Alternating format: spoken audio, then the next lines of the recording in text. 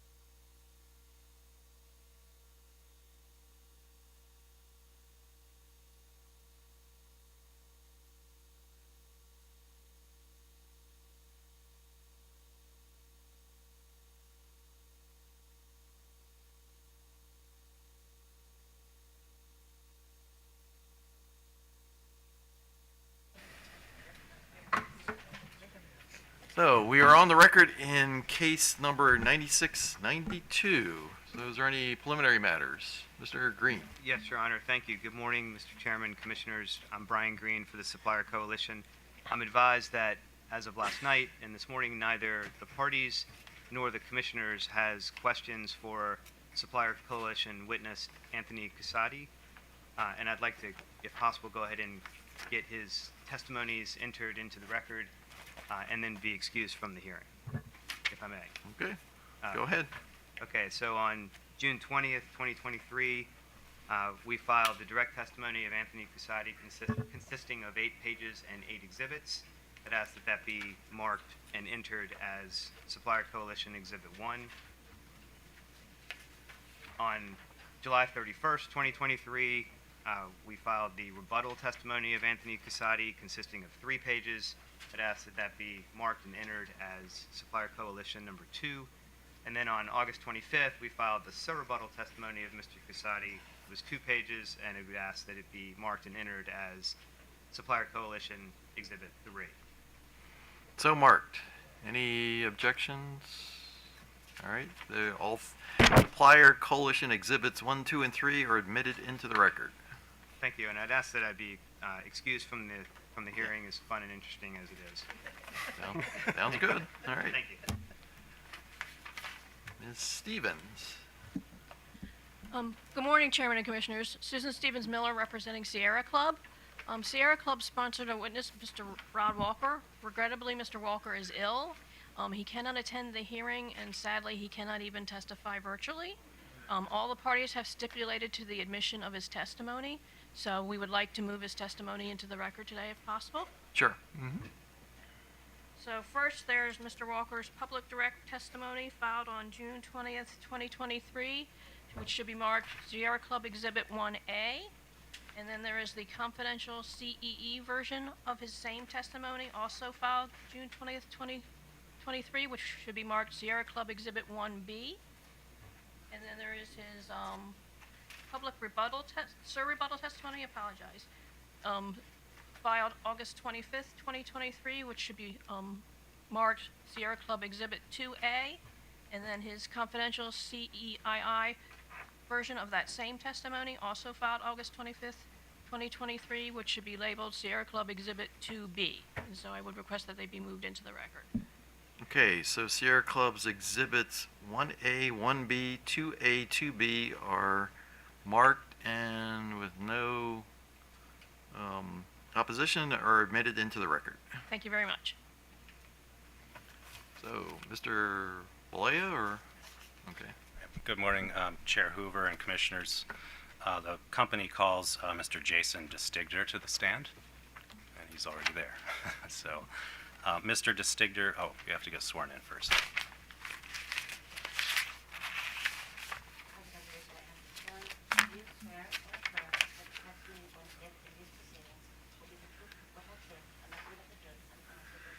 I do. Good morning, Mr. DeStigder. Good morning. Good morning. Do you have with you, please state your full name for the record, Jason Dean DeStigder, and who is your employer? 1898 and Company, What is your job title? Director. Thank you. Do you have with you a document titled The Rebuttal Testimony of Jason D. DeStigder, dated July 31st, 2023? Yes, I do. And does that document contain 36 pages and 1 exhibit? Yes, it does. Was a confidential version of that same testimony also pre-filed with the Commission? Yes, it was. Your Honor, I'd like to mark the public version of Mr. DeStigder's rebuttal testimony as BGE Exhibit 13A, please. So marked. And I'd like to mark the confidential version of Mr. DeStigder's rebuttal testimony as 13B, please. So marked. Mr. DeStigder, do you also have with you today a copy of a document titled the 2024 through 2026 Resiliency Investment Plan Business Case Report, which is dated February 17th, 2023, and that consists of 130 pages? Yes.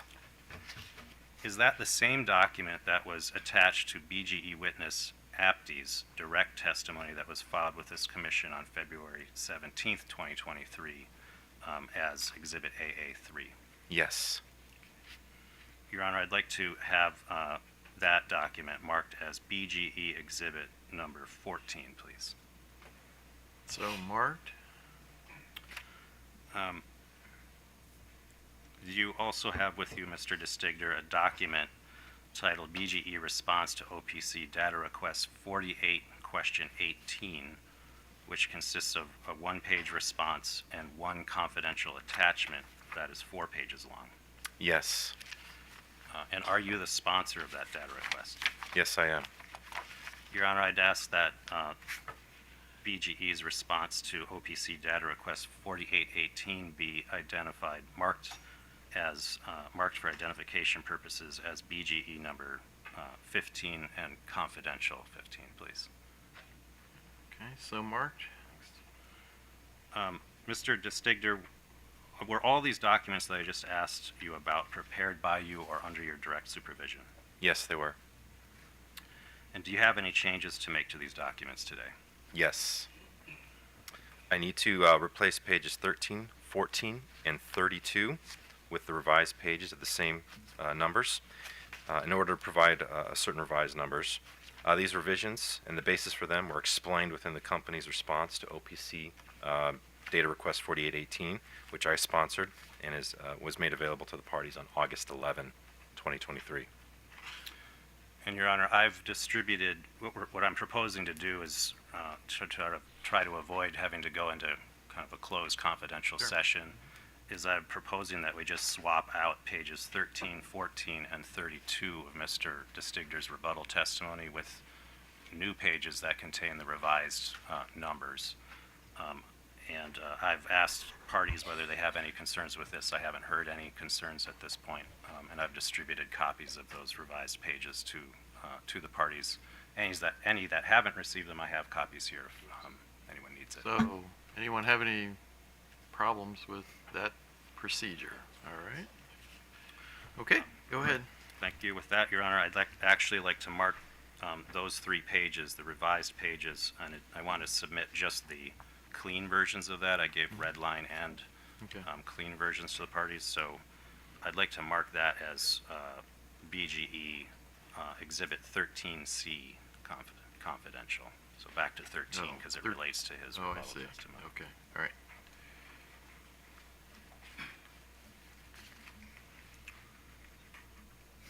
Okay, Okay. so marked. Thank you. Mr. DeStigder, do you have any other revisions that you need to make to any of the documents we've been discussing this morning? No. With the revisions to your rebuttal testimony that we just discussed, if I were to ask you the same questions today that were asked of you in your pre-filed rebuttal testimony, would your answers be the same? Yes. Your Honor, I'd ask that BGE exhibit numbers 13A, 13B, 13C, 14, and 15 be admitted into evidence. Any objection? Seeing none, admitted. Thank you, Your Honor. If I may, I'd like to ask Mr. DeStigder some brief live rejoinder. Okay, go ahead. Mr. DeStigder, have you reviewed the surrebuttal testimony of OP witness Stevens with respect to BGE's proposed share program? Yes, I have. On page 51 of Mr. Stevens' surrebuttal testimony, he describes an analysis that he performed that he claims shows that 1898's model predicts certain improvements, customer minute interruption improvements for customers on 59 particular laterals that the model predicts those to be 10 times greater than what CMI the customers actually experienced over a particular 5-year period. Are you familiar with that part of his testimony? Yes, I am. Can you please provide a response to his analysis? Yeah, his analysis is really inappropriate for the use case that we're looking at. We're looking at the use case of resilience. To put another way, the analysis really doesn't reflect the event chaos that these 59 laterals could experience in the future. And so a few points to make on that. So the analysis looks at just 59 laterals.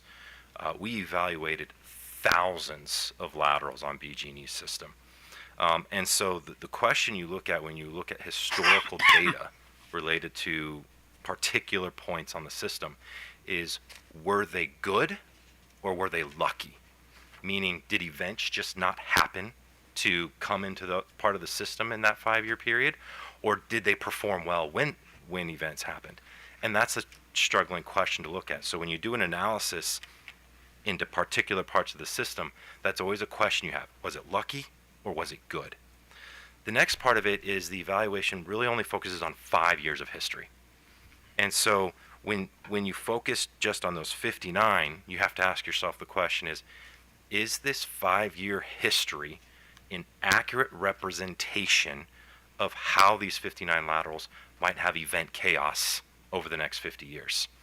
And that's too short of a time period to look at with respect to these 59 laterals. So again, the question comes up, were they lucky or were they good?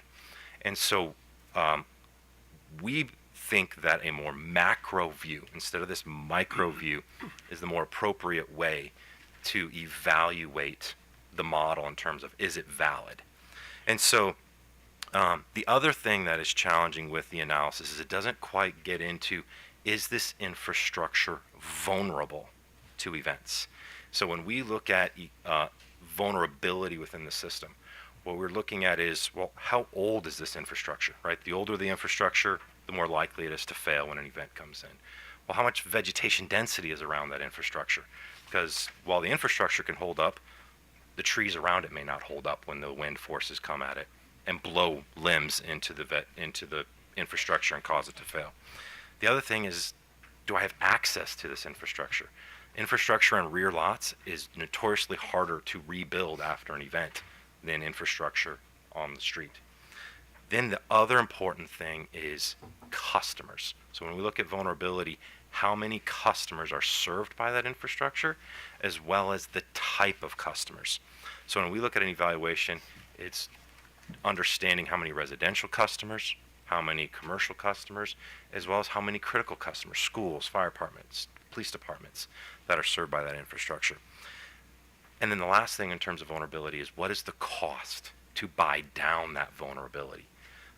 Is another factor that we want to look at. So the analysis really doesn't look at that vulnerability of the infrastructure.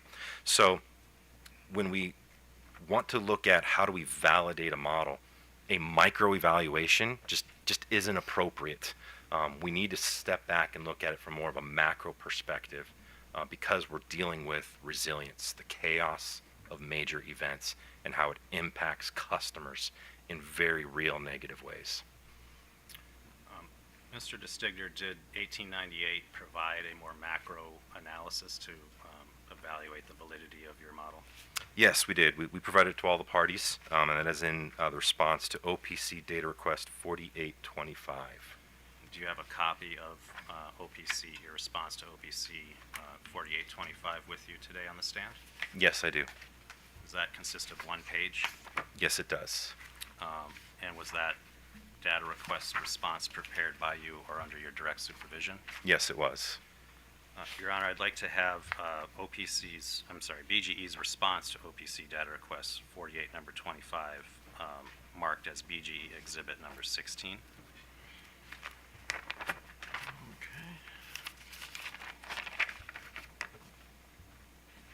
So marked. And I would move that data request response be moved into the evidentiary record. Hearing no objection. So moved. Thank you. Mr. DeStigner, can you very briefly touch on some of the main points that your conclusion showed in your broader analysis with respect to the validity of your model? Yeah, so within 4825, what we looked at is we looked at approximately 25% of BG&E's system.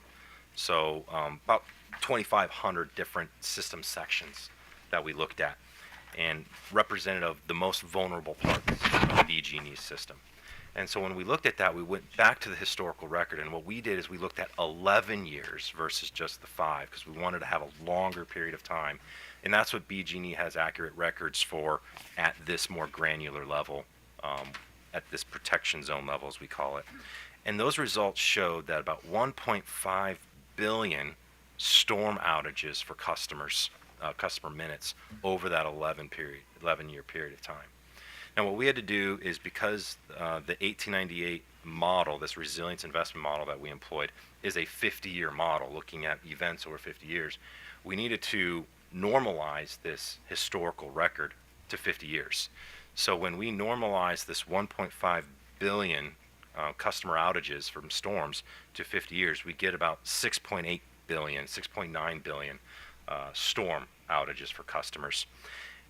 So that's what the historical record shows when you normalize it to a 50-year time horizon. So then what we did is we went back into our resilience investment model and said, hey, for those 2,500 parts of the system, what were we modeling in terms of their outages? And so our model is producing about 7.8 billion customer outages due to storms. And so that's a difference of about 13.5% between the history versus what are we forecasting at this more macro view. And so when we look at that difference for a resilience use case, chaos, event chaos, and customers being impacted by that is a reasonable difference, especially when you look at that the resilience investment model, the forecast we're using, is looking at the potential for a Category 1, a Category 2, a Category 3 type of event that may, the history has shown has impacted BG&E system. The last 11 years of data doesn't show that. So naturally we would expect a modeling effort to have a higher value, because we're reflective more of 170 years worth of storm history, as opposed to the historical record is just 11 years. And one final question, Mr. DeStigler. So Mr. Stevens, OPC witness Stevens, claims that your model over-predicted the customer minutes by 10 times. Do you agree with that? I do not. How valid would you say your model was? So our model is producing only 13.5% more customer outages than what history has shown. And that makes sense given that the historical record the 11 years historical record doesn't include the full history of events, like those big named hurricane events. Thank you. I'm going to make the witness available for cross. Okay. Walmart. No questions, Your Honor. Sierra Club. Amtrak. No questions, Your Honor. Montgomery County. 16. Not here today. Supplier Coalition. I think he left. Prince George's County. Not here. IBEW.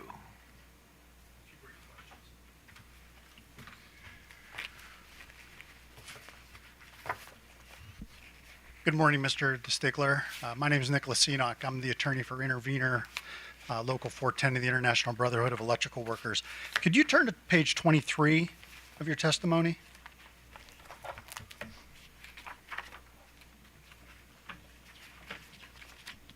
I am there. The question that starts at the bottom and then your answer goes over to page 24, you are taking issue with an OPC witness about the benefits for every $1 of cost for undergrounding, correct?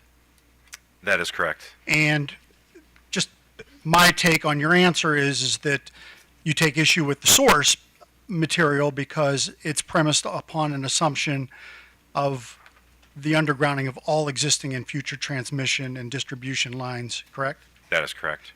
Is there another potential concern with that study as well, in as much as it is not limited to one state? I'll give you an example. Undergrounding in Maryland, Maryland has its own topography, its own subsurface structure and the like. It's more densely populated than, say, Utah. We'll use Utah as the comparison, okay? is there, in your estimation, a difference between the logic behind undergrounding, say, in Maryland versus in Utah? The cost to underground infrastructure varies significantly by naturally the conditions of the soil underground. So if you have to go through solid rock, that is going to be very expensive to underground. But if it's clean soil, that is much easier. And so when you look at the cost of underground, the drivers vary significantly when you evaluate it on that front. I'm not sure if that's what you're getting at, but that's No, I think the point is, if the study is premised upon, say, a nationwide survey, that's not. Would you agree that there's a problem with that because a nationwide survey doesn't reflect Maryland? Objection. I think this is friendly cross, Your Honor. Your Honor, I would say that I don't think that is friendly cross because it's not addressed in his testimony. I'm just trying to ferret out if there's another reason. All right, well, let's do this. Let's put a limit as to how far down this road we go. So, Okay. So when we looked at that study, specifically asked the questions. The purpose of the study was to say, hey, in Texas, does it make sense for us to underground the entire system to mitigate against major events? The conclusion from that study is cost prohibitive to underground everything. What that study did conclude is that strategic and surgical underground has a place to mitigate against major events.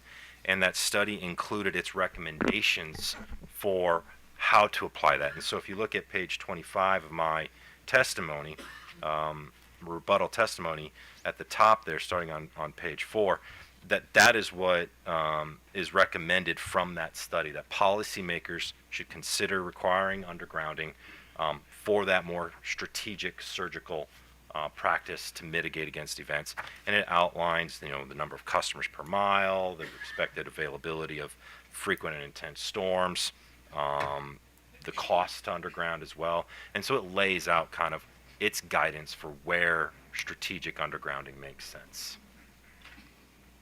Okay. Thank you so much. Department of Defense. Maryland Energy Administration. Yes, Your Honor, just one brief question. Good morning. My name is Sandra McLemore, and I represent the Maryland Energy Administration. I just have one brief question based on your rejoinder. Does 11 years of the historical data deal with increasing storm events and climate change? So when we look at the impacts of where event counts are over time, looking at just 11 years is not an accurate representation of looking at that. And so what we looked at within the 1898 evaluation, and I'll bear with me as I find some of the figures. So if you would go to page 199 of the 1898 report, what we like to do when we consider resiliency and events is look at as much period of time as we can. And so NOAA, the National Oceanic, Atmospheric Association, they have a fantastic data set of all of the named events that have come into the United States for the last 170 years. So in looking at for BG&E's service territory, we mine that, and we've identified about 120 storm eyes have come into BG&E's service territory in the last 170 years. So it's more appropriate to look at a very longer period of time when we look at that. And so in terms of your question with respect to event frequency, I would point you to page 101, figure 8-8. So when looking at, I'll first actually point you to figure 8.7. Okay, so 8.7 is what we would call a 10-year rolling average of events. So for all 10 year, for all periods in history where there's just 10 years, we wanted to count how many events.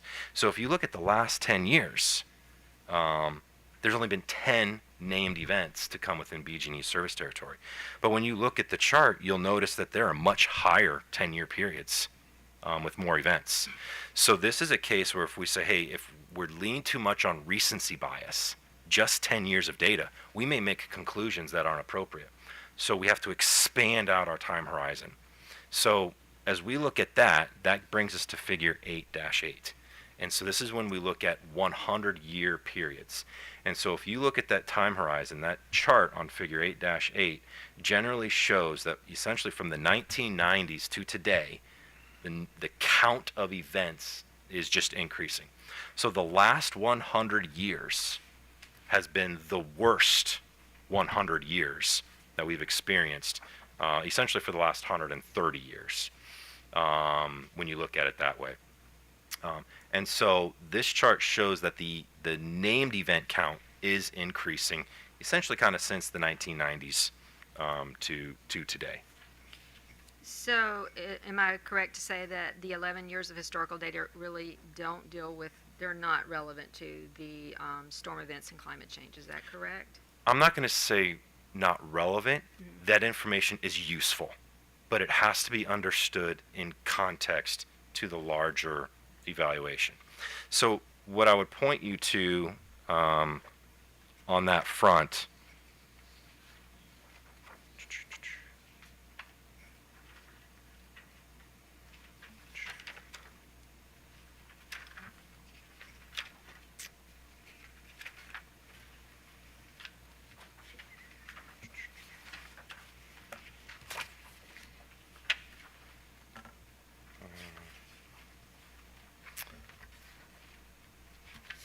is when we look at the historical record for the last 11 years for BG&E's system. There we go. I would point you to figure 3-11, page 35.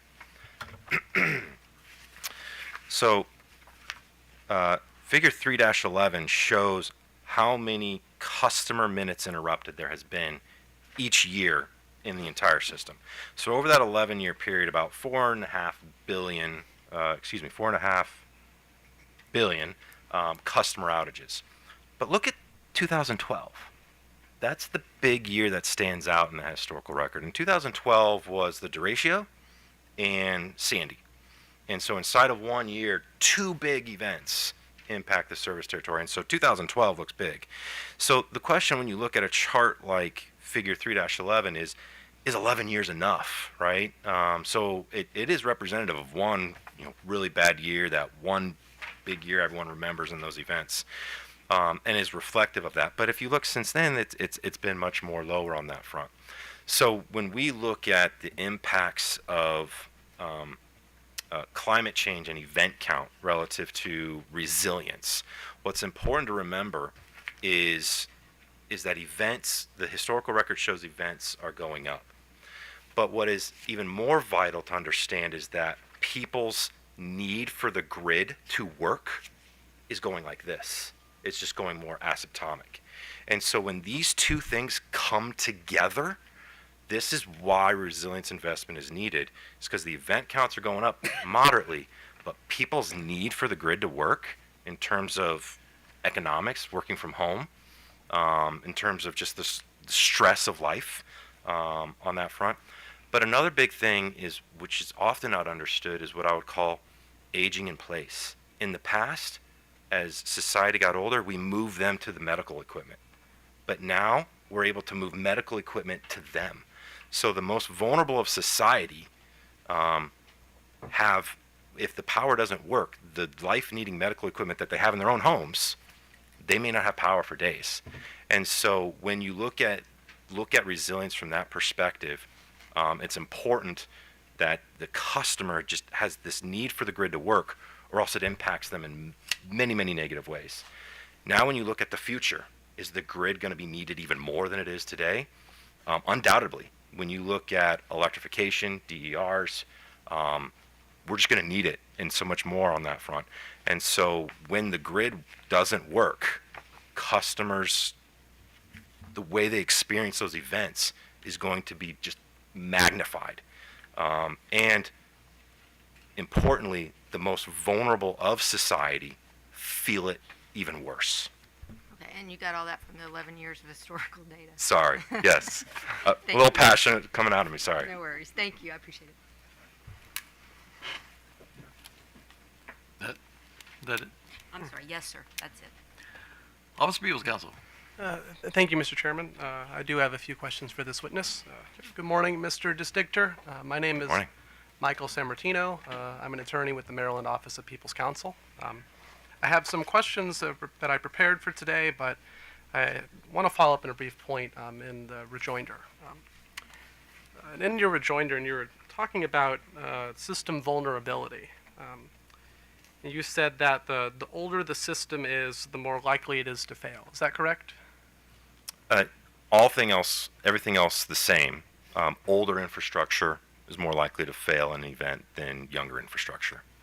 So in the case of a major weather event, is the age of the infrastructure a determinative factor in the likelihood that during that event that infrastructure would fail? It's one of the factors that in a probabilistic model is considered on what infrastructure is more likely to fail than others. But it's not a determinative factor, is that correct? It's one of the determining factors in the modeling evaluation, but there are many that would cause infrastructure to fail during a major event. Okay, so now your testimony, it supports this resilience investment model that BGE relies on to justify the projects it proposes for its system hardening and resilience enhancement program, correct? Correct. And so at a high level, is it correct that this model evaluates BGE's current system and simulates the impacts of adverse system events using a giant database that you've compiled to identify projects that would mitigate the customer impacts of these types of events, the major storm events? Is that correct? It mainly, yes, that's correct. At a very high level. Yes. And the projects that BGE selected for its share program, are these the projects with the highest reliability improvement potential as determined by the model? Yeah, so there's a distinction between reliability and resilience. Resilience is concerned with the vulnerability of something to fail when a major event occurs. So reliability data is just a measure of how lucky or good that infrastructure is. Vulnerability, or the resilience evaluation that we performed, is a measurement of how that infrastructure probabilistically would perform if those events were to occur. And so that's the distinction there, that when you look at the past in a micro way on that infrastructure, it's not the most appropriate way to understand how it might perform during a major event. So I'd like to ask about the investment identification and prioritization module of this resilience investment model. And this is the component of the model that develops a list of potential hardening or automation projects. Is that correct? Yes. And this module evaluates the entire system and the effect of different hardening or automation alternatives, correct? I can wait a minute if you need to check. Yeah, can you repeat your question? Sure, yeah. So the investment identification and prioritization module. This module evaluates the entire system and the effects of different hardening or automation alternatives. Is that correct? Yeah, might I just ask for a clarification? Are you reading from his report or referring to a particular page on his report? So I believe he describes it in his report. I can find the site for you.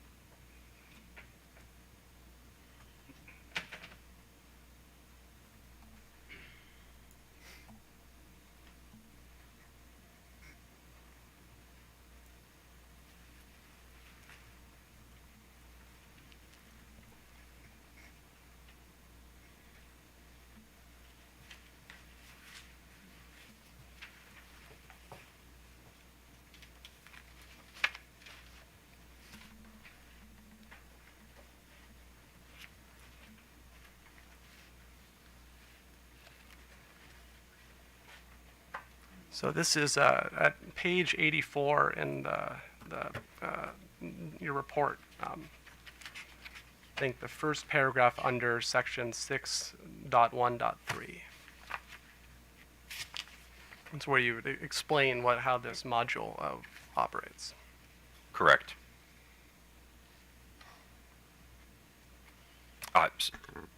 Yeah, the first sentence there, that is what that module does. It lists the potential hardening investments that could be made into BG&E's system, understands their cost, and then prioritizes them based on their resilience ranking. Okay, thank you. And there are two primary hardening alternatives that this model considers, yes? That is correct. And what are these? The first is what we would traditionally call as overhead hardening. So it's existing overhead infrastructure, stronger poles, stronger wire. The second alternative is to underground all that overhead infrastructure. And so with this overhead hardening, you mentioned stronger poles, stronger wires. Is there other type of work that's involved with overheading? You could do a lot of different variations of that type of work. You could do vertical construction, in which the wires all just stand vertically on the pole. You could have stronger cross arms, and they're still going across. There's a lot of different avenues with overhead hardening that can be evaluated. And would you agree that aggressive tree trimming is also the type of work that could be done in overheading resilience work? Aggressive tree trimming is a resilience investment alternative that can support or can mitigate against some events. And was this alternative considered as part of the potential options BGE could employ in the model? That was not part of the evaluation to explore enhanced vegetation management. Okay. Now, can you explain how the model recommends which sections of circuit should be undergrounded as opposed to overhead hardened? Yeah, so a key component of the evaluation is when we look at why infrastructure might fail, age and vegetation. So when we looked at the infrastructure, a big piece of that is you have to remember very significant wind forces. So even if you're trimming within that zone, you can have trees outside the zone, and those wind forces can break off those limbs and move it into the infrastructure. So to understand this consequence, we took satellite imagery of vegetation, and we identified the percentage of veg density around every span of conductor in BG&E's system. And so that average veg density is a driver of determining should we underground or keep it overhead.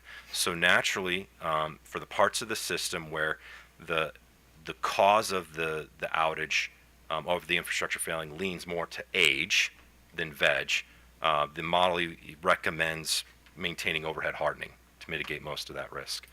In areas of the system where the veg density is very high, we recommended undergrounding that infrastructure to mitigate against those events. And for the locations identified for hardening by the model, did you or anyone from your firm visit any of these locations? No, we did not. There was no need to do that sort of site visits for this planning level evaluation. So is it possible that the overhead hardening activities that you mentioned,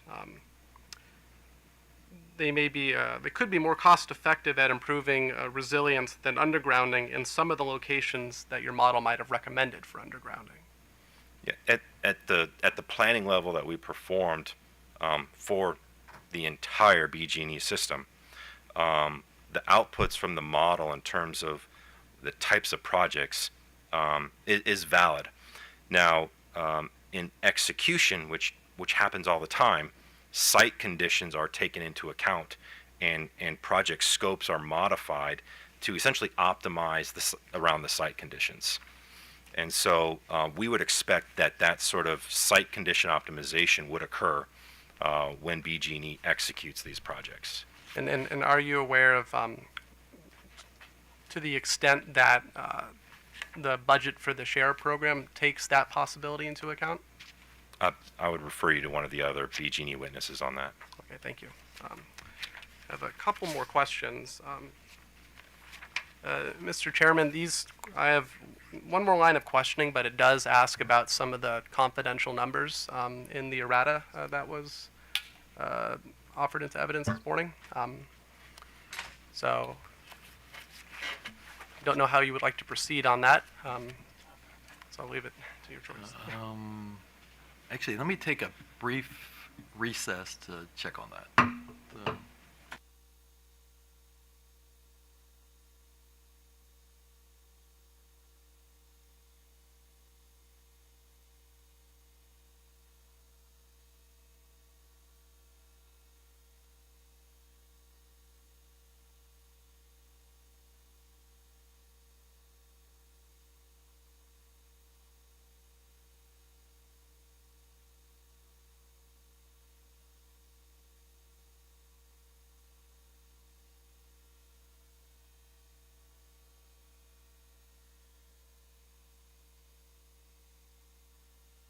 Okay, back on the record.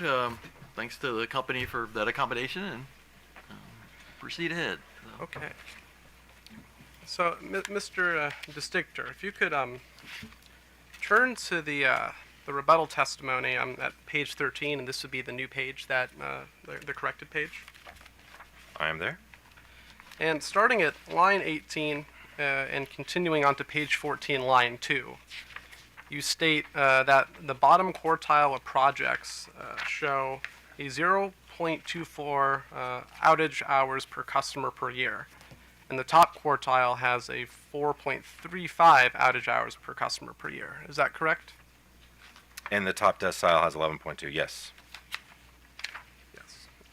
So then you state that the resilience investment model focuses on the top 25% most vulnerable projects, and that moving a top quartile project to the bottom quartile could produce reliability improvements of 8.49 outage hours annually. Is that? I can repeat the question. So, Mr. Distinctor, you then state, and this is the sentence that carries over from the bottom of page 13 to the top of page 14, that the resilience investment model focuses on the top 25% most vulnerable projects, and that moving a top quartile project to the bottom quartile could produce reliability improvements of 8.49 outage hours annually. Is that correct? That's what it says, yes. So could you explain how it is possible for a customer experiencing 4.25 outage hours per year to see a reliability improvement of 8.49 outage hours?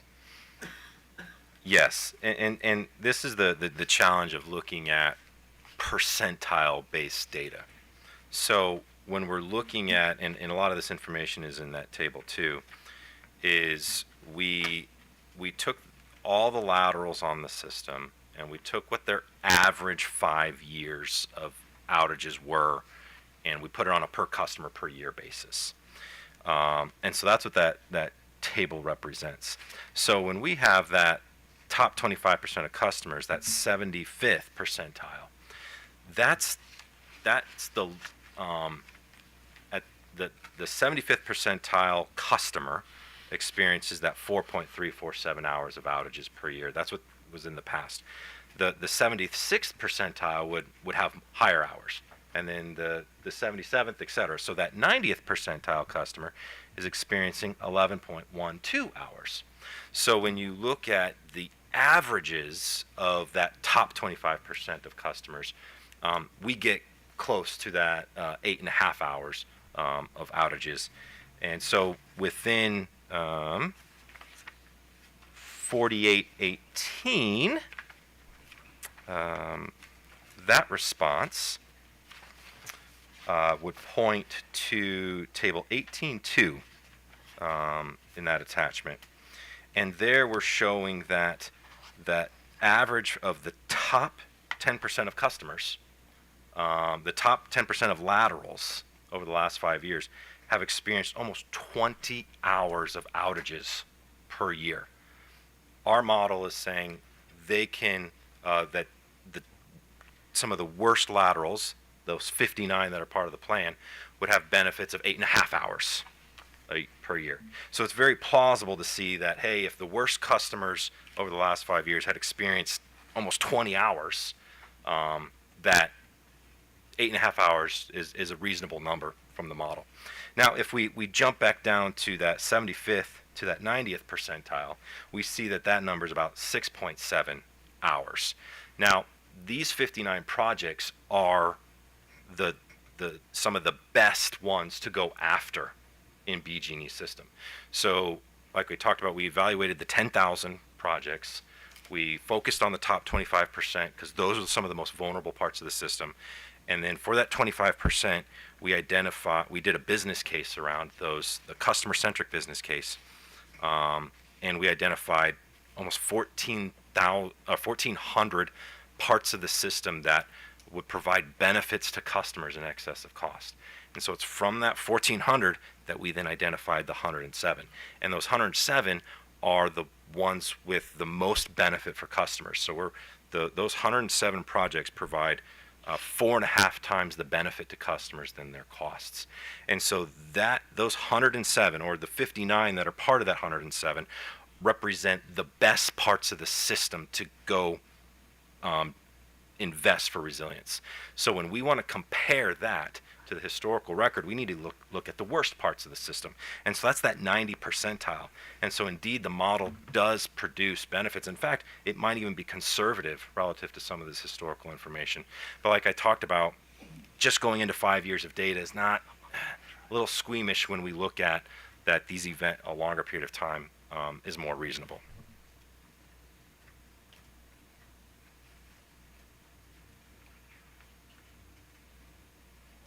Okay, Your Honor, I have no further questions. Thank you very much. Staff. Staff has no questions, Your Honor. Mr. Balea, any redirect? Yes, Your Honor, and I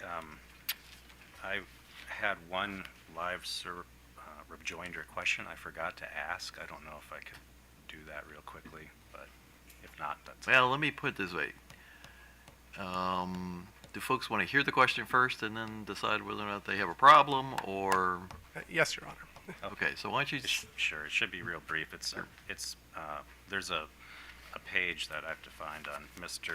Stevenson's testimony where he claims that the $109 million in investment only covers 14 miles of BGE's system, and I wanted to ask him if that's correct or not. I have no problem with that. Okay, thank you. Okay, Mr. DeStigder, I have to find my notes here. In Mr. Stevens's rebuttal testimony, he claims that the amount of investment that BGE is proposing for its resiliency plan only results in 14 miles of improvements to BGE's system. You're familiar with that part of his testimony? Yes, I am. Is that correct? No, that number's not correct. The correct number is about 48 miles, and this is listed in the 1898 report on table 4 or 1-4. We show the number of miles that are part of the plan, and that would be on page 11 of the 1898 report. Shows that 48 miles is part of those 107 projects. Any other? I have no other questions on that. Okay. Questions? I do have some redirect. Oh, okay, then, yeah, all right, then go ahead and do that, so. Okay.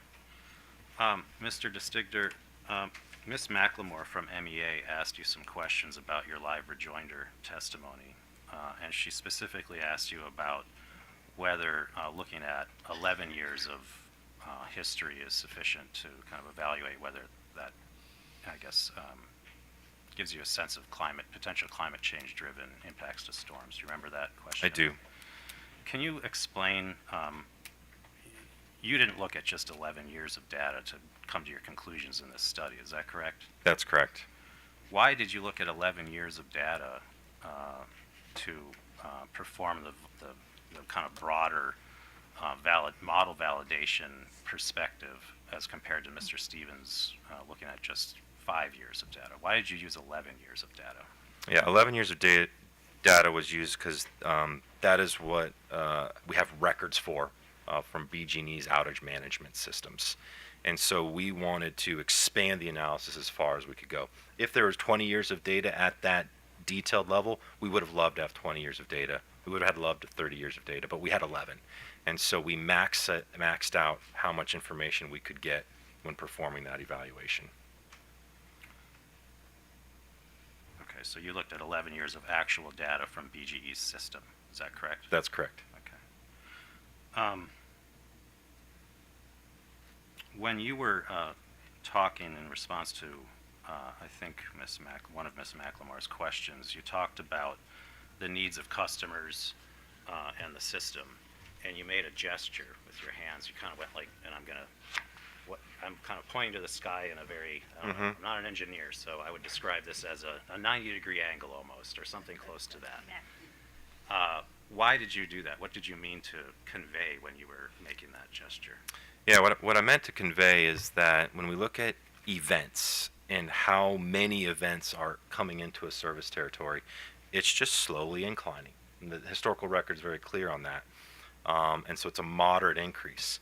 But when you look, the reason I had it for customers going straight up, when you look at how much the customers need the grid to operate so that they can live out their lives, both from economic perspectives and stress perspective, but health perspectives, it's just escalating at a very high rate. And this is why resilience has become such an important topic within the electric industry so fast, because of the confluence of these two things. And so I wanted to demonstrate that the bringing of these two together at the same time is the main reason why investment for resilience purposes is needed to really mitigate from the customer having to experience all of these events. Thank you. OPC's council asked you about vegetation management. Do you recall that question? I do. Is there, in your opinion, is there a limit to kind of, at some point, the resiliency benefit from doing kind of vegetation management? Yes. When you think, so vegetation management is a very valuable exercise for what I would call more blue sky, moderately gray sky days. It performs well. But when you get to the dark gray sky, the black sky days, veg management is not going to mitigate many of those events. The wind forces are so extreme that they can blow vegetation 20 feet, 30 feet from outside into the infrastructure. And so no amount of veg management is going to mitigate against the category 1s, the category 2s, the big tropical storms. And so when evaluating resilience, that needs to be understood. Are we willing to live with the residual risk of we harden infrastructure? Hey, we rebuilt all this infrastructure, it's now over hardened, but in those big events, it may not perform as intended. And so if you want to mitigate against that, undergrounding is the solution to do that. And what I would say is what we did in our evaluation is we were very careful, because we don't want to overinvest, is the business case looked at both the overhead and the underground option for all infrastructure. And it was in those cases where that high veg, the underground option is the preferred one. And it should also be noted, wherever we're recommending undergrounding, the benefits of that undergrounding are outweighed the costs significantly. So we're not going too far in those spaces. Last question, I think. Council for OPC asked you about kind of the budget that BGE has proposed for this kind of initial step into the resiliency program, the process in this MYP, and talked about site conditions and how site conditions could change, may impact the projects. Do you recall that? I do. Is it possible that site conditions could result in actually being able to do more with the approved budget if it were approved? There's that potential in terms of actual site conditions saying, hey, the veg density maybe is not as bad as we thought. And so let's, instead of undergrounding that, let's keep that infrastructure overhead. And so now that project costs less. and that's a benefit to customers. But also site conditions may say, whoa, that veg density is much worse. And so undergrounding may be more appropriate in minor incremental places. But the important thing to remember about that is there's additional benefits for mitigating those customers against that. And so when we look at it from that business case perspective, the concern with respect to actual site conditions impacting the business case, I don't think that should be a concern in any way. And where those site conditions are manifested, it's going to be to the benefit of the customers on both of those, on either decision, whether more undergrounding is needed or less undergrounding is needed.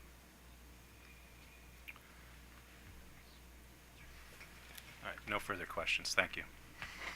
Questions from the commissioners. Commissioner Barve. None, thank you. Commissioner Richard. Thank you, Mr. Chairman, and thank you, Mr. DeStigger, for, did I say that right? DeStigger, for your expert testimony today. As I assume you're aware of the programs we have in Maryland for our reliability. I mean, it's an issue that we take very, very seriously here, and it goes back to some of the storms that you discussed. I mean, there was a lot of upset, anger, outrage, whatever you want, from our policymakers about how vulnerable our system was to the storm like the derecho and the time it took to restore. And so from that, we did create a process, and we have requirements, performance requirements for our utilities. And we have an ongoing work group that reports to us annually on how we're performing, and from that also we are beginning to have some concerns that maybe there are diminishing returns. We are, I think, very pleased that we are achieving the standards that we've set, and they're some of the best in the nation. I would ask if maybe part of your answer if you agree, but I guess what would want to ask is, in the context of a rate case, do you I have some hesitation about proceeding with a new program like what's being proposed. Do you find any deficiencies in the way we're going about ensuring reliability and the availability of service, essential services, in the processes we have now, or do you have concerns about how we're doing things in Maryland? And have you identified some specific urgent requirements of BGE system that again would prompt us to consider doing something in the context of a rate case, rather than just using the processes we have in place that again demand excellent performance? Yeah, great question on that front, and the hard part in terms of understanding is this concept of reliability versus resilience. Mm-hmm. And resilience is that big event that you get knocked down, that 1 in 10 year, 1 in 50 year, 1 in 100 year event. Mm-hmm. And how well does the system perform? And I got your good versus lucky, and, yes. and I kind of feel like at this point, and comment on this, that we have elements of resilience in our program now. I mean, there's a lot of discussion. Would you agree? I mean, I hear at NARUC conferences and about and PJM, whether we need to introduce other elements of with beyond reliability into resilience. But I feel like right now we do address resilience in our program. But again, if you could maybe get into me a little more detail specifically to Maryland's program. Yeah, so aspects of BG&E's investments support parts of resilience. But the thing to remember with major events is I have to fix all the weak links. So if say there's 3 poles in a row and one is much older than the others, and I replace that one pole, but if the other 2 are still old, the way these events manifest is they break the weak link. And so parts of the investments that have been made are very useful for what we would call those blue sky normal days, the 95% of the days that we all live with. But resilience is about that 5%. And where there's a weak link in the system, the events are going to break that. And so to be resilient, there has to be more of a dedicated effort to mitigate against those type of events. And so when you look at how damaging these 2, 3, 5 day durations to restore, because it's that one event that everyone remembers, that's what's hard to understand there. So when we look at what has happened in the last 11 years, there may not be enough of events to kind of show if where the system is vulnerable to that type of thing. But in terms of the blue sky, the question is, are we falling into a sense of security? Because for 90 to 95% of the time, the system seems to be doing really great. But resilience is about that time that you get hit really hard, and will the system perform? And our evaluation shows that approximately about 14% of the system is vulnerable. Well, more of the system is vulnerable, but 14% of the system, there's a business case to mitigate that vulnerability. And that's what our evaluation has shown. Okay, and then again, going to the process we have, obviously we have to keep costs under consideration. I mean, at some point we can make it perfectly resilient, but so unaffordable that people will start self-depriving themselves of these essential services because they just can't afford it. So, again, looking at what we're doing now, have you found a specific vulnerability that would, demand that we consider this in a rate case and not begin to try to develop some of these resiliency standards and requirements? And I tend to agree with what you said. We do already have elements of resiliency in our program, but is there a vulnerability that you think that makes it essentially we consider it now and not just as part of our process? And I also point out that we can make our distribution system incredibly resilient, but we still have a transmission system that has to be up to that same level. I mean, the generation system has to be, we could create one element of the overall system, generation to distribution, and it wouldn't really make any sense, would it, to spend all that money if the other parts of the system. So anyway, if you, again, vulnerability, and is it possible for us to go too far, in trying to spend money on our distribution system without considering, what's upstream? Definitely, overinvestment with respect to resilience is always a concern, and we took that very seriously within the evaluation. And so you recall we evaluated nearly all of BG&E's distribution system and broke it up into 10,000 potential projects, and only 14% of those right now show a business case. So the evaluation says, don't invest here for resilience, doesn't make sense. And then the evaluation says, invest here for resilience because it makes sense. And so I would argue our evaluation is balancing the affordability and the resilience aspect of it. Because this is a really challenging question, right? You have one family who may be trying to figure out, how am I going to buy clothes for my kids' new school?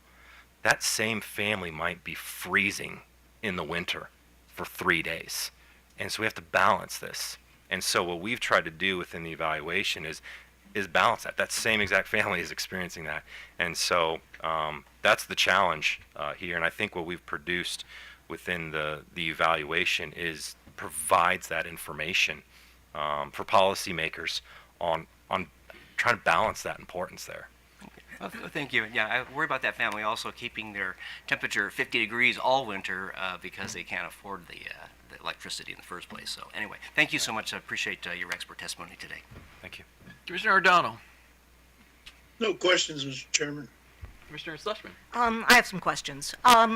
So first, Mr. DeStigler, thank you for your testimony. I wanted to first talk to you about resilience. So there are two aspects of resilience. There's the ability of a system to withstand a storm and the ability of a system to come back. And those are two, I mean, I'm assuming you are aware of the two aspects of resilience. And they are very important because there are aspects of the system that are recognized as sort of, it's impossible to give 100% protection to a system, but the ability to come back is very important. And some would argue that the ability to come back may be even more important than the ability to withstand, a Category 4 hurricane.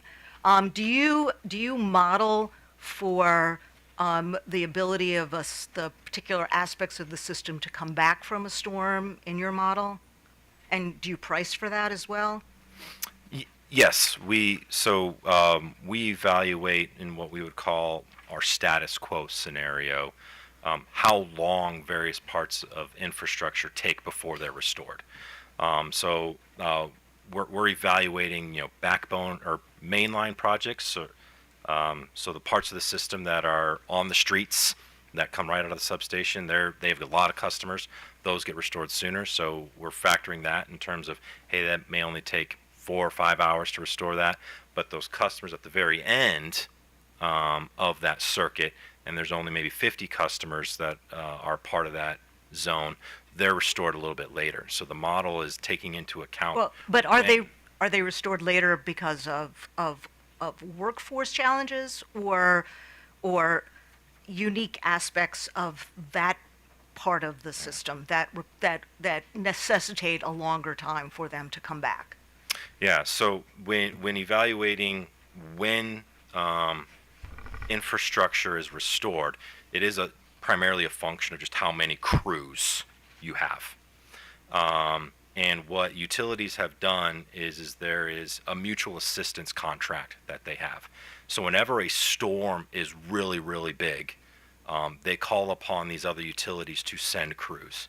You may see it in the news. Some utility in Ohio is sending 4 trucks down to Florida to help. That's what we're kind of talking about here.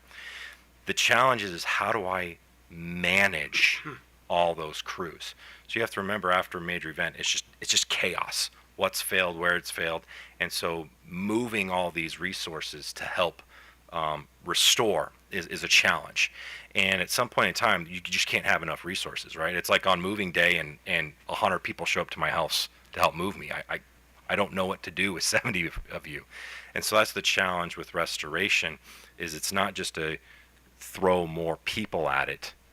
There is just a function of, I got to manage all these resources. You go here, fix those 4 poles. After you're done there, you're going to go there and fix those 2, and restore the system that way. So, and within your model, are there proposals that don't go to system hardening or undergrounding, but go to system restoration as a solution, or as a recommended approach that would involve additional resources? Yeah, so our charter was to look at what we call the prepare phase of resilience. What can we do now to harden the grid? The mitigate phase, when the event has happened, is part of BG&E's processes that they have for storm duty. But for your task, that wasn't part of what came out of your model. No, we did not include alternatives. Okay, on that front. and so in following up on that, then you also didn't include non-wire solutions. So to the extent that you identify a resource on the system that doesn't lend itself to system hardening, rather than undergrounding, let's say it's just a single customer, your model wouldn't recommend a non-wire solution to that, solar or storage. Your model doesn't do that either. The resilience investment model can evaluate. No, but did you? For this stage in BG&E's resilience journey, we did not include what we would affectionately call DERs or microgrids. Okay. For resilience purposes. Okay, so your model looked at historical outages on the system, And for those 11 years of historical outages, were you able to determine how many of those outages were caused by vegetation management issues? In other words, a tree falling on the lines. Yeah, so part of our evaluation of the historical record looked more at what frequency of events are occurring. The cause of any storm-based outages is a combination of many things. And so the record keeping within it may just be storm. And so evaluating what was the actual root cause, the information is not available for it, but I don't know that it's necessarily needed to have an informed model on that front. Well, if 50% of the outages were caused by vegetation management in the past, it would seem that that would inform what we should be looking at in terms of addressing resilience issues. It would seem to me. But your work didn't look to what were the causes of the outages in the past. Yeah, the model is more focused on the potential future cause of outages. But you don't think that what happened on the system in the past would inform what could happen in the future? The history of outages within a particular part of the system is useful information, but it has to be understood in terms of this good versus lucky piece of it, and would it continue to manifest into the future? Right, but but we don't have that information. Is there any way that we can get that information in doing our analysis? For me, anyway, it would be useful to have information about what were the causes of outages on the system for the last 11 years. That information is available. That would be, if I don't know how we obtain that, but I can tell you that would be important for me. For an undergrounding solution, you didn't look to the environmental risks of undergrounding. So, for example, I know that there are potential issues with leakage of the wires. They have chemicals in the wires to cool them because they're underground as opposed to being above ground. So you didn't look at any of the environmental risks of undergrounding wires.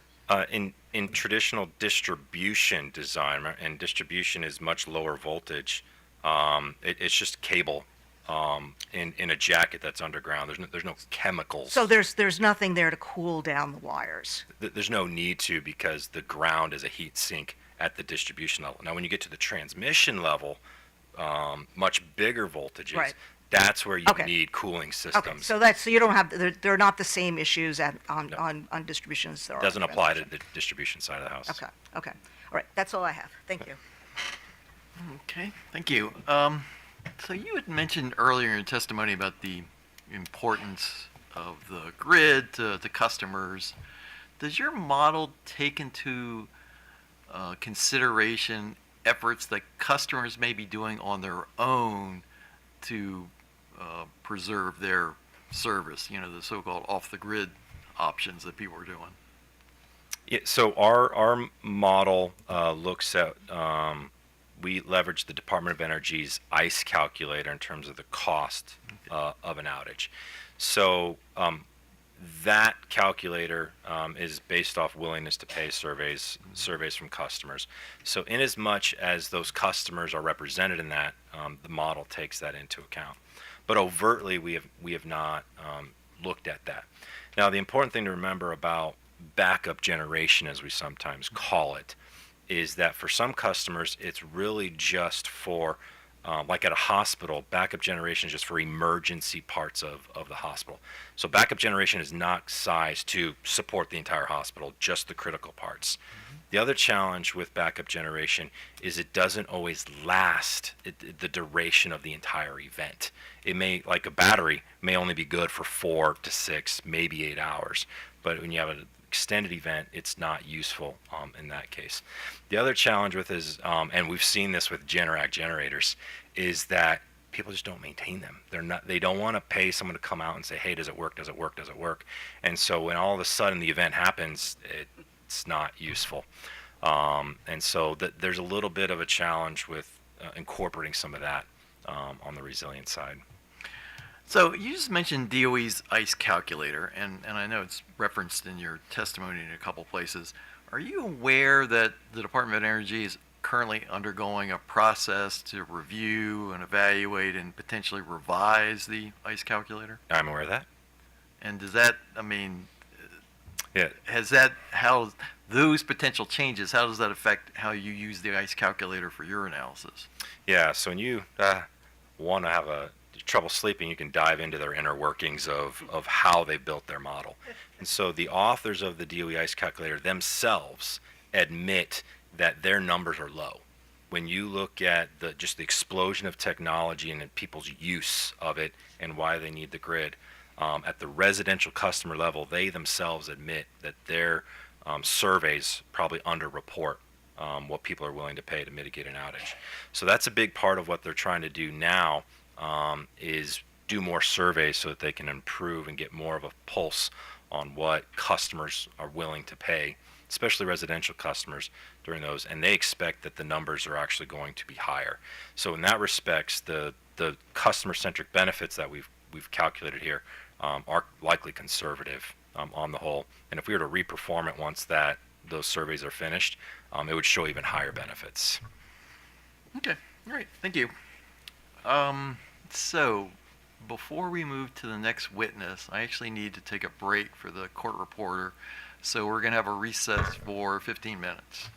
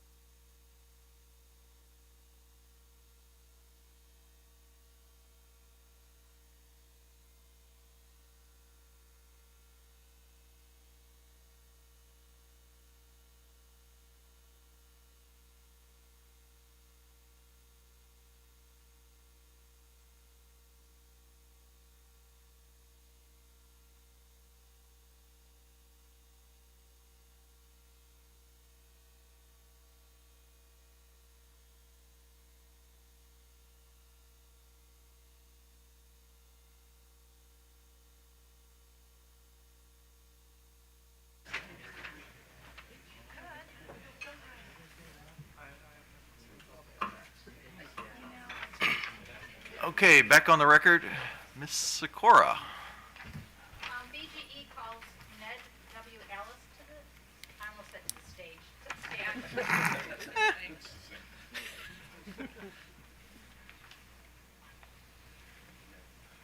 We do the, Oh, actually, you have to.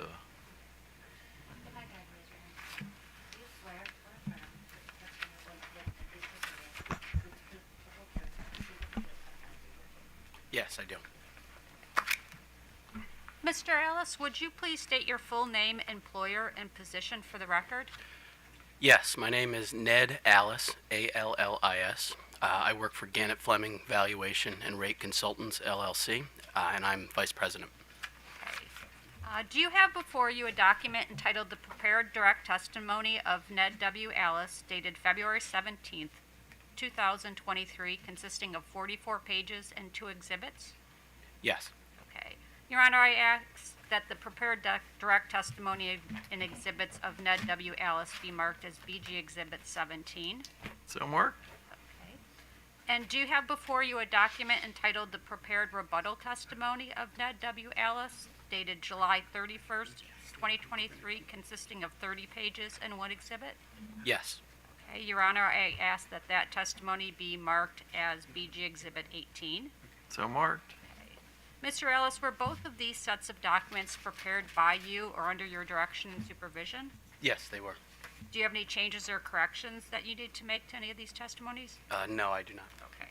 If I were to ask you the same questions today in each of these documents under oath, would your answers be the same as those that are written? Yes. Okay. Your Honor, I ask that BGE Exhibits 17 and 18 be entered into the record. Seeing no objection, 17 and 18 are admitted. Okay. Mr. Ellis is available for cross-examination. Walmart. Sierra Club. Amtrak. No questions, Your Honor. Montgomery County. Supplier Coalition. Prince George's County. IBEW. Department of Defense. No cross, Mr. Chairman. Maryland Energy Administration. No cross, Mr. Chairman. Office of People's Counsel. Yes, Your Honor.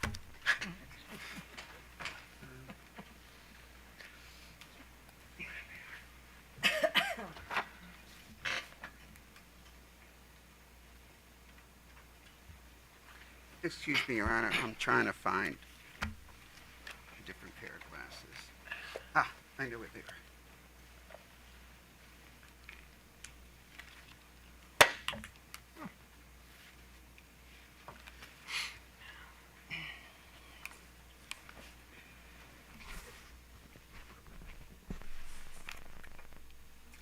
Good morning. I'm Gary L. Alexander. I'm representing the Maryland Office of People's Counsel. Good morning. Good morning. And so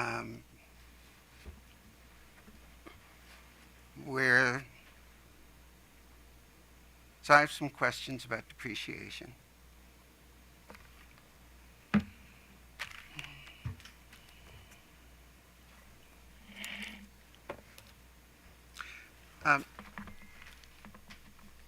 Do you happen to have David Garrett's testimony with you? If not, I have a clean copy in this binder. Yes, I have both his testimony and his rebuttal. Okay.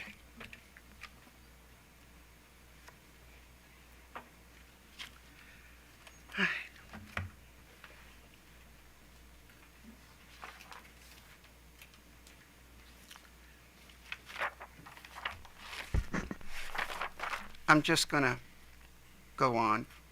I'm going to start with just some basics. In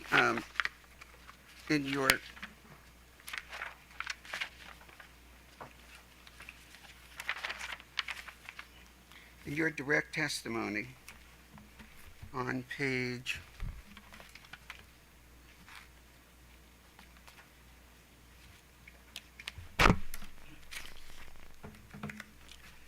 on page 8, running to a little bit on page 9, and that would be from line 16 on page 8 to lines 1 and 2 on page 9. The NARUC, the National Association of Regulatory Utility Commissioners, which, Madam Reporter, is NARUC, capital N-A-R-U-C. This is from their Public Utility Depreciation Practices and defines what depreciation is, correct? Well, there is a quote here on pages 8 and 9. Although that quote is Oh, not, I'm sorry, it's from Net Salvage. right. It's not the depreciation definition.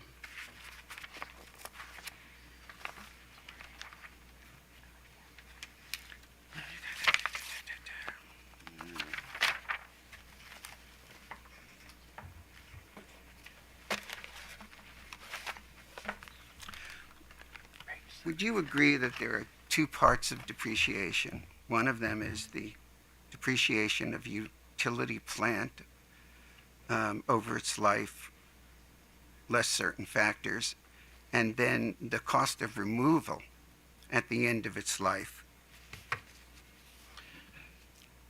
Yes, to the extent I would agree that would be two inputs to depreciation. There are other aspects as well, but generally speaking, the intent is to recover both the original cost of investment as well as the cost to retire it at the end of its useful life.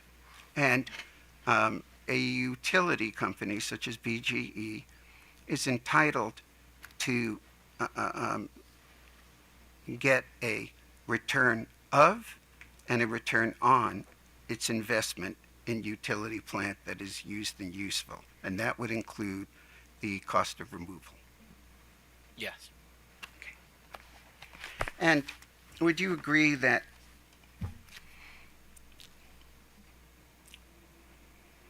somewhere back in time when Maryland, for example, and BGE was a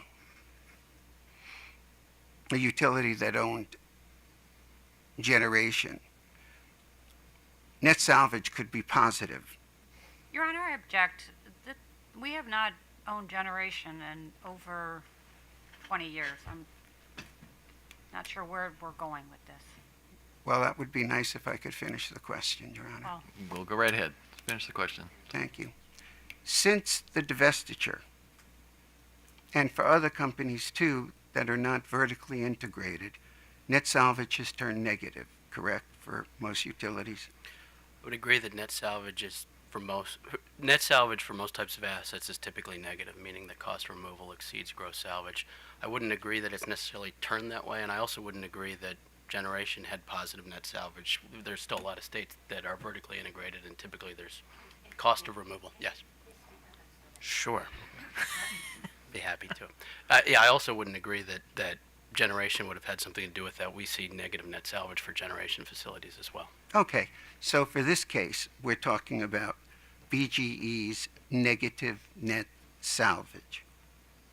When we're talking about net salvage for BGE, for most accounts, it would be negative. Okay, when you say most accounts,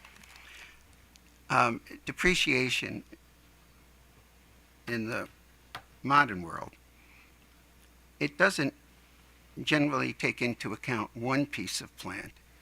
It takes into account similar pieces of plant that are in mass accounts.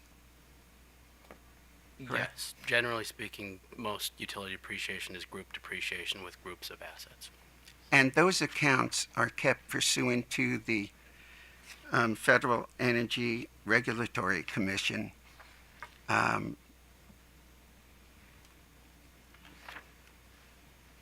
accounting regulations, and is it the,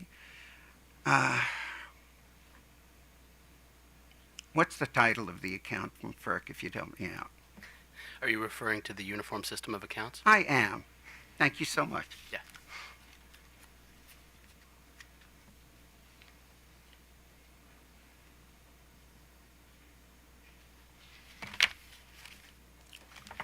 And if I'm going to go back and forth between some of your testimony and some of Mr. Garrett's testimony. If you would turn to Mr. Garrett's.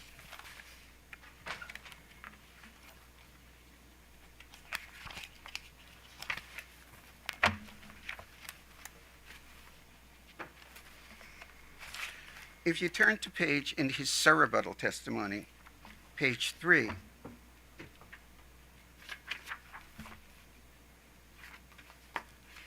Mr. Garrett disagrees with some of your criticisms of his direct testimony. And one of them is that you disagree with Mr. Garrett's proposed service life adjustments for several of the company accounts, and this is starting on line 8 of page 3. Do you agree? Do I agree that I disagree with his proposed service life adjustments? On certain accounts? Yes, I do. Okay. He also says you disagree with his proposal to use the company's rate of return rather than its estimated credit-adjusted risk-free rate as the discount factor in the Maryland present value method, correct? Yes, that's correct. I disagree with him changing the way that method is calculated. Okay. And, Madam Reporter, the credit-adjusted risk-free rate, the acronym is CARFR, which is all caps C-A-R-F-R. And lastly,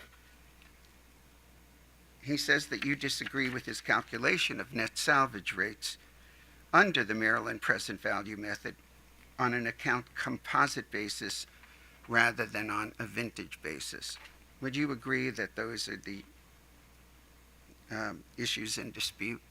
Yes, those would be the three primary areas of disagreement. Okay, thank you.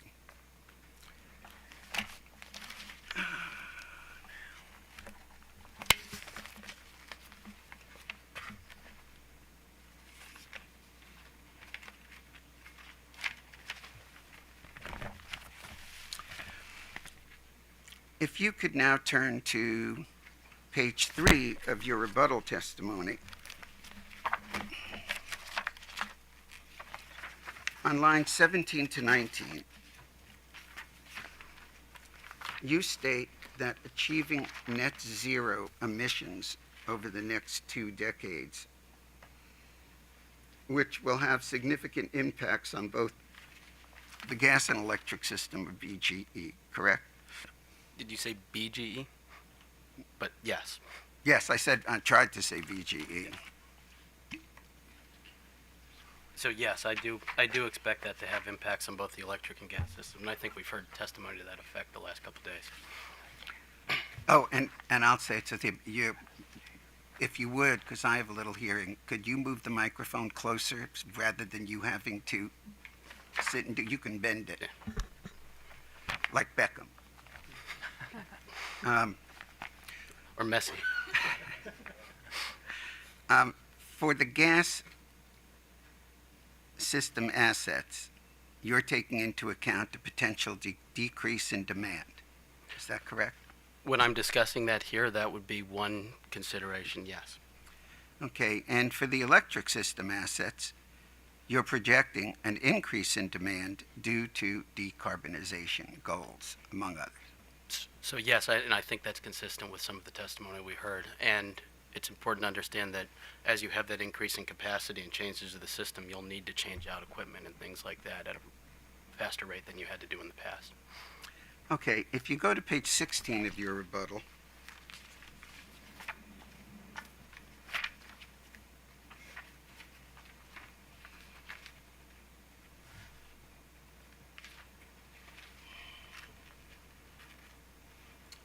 on lines 16 to 20, and I'm summarizing this here, you appear to be saying that the decrease in gas demand will cause an increased demand for electricity.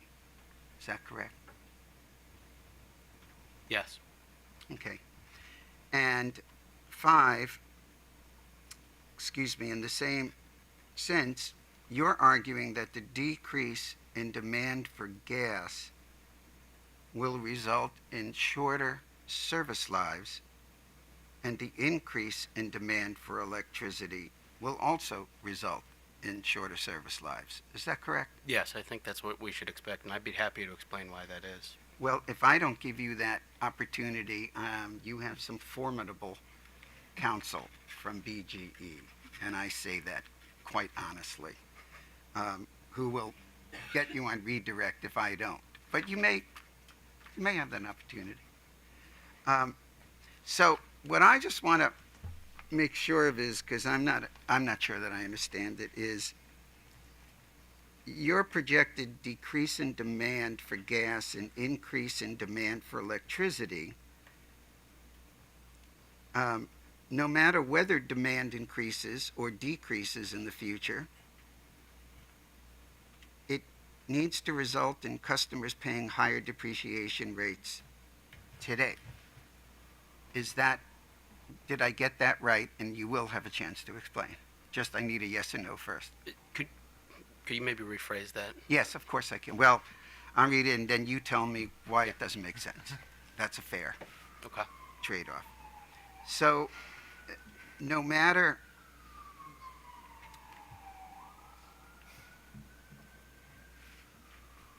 I have to remember which question it is. No matter whether demand increases or decreases in the future, the result will be customers paying higher depreciation rates today. No, I don't think that's characterized right. I think Okay. you have to look at the specifics of each of those things, and let me explain. So let's start with the gas system. I'm going to say if you're going to take 5 minutes, then I'm going to let for redirect. I can do it, I think, pretty succinctly. So we've heard some of this already, right? With the gas system, there's actually two things. One, if, say, a customer decides to leave the system and electrify, they would no longer use the service line, meter, regulator, the stuff associated with the house. So that would shorten the lives of gas assets. If it's an entire main, you might have the same thing with mains and things like that. There's another aspect of it too, though, which is that demand can decline and utilization would be less. So I actually think, and we've started looking at this in other states that are addressing similar issues, that an alternative method called the units of production method might actually be most equitable in that case. On the electric side, what happens is as demand increases, and we've kind of heard this both with resiliency and some of the other stuff, as demand increases and the load not only increases but changes geographically and where it is and things like that, right? Winter peaks and that sort of thing. You're going to need to change out equipment to be able to manage that. So you'll have, transformers, for example, that are no longer sized right and need to be replaced. You'll have wires that are the same thing, customer services, things like that. So in this particular set of circumstances, the declining gas demand I expect to shorten service lives and also potentially mean an alternative method of depreciation is most equitable. But on the electric side, I expect, particularly for capacity replacements and things like that, as well as the importance of reliability, that we'll need to replace electric assets faster than we have in the past as well. Mr. Alice, do you ever quantify those opinions in your testimony? Because I couldn't find it. Sure.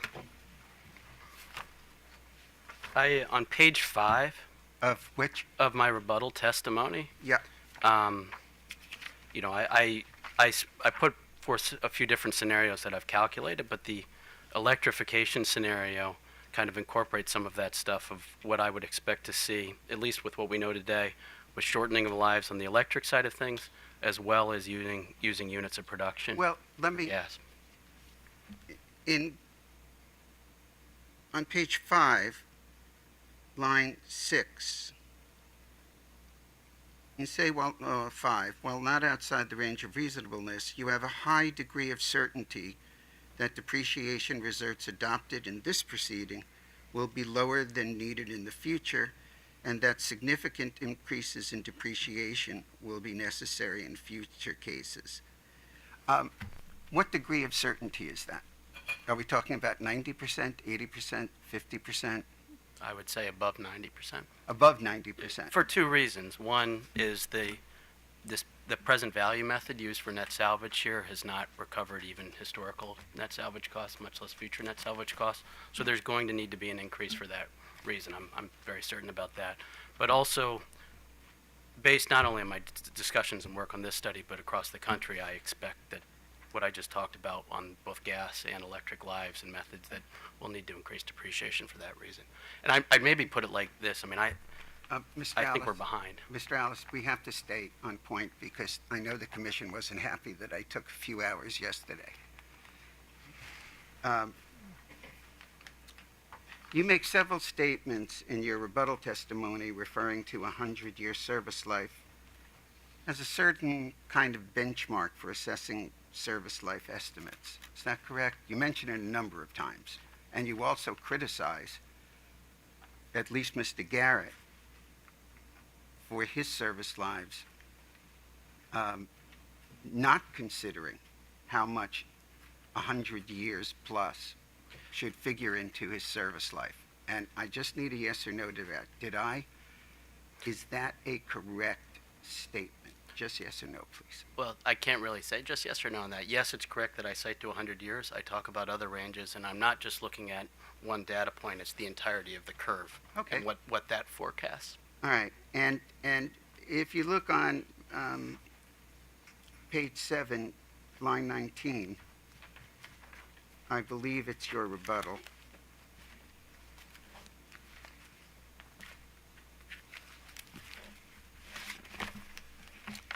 You argue that staff's proposal on an account is unreasonable because it's more than 100 years. Is that correct? No. What I'm saying here is that staff's proposal forecasts that 35% of the company's overhead conductors would be in service for more than 100 years. And that's, I think I calculate, somewhere around 3,600 miles of wire that would be more than 100 years of age. I don't think that that's realistic at all, especially Okay, with what's so going to happen. you say based on your discussions with subject matter experts from utilities across the country, in your testimony, do you identify those experts? No. Okay.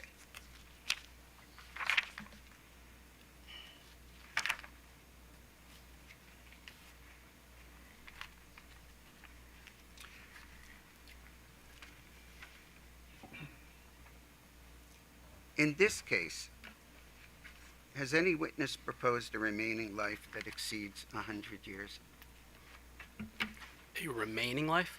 Yes. I don't recall every remaining life in here, but it wouldn't surprise me if there's no remaining lives over 100. Okay. And would you agree that remaining life is used to calculate depreciation rates? Yes, but the remaining life is a function of the entire survivor curve and therefore incorporates every single point that's predicted by that survivor curve. We're going to get to that, I promise.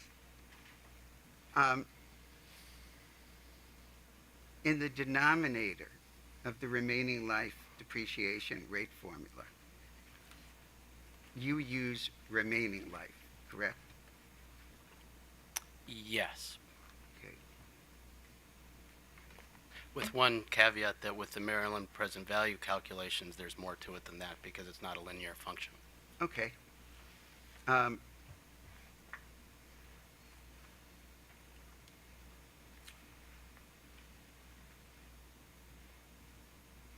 Would you agree, if you go to your rebuttal at page 11, table 1,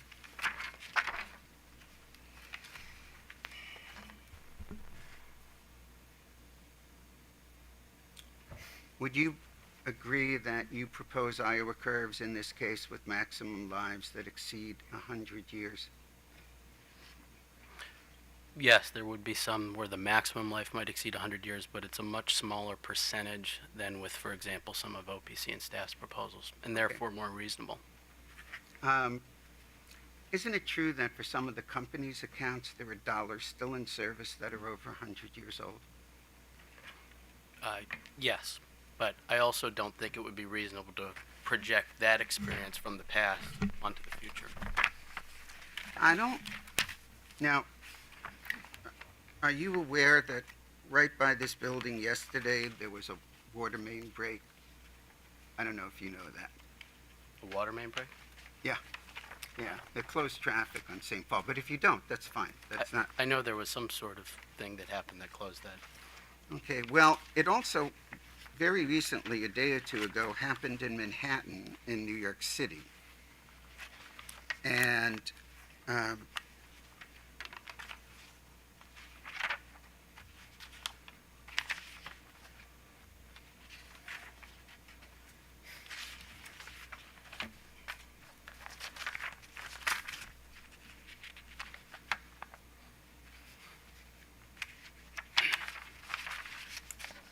well,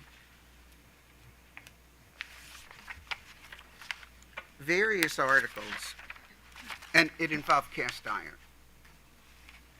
pipes that were over 120 years old. And the articles, a number of them, stated that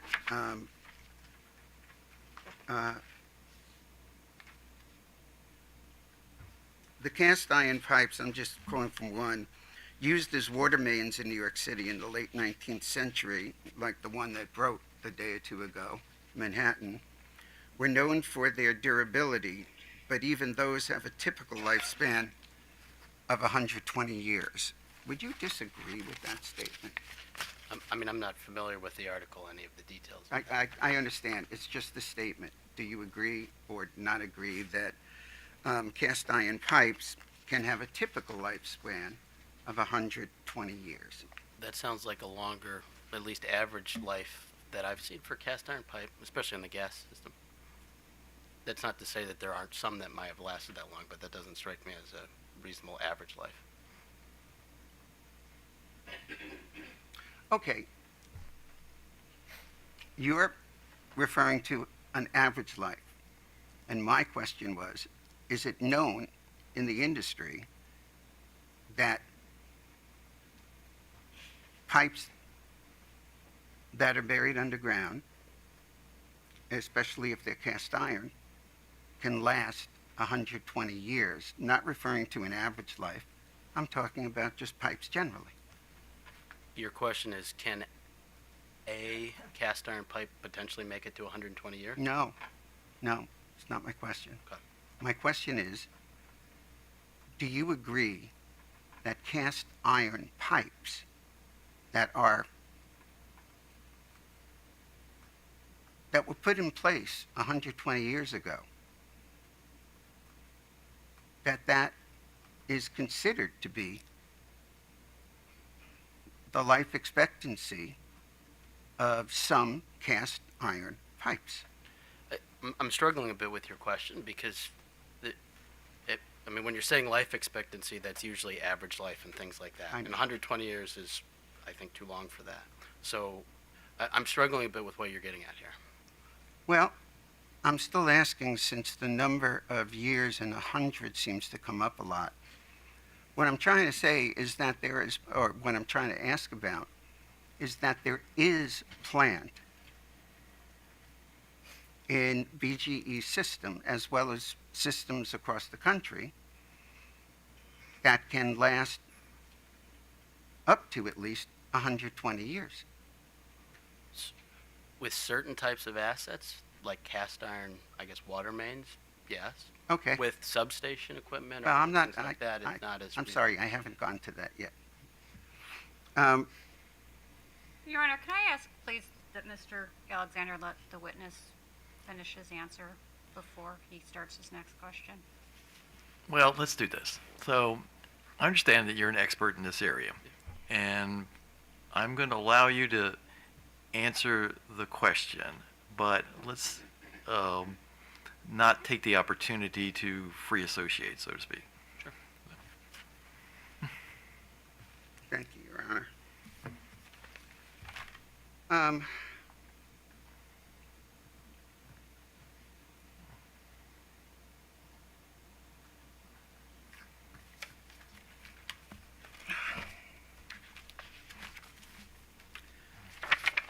If I may, I'm going to take you back to your direct testimony for a second.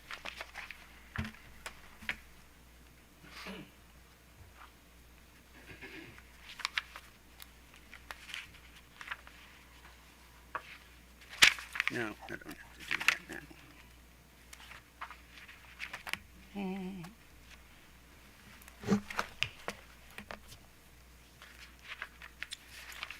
And I didn't see, again, the depreciation study is really long, as they always are. They're thorough. I didn't see where you describe the main methods of evaluating the accuracy of an Iowa curve. Could you explain more what you mean by that? Sure. As far as I understand it, there are three main methods of determining the accuracy of a Iowa curve for a certain depreciation account. Is that correct? For estimating survivor curves? I'm not sure what methods you're referring to there with. Well, when you look at a survivor curve as one of the methods of determining its accuracy, visual, looking at the curve itself. Okay, so you're talking about the actual process of fitting survivor curves to original life tables and mathematical and visual curve fitting? So you have mathematical curve fitting, you have visual curve fitting, and then, as I understand it, the third one is the application of expert depreciation judgment. I wouldn't agree with that characterization. I mean, expert judgment isn't a separate method, right? There's actuarial life analysis, which involves fitting survivor curves to life tables developed from a company's historical data. There are two methods that can be used to fit curves, mathematical and visual curve matching, but with either of those, and just in general, because depreciation is a forecast of the future, you have to use expert judgment to interpret the data as well as incorporate all other relevant factors.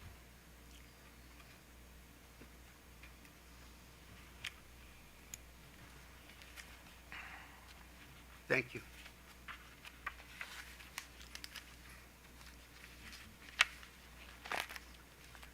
If I can now take you back to Mr. Garrett's direct testimony.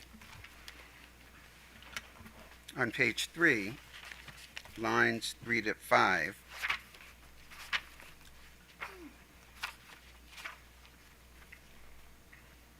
he states that his depreciation rates would result in an adjustment reducing VGE's proposed annual depreciation accrual by $42.6 million based on plant balances as of December 31, 2021. Would you agree with that rough number? Would I agree that his depreciation rates result in a decrease of around $42.5 million compared to my proposal? Yes. Yes. Okay.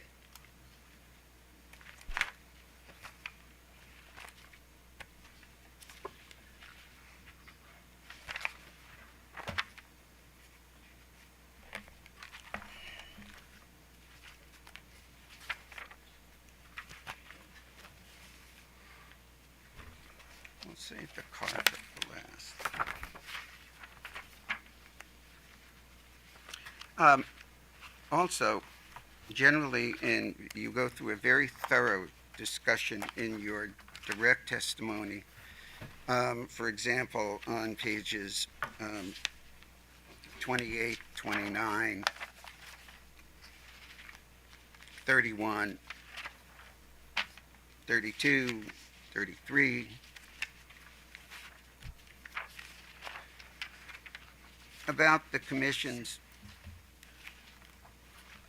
application of its Maryland present value system of calculating estimated net salvage. Is that correct? Yes, that method is discussed on these pages. Okay. And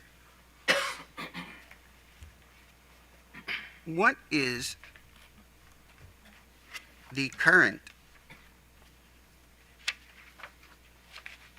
precedent of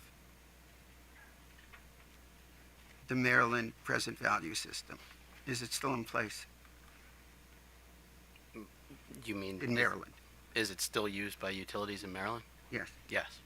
And you use it kind of grudgingly, because you have criticisms of it, as do other people in your company, but you've used it because the precedent has been reaffirmed consistently since 2007. I'd characterize it a little bit differently.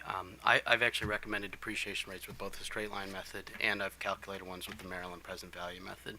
The companies use the ones with the Maryland present value method for this case.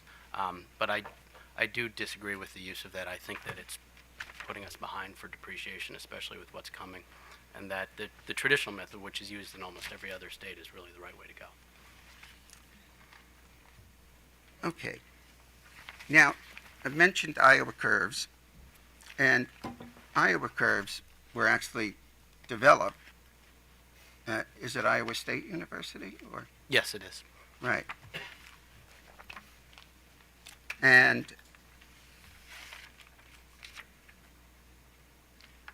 there are differences in the proposed Iowa curves between you and Mr. Garrett in part, but I'm just going to focus on Mr. Garrett.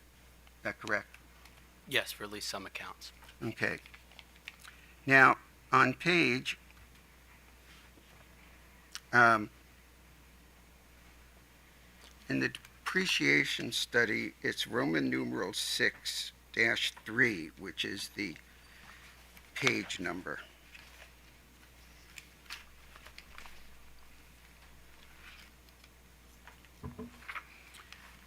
And if you go look at the top paragraph, it says that the service life estimates were based on judgment that incorporated statistical analysis of retirement data, discussions with management, and consideration of estimates made for other electric and gas utilities. And then you say you present the statistical analysis on page 7-2. Well, VII-2. Is that correct?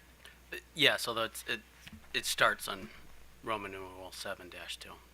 It's a Yes, lengthy section. Yes, it goes on. So my question is that when you say discussions with management, I didn't see those management people identified. Again, this is this thick, so I may omit something. Were those management people identified? Because they may have been. Yes, if in the notes from those meetings, which were provided in staff data request 55, item 22, it identifies those people. Okay, but it's not in your depreciation study. Correct. Okay.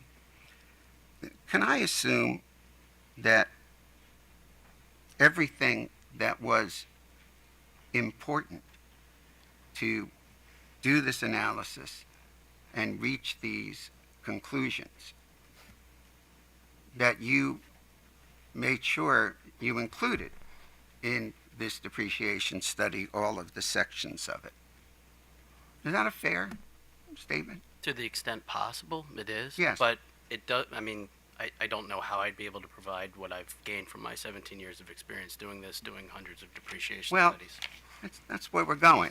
So you didn't, while you may have given, I don't disbelieve that you spoke with management. What tells me is looking at the study is that you didn't believe that identification of the management personnel was important enough to be included in the depreciation study. That's all. I mean, I don't really agree with your characterization there either. We usually provide our notes with our work papers and things like that in Discovery. That what typically happens everywhere. And Well, when you say provided, was it provided in the depreciation study?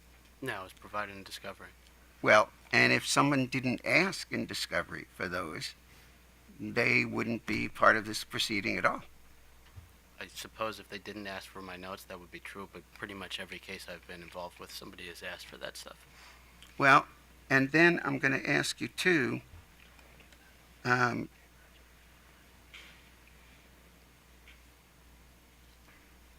didn't Mr. Garrett in his analysis didn't he rely on the depreciation, your depreciation study for a number of categories? I don't know exactly what he relied on. I mean, he had the data we used for the study and the notes and things like that, but I'm not sure Okay.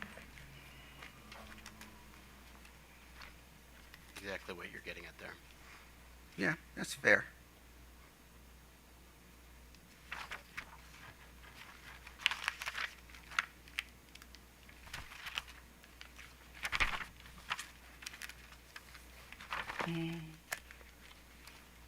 Ron, if you bear with me a second.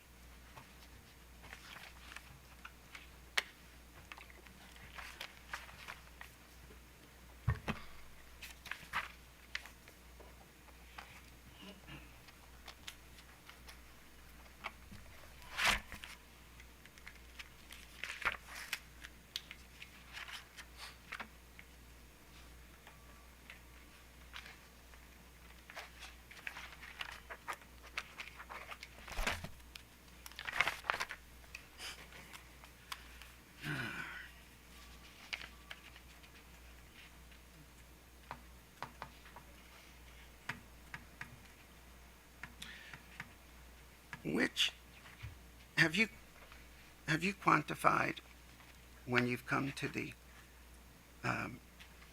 how you developed your OLT and fitted the survivor curves? Did you incorporate? Did you say how much of it was the judgment and how much was mathematical curve fitting and how much was visual? No, and I'm not sure how one would specifically quantify that.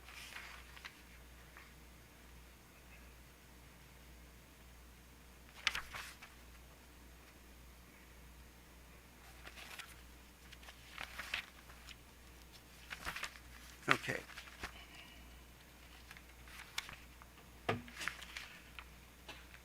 Now, in that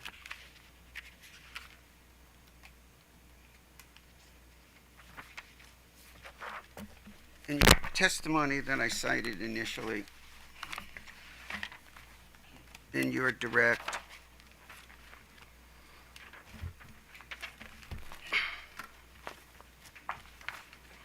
on pages 8 to 9, you've quoted from the NARUC publication, Public Utility Depreciation Practices, correct?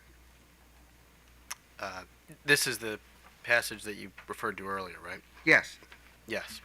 Okay.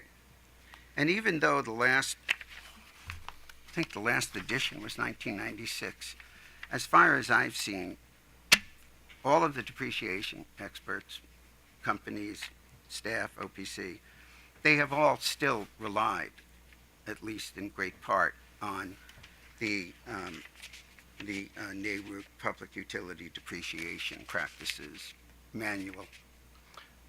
Generally, yes. I'd be careful with the word relied, but I would agree that most depreciation people I've seen have quoted that at some point in time in their career. Okay, and you're familiar with it, correct? Yes. Okay.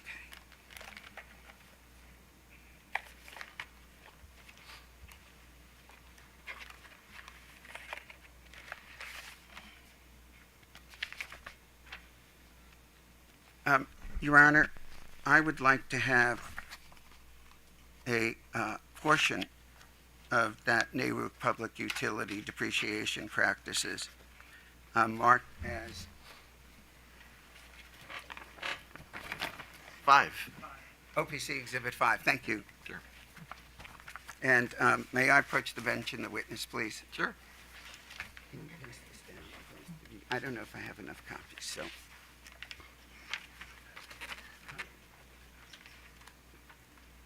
Oh, okay. If anybody, I wrote something that said my copy. Not that it matters, but if you want to do it, what do you want me to do? Okay.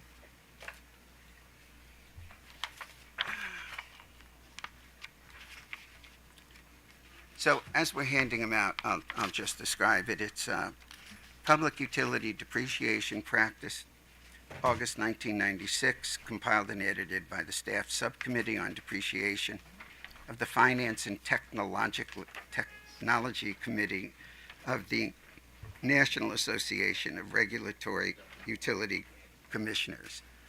And I copied all of the initial first pages just to give a context of what I'm doing, and at the end of it, I've only copied in the preface, excuse me, on the last page, on page 153.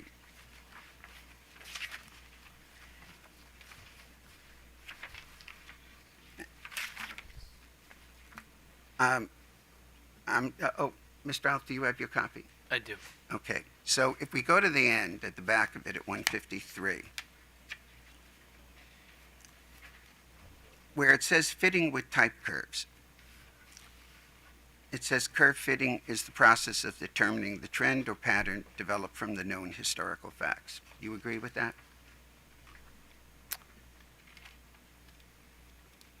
Yes. Now, just one thing though, the page you have here is from a section on the lifespan method, Yes. which I don't think there were any lifespan accounts in this particular in the BGE study, Okay, other than I suppose the some of the gas storage facilities. okay, but would you agree with this sentence? As it applies just to interim retirements for lifespan property, which is As it just says, with the, well, I mean, I think you have to understand the context of what it's written in. This is just one page in a lengthy book. okay, And it's but is about- it accurate in that context? Yes. Okay. Next sentence, once data have been assembled, an observed interim retirement life table can be developed. Is that correct? Yes, for lifespan property for analyzing interim retirements, that would be correct in the context of this page. All right, and the next sentence is this observed curve can be fitted to generalized life curves, Iowa curves, or curves based on the Gompertz-Makim formula. So I have never seen I'm sure you have, the Gompertz-Makim formula, but for my 15 years of cases, the only thing that's used are Iowa curves. Would you say that's pretty much correct? That's correct. Gompertz-Makim is something that was developed for human mortality and life tables for actuaries and things like that. Okay. Developed for studies of human mortality for the insurance industry, things like that. I'll go to the next paragraph. The techniques used in curve fitting may be mathematical, graphical, matching techniques with type curves, and/or visual inspection. This is what I just asked about a minute or two ago. Would you agree with this? For the purposes of fitting historical curves, yes, mathematical and graphical techniques are typically used, both of those types. Okay, and it says that mathematical curve fitting is advantageous because the interim retirement curve may be based on broad experience bands. You agree with that? I actually don't necessarily agree with that. And again, this sentence is just related to the lifespan method. But my experience has been that both are valuable and that mathematical curve matching can be misleading if there isn't careful selection of data points, particularly because it weights every data point equally, and that may not always be the most reasonable thing. Okay, so to go back just for a second, I think you agreed that generally there are three methods of trying to get the most accurate survivor curve that fits the OLT best. And those were statistical and mathematical, visual, looking at the curve, and the application of some sort of expert depreciation judgment. I didn't agree with Oh, that I'm sorry. characterization. I'm sorry. I would agree that there's mathematical and visual curve fitting. Those are two different methods. And that each needs to incorporate expert judgment. Okay. And the last paragraph, the choice of the curve fitting technique could depend on the ease of handling the data and the ease of interpreting the results. The next sentence is, the mathematical techniques may yield significantly better results compared to graphical matching or the visual inspection process. Do you agree with that, or do you disagree with that? Respectfully, I don't agree with that. There may be some circumstances where that's true, but I've seen lots of others where it hasn't. Based on my experience, I consider both mathematical and visual curve matching to be valid and useful. And with both, it's very important to exercise judgment to make sure that you're looking at the right data points and interpreting the data correctly. And so there may be some instances where one is better than the other, depending on the specifics of that particular account. And I do, again, want to just remind, this part is specific to interim survivor curves for the lifespan method, so not exactly what we were doing with most of the accounts in BGE's study. So I just want to make sure you disagree with some parts of the NARUC manual. Or not parts, you disagree with some of the statements or ideas presented in the NARUC manual. I mean, you have to look at how these are written, and this is a general textbook, right? But I mean, may yield significantly better results. I mean, I wouldn't disagree that it may happen, but my experience has been that a lot of times visual curve fitting is better because you're better able to assess the reliability of each data point in a way that mathematical curve fitting does not allow. Fair enough. On your direct, on page 14, on line 7-8, you say that depreciation rates are determined based on the straight line method, the average service life procedure, and the remaining life technique, correct? Yes. Okay. Now, would I be accurate in saying that there's two different processes that use the word straight line? One of them is what you say here, and the other straight line is what you would consider to be the traditional method of determining estimated future net salvage. Well, I mean, are they the same thing? They are. Straight line depreciation means that you're allocating equal amounts to each year over the useful life of property. And but it is true that when you use the Maryland present value method, you're doing straight line for the original cost of assets and a different recovery that looks more like this. It's a decelerated recovery pattern for net salvage. And I'm just asking you so in case the commissioner or anybody else is confused when they see straight line in the context you're saying here, it always means an equal distribution, but it's used in for different reasons. Not for different reasons, but one, it's used in determining the depreciation rates, but in the traditional method, not in Maryland, it's also used in the calculation of estimated future net salvage. Same principle, but for different reasons.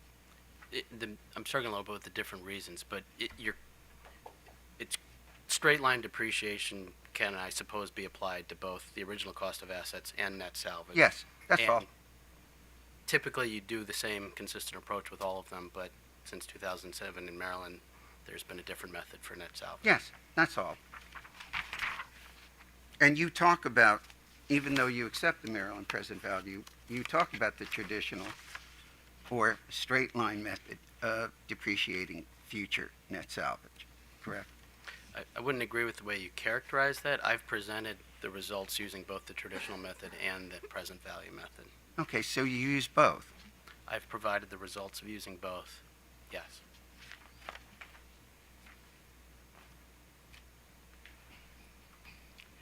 And if we go to page 18, and this is just before we go into something that talked in one or two question answers about an Iowa-type survivor curve, and this is on page 18 to 19 of your direct testimony, which is where you explain in more detail than we just did, because I'm not going to get the technical details correct, that Iowa-type curves are a widely used group of survivor curves that contain the range of survivor characteristics usually experienced by utilities and other industrial companies. And so my question is that when it says, maybe this is obvious, survivor curves, just to make sure, we're talking about survivor of a certain plant account. Yes, and more precisely, the survivor curve, the estimated survivor curve tells you what you predict to be the percentage of plant that survives to each age, from age 0 to the maximum life of the account. Thank you. I rely on you to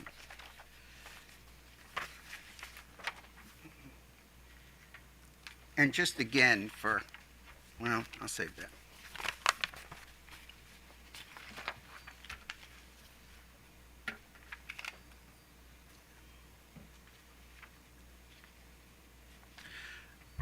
So, before we go to the actual curves, on page 29, again, has the commission or other parties suggested that a change, oh, I'm sorry, I don't want to go to the discount rate yet. Never mind.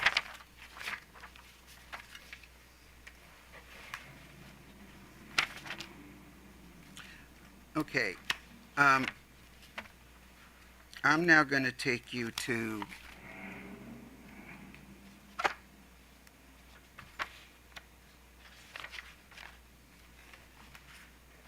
some of the survivor curves about which there is a dispute between you and Mr. Garrett.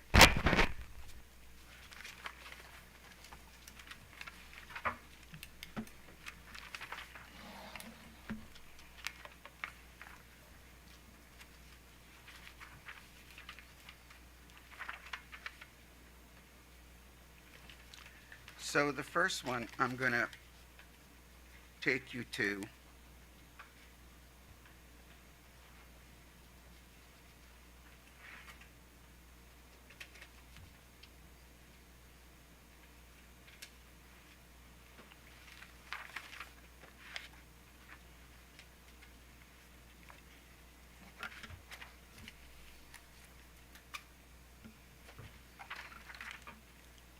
is account 362, station equipment, and that is in the depreciation study on page Roman numeral 7 VII-11.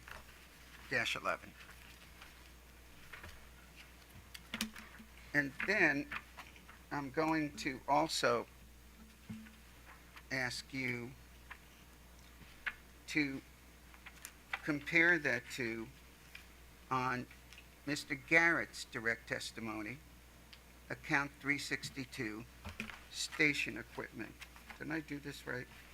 Yes. Okay, so when we look at these two, are the dark squares, do they represent actual data? On page 7-11? Yes. Yeah, the dark squares are points from the original life table that is calculated from actual data, specifically data recorded between 1956 and 2021 for assets placed in service from 1910 through 2021.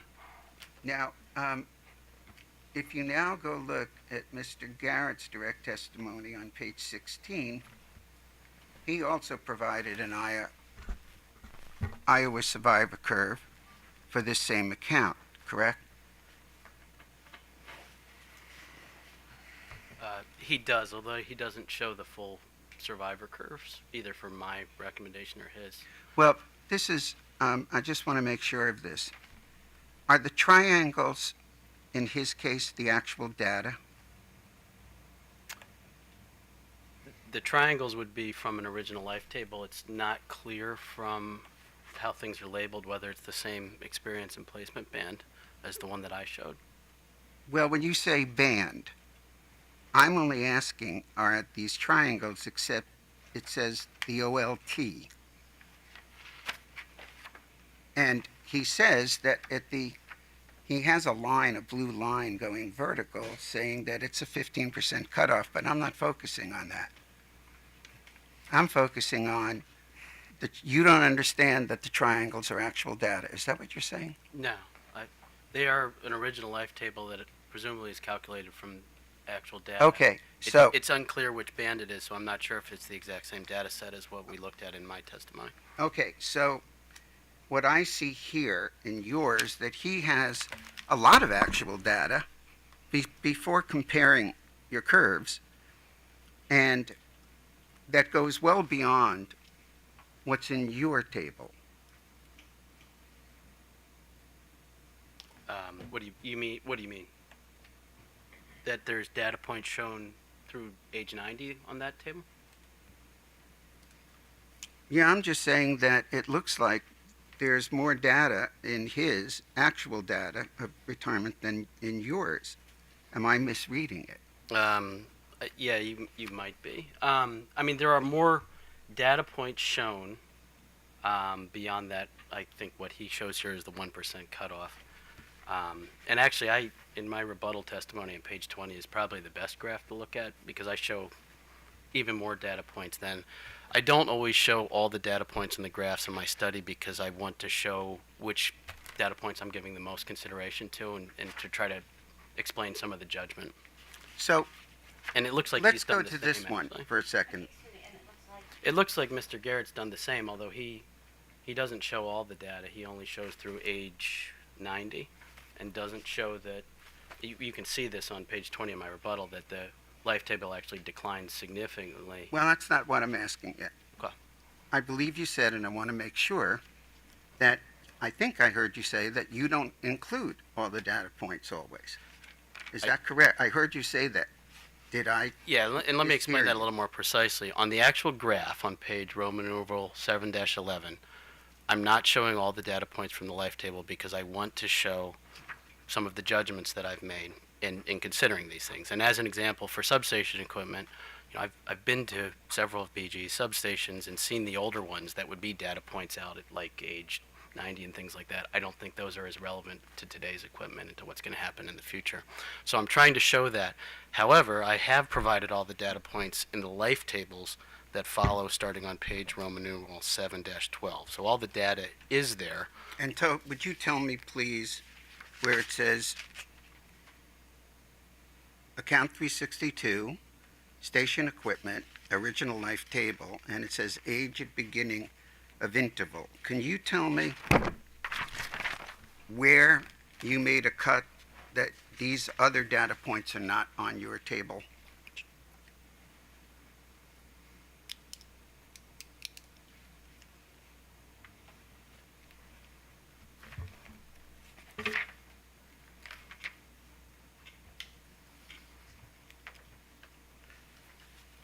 Believe if you turn to Roman numeral 7-13, it would be the data points beyond 68.5 are the ones that I'm not showing there. Okay, so right now, 2, 6, 8, 10, 12, 14, 16, 18, 20, 22, 24, 26, 28. There's about 28 data points that are not actual data points that are not on your curve, correct? Not shown on your curve, correct?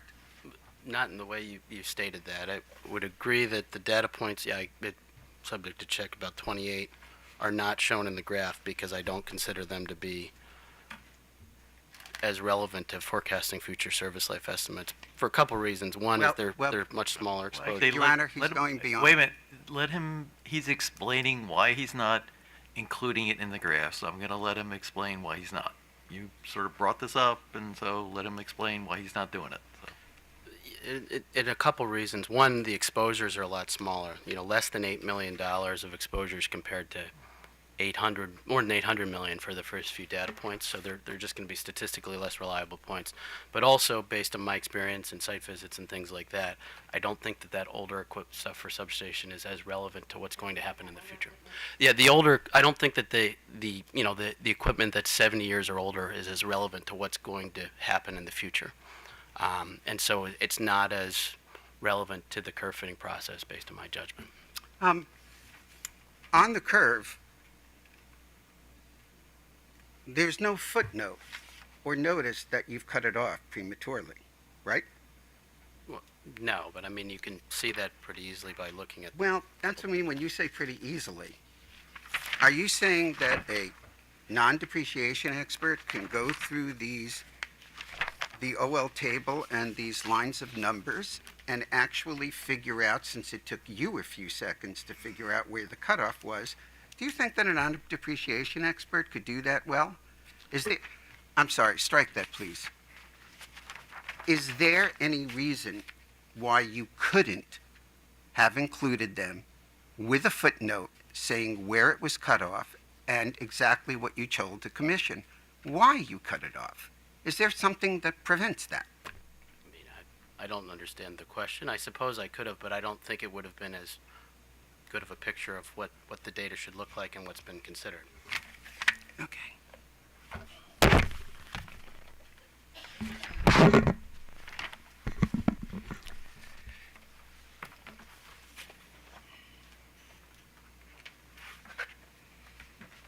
Mr. Alice, do you recall testifying in a case at the Federal Energy Regulatory Commission for Pacific Gas and Electric Company in 2021? In 2021? I mean, I've been involved in a few cases before the FERC with Pacific Gas and Electric Company, so I'm not sure which one you're referring to. Okay, well, I'm going to, Your Honor, I'm going to have this marked as OPC is Exhibit 6. Is that what we're up to? Yes. As OPC Exhibit 6, Your Honor, I'm not going to enter this into the record because it's a published opinion of the FERC. Federal Energy Regulatory Commission is capital F, capital E, capital R, capital C.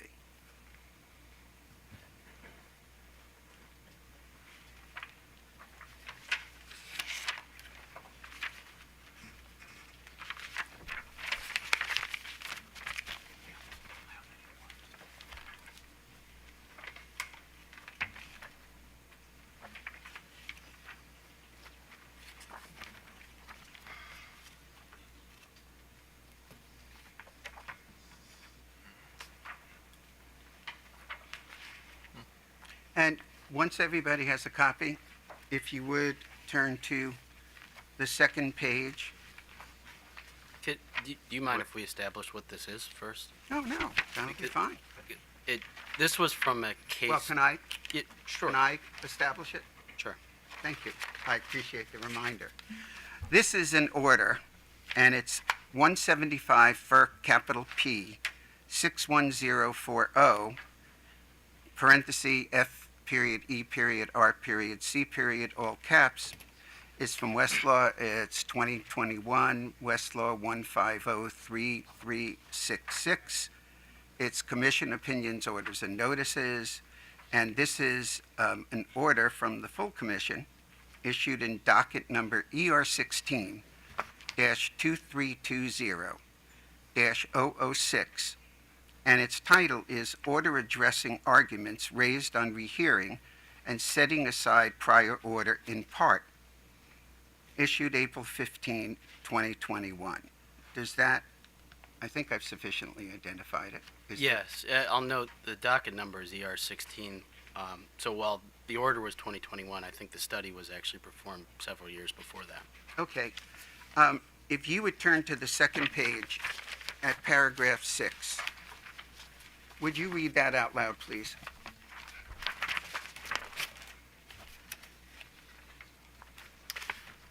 Opinion number 572, affirm the presiding judge's determination. Sure, yeah. Opinion number 572 affirmed the presiding judge's determination that the Iowa curves and resulting average remaining lives proposed by trial staff are most appropriate for calculating depreciation rates. The commission concluded that the presiding judge reasonably determined that PG&E's witness, me, inappropriately excluded data points in his curve fitting analysis, which enabled him to choose Iowa curves with shorter average remaining lives and thus higher depreciation rates. In contrast, the commission found the trial staff's witness, Mr. Kevin J. Peterball, performed sound analysis using all data, choosing Iowa curves and shorter average remaining lives, resulting in lower depreciation rates. Can I And provide some context on that? As you said, one way or another, you're going to get Sure. an opportunity. You said you said me instead of reading Mr. Ned Alice, but just to clarify, this is referring to your testimony, correct? Yes, I testified in that case. Okay, and also from being an expert for companies in FERC cases, including some that we have been in together, you're familiar with Mr. Peterbow, the one of FERC staff's experts on depreciation, who often weighs in on these matters, correct? Yes. Okay. So what I want to know before you give your own context is this what we have been discussing here? Yes and no. I mean, I'll first say that your witness, Mr. Garrett, has excluded data points as well, so I don't think that there is a all or nothing thing here. But second, I think that this case is a cautionary tale and explains why it's really inappropriate to just look at all the data points. Mr. Peterball's forecasted something like 6,000 miles of PG&E's overhead conductor lasting more than 100 years. If you've been following the news, wildfires, lots of things like that in California, there's no way that's going to happen. So I think actually this order really reaffirms the importance of judgment and really carefully interpreting the data and selecting the appropriate data points. But they rejected your proposal, and they did it because they felt that it was, well, it gave, I don't want to say deceptive, that not including the full data points enabled you to choose Iowa curves with shorter average remaining lives and thus higher depreciation rates. Now, I'm just going to back off for a second. Higher depreciation rates, all things being equal. Well, let me even step back further. I'll go back to the beginning. Ratepayers are required to reimburse, in essence, a utility company such as BGE for its investment of and its return on, and pay a return on that investment in used and useful utility plant. Do we agree on that? I think generally, yes. I'm not sure I agree with the entire way that it's characterized, but generally speaking, yes, a revenue requirement would incorporate both the return of and on invested capital. And a lower depreciation rate would mean what in terms of ratepayers? What's the difference between having a higher depreciation rate and a lower depreciation rate upon its impact on customers, all things being equal between the two of them without considering external factors, which often are considered, but in this case, without doing it? What is the general impact of higher and lower depreciation rates on ratepayers? You have to define the time period you're looking at to answer that question. In the short term, lower depreciation would reduce the revenue requirement, but those costs have to be recovered eventually, and it impacts rate base. Over the long term, generally speaking, lower depreciation rates means higher customer rates. So when you say that over the long term, well, again, let me step back.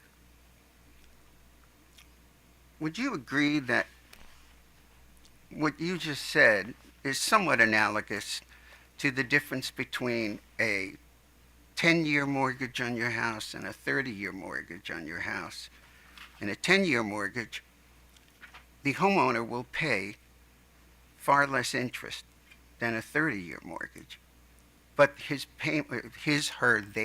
their payments will be higher, but they'll pay far less interest than the 30-year. In the 30-year mortgage, over time, if that mortgage goes, if it's not sold, they don't sell their house over 30 years, their monthly payments compared to the 10-year will be far less, but over the 30 years, they will have paid more in interest on the loan than would be the case for the 10-year mortgage. Would you generally agree with that? I think there are some similarities there that I would agree with, yes. I mean, there are some differences as well. As an example, if for depreciation, if lives are estimated too long, their depreciation is going to have to go up a lot later on to catch up for that if we find out that lives are shorter than originally estimated. So there's some differences there, also with the kind of the pattern of principal payments and things like that. But I would agree that there are some similarities in that, the rate base impact is one reason that lower depreciation over the long run results in higher customer rates. And when the company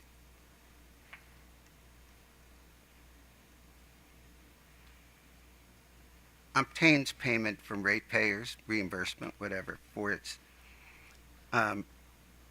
depreciation and its net salvage, does that money go into the depreciation reserve? Can you rephrase that? Tell you what, I'll start from the other thing. Yeah. What is a depreciation reserve? The depreciation reserve, which is also referred to as accumulated depreciation. Can you? Yeah, it's the depreciation. I'll start again. The depreciation reserve, also referred to as accumulated depreciation, it's basically a running total of. Sure. It's basic. Yeah. Okay. All right. Sounds good. Okay. The depreciation reserve, or accumulated depreciation, it's basically a running total of depreciation recorded to date. It's equal to historical depreciation expense, less retirements, less cost of removal, plus gross salvage. Now, would you agree that there aren't any real dollars in the depreciation reserve? It's an accounting number, and that those dollars the company can use for whatever purpose it wants to use. No, I wouldn't agree with that characterization. Depreciation's the return of capital that the company has already spent. So Yeah. it's not, and generally speaking, unless the reserve is greater than the original cost less net salvage, there's still more to be recovered. Yes. And that would be a reason why a company would want depreciation rates that would be closer to the 10-year mortgage than the 30-year mortgage, because like in the 10-year mortgage, the bank is getting its money back more, its principal, not interest, but its principal back more quickly than compared to a 30-year mortgage. Sorry, was there a question? Yes, do you agree with that? In the characterization that, no, I don't think I necessarily do. I think utilities want to get depreciation right so that the lives and that salvage aligns with what we expect to happen in the future. So you would say that the BGE is agnostic about how soon it wants to obtain its recovery for its investment of and on its utility plant and its estimated future net salvage. I mean, I don't know that I can speak to what BGE wants. I'm not employed by BGE. I want to get it right. And I think... Well, I understand that, but you only work for companies, right? Foster & Associates, I've never seen work for, say, a People's Council, correct? Well, I don't work for Foster Associates. Oh, I'm sorry. Have you ever worked, let me be more direct, Have you ever worked for Office of People's Counsels? No, I don't believe I have. Okay. Have you worked for commissions? I don't know that I have. So it's fair to state that basically your work involves representing companies. My work involves doing depreciation studies for utilities and supporting those findings. Okay. And you have talked about how you have talked with management personnel and people at the plants. And just to be clear, my question is not whether you would fit your suit to conform to the times.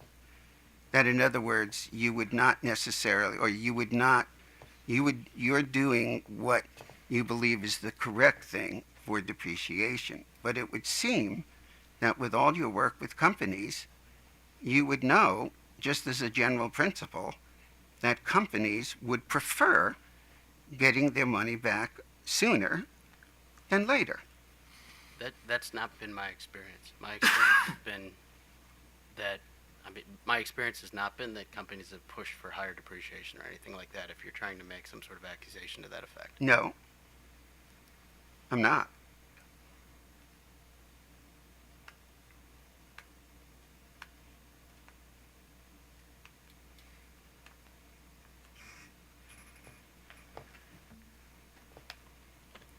So I'll end this particular question just to again, not again, but to confirm that you are not aware of whether the utility companies that you represent would prefer to have their money back on their investments sooner than later. And what I'm hearing you saying is that you don't know that. It's not within your work. And so is that correct? You don't know that?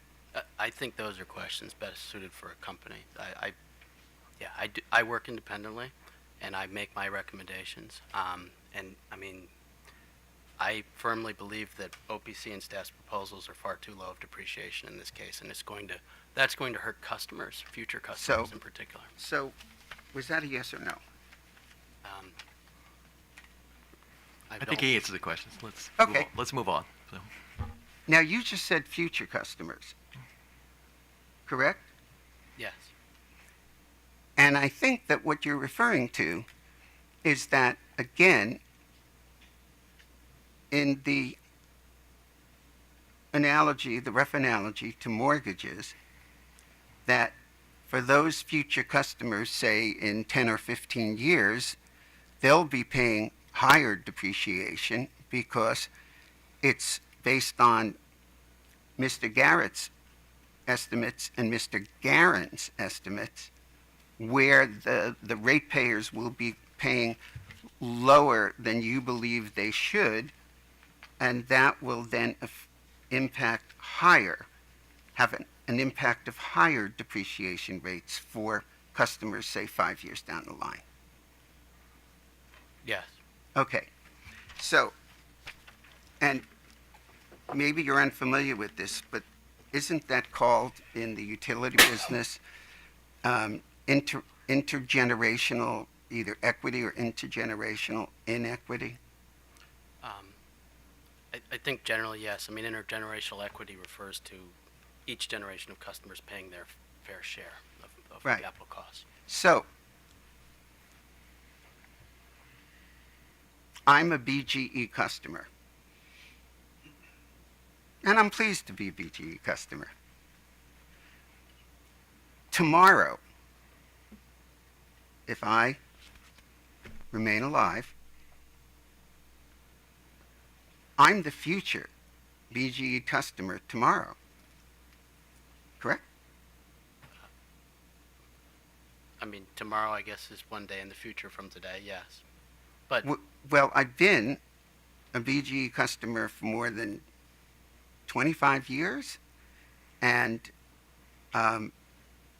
even if I would go to retail suppliers, BGE would still be my utility distribution. So again, hopefully I'll still be alive a year from now if I stay within the BGE territory, service territory, I will also be their future customer. I mean, I guess technically that's true, but when you're looking at it from an intergenerational equity standpoint, I think today and tomorrow are the same generation. Well, do you know the commission has said otherwise? I just want to know if you know it. I'm not sure what you're referring to with that specifically. That the commission has previously agreed with. What, that tomorrow is the future, and that you, if you're a customer, I don't understand what you mean. Sorry. Well, you were saying that future, that I think you said that yes, ratepayers, current ones, will pay less, but at the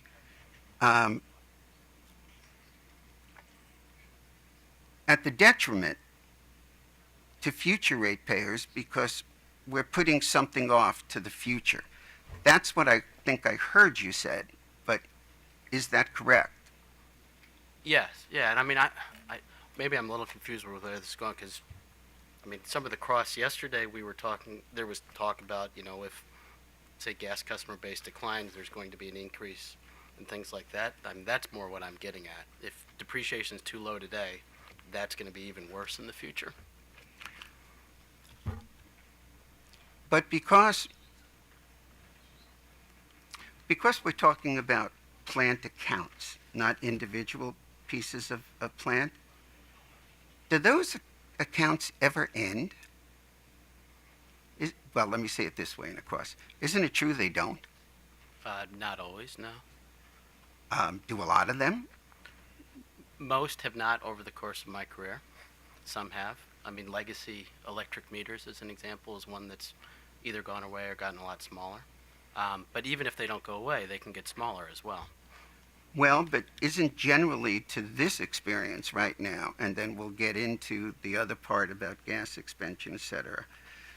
To date, as a general rule, having plant accounts, more plant has been put into those accounts than plant that has retired and taken out of those accounts. Yes. Okay. So, because of that growing thing, in 5 years from now, or 7 years from now, when I am the same future customer, I still will be getting the benefit of the Maryland present value system, correct? No. And actually, I think even by today, that method is hurting customers because rate base is higher than it otherwise would be, and that offsets the impact of lower depreciation. So I would say from 2007 until today has crossed that threshold where the Maryland present value method is now more expensive for Maryland customers. And when did it cross that threshold? The analysis I've done in lots of studies, and I've presented this in some testimonies before, is that typically happens around 12 to 14 years in. And again, because I missed it, was that in your testimony here? I may have missed it, so. It wasn't specifically in this testimony. It was in testimonies I've cited to, such as the testimony I did last year for Delmarva Power and Light. I think it was in the last BG&E case, a lot of them. I've done that type of analysis a number of times But before. it's not here. No, it's not. Okay.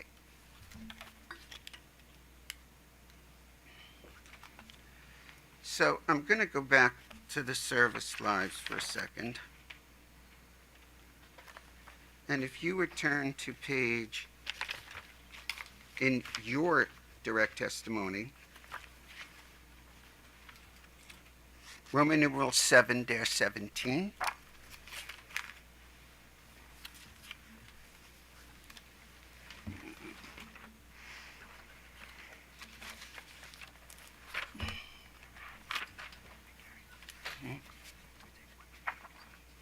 What, I'm sorry.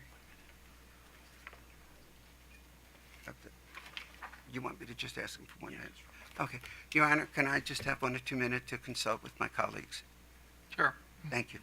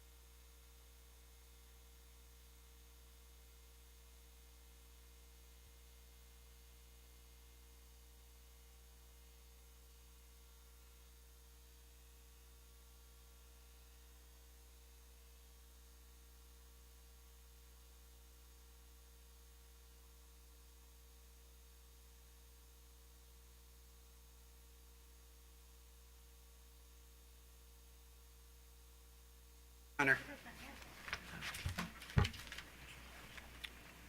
So, Your Honor, we're on Roman numeral 717, and that is for 364 poles, towers, and fixtures. And I'd like to just say before this, it was my understanding that for telephone poles or any kind of wooden poles, that but for external circumstances, for example, a car runs into it, there are termites, a lightning things, that telephone poles can last 100 years. Is that correct? I've seen maximum lives at that, but most don't last anywhere near that long. Well, because of the external, but they can. It depends on the situation. No, I don't agree with that. So you haven't seen any that's lasted for 100 years? Like I said earlier, I've seen some, but not most, by any stretch of the imagination. Yeah, okay. All right, so if we take a look, and again, I'm not going to go in detail through the other ones,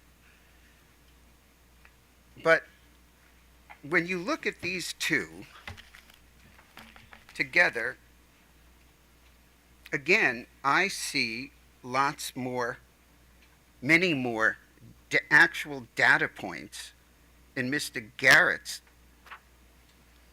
Iowa curve and tape and graph than I see in yours. And there's no footnote, and it gives the appearance that you're more on target. But in Mr. Garrett's, when you look at all of the data points from a visual inspection standpoint, it looks like his is more accurate. So are you saying that his let me just ask it that. Is that correct when we look at all the data points? And I understand, and you're going to say why you don't consider them. But when we look at all the actual data points, all other things remaining equal, that visually, Mr. Garrett's line is closer than your line. So you pointed me to Roman numeral 7-17, which is account 364 poles, towers, and fixtures. And when I look at Mr. Garrett's analogous graph, which is on page 18 of his direct testimony, I do not see him showing any more data points than I do. And I further see him showing a 1% cutoff that he analyzed as well that would include even less data points than mine. So I'm not sure what you're getting at, and I'm not sure where the implication is coming from that I'm doing something different than what Mr. Garrett's doing in terms of assessing and interpreting the data and not necessarily considering all the data points. Okay, so let's go to 365, which is in your testimony.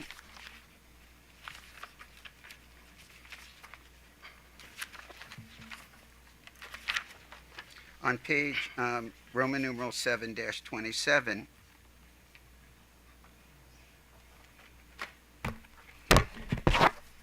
and Mr. Garrett's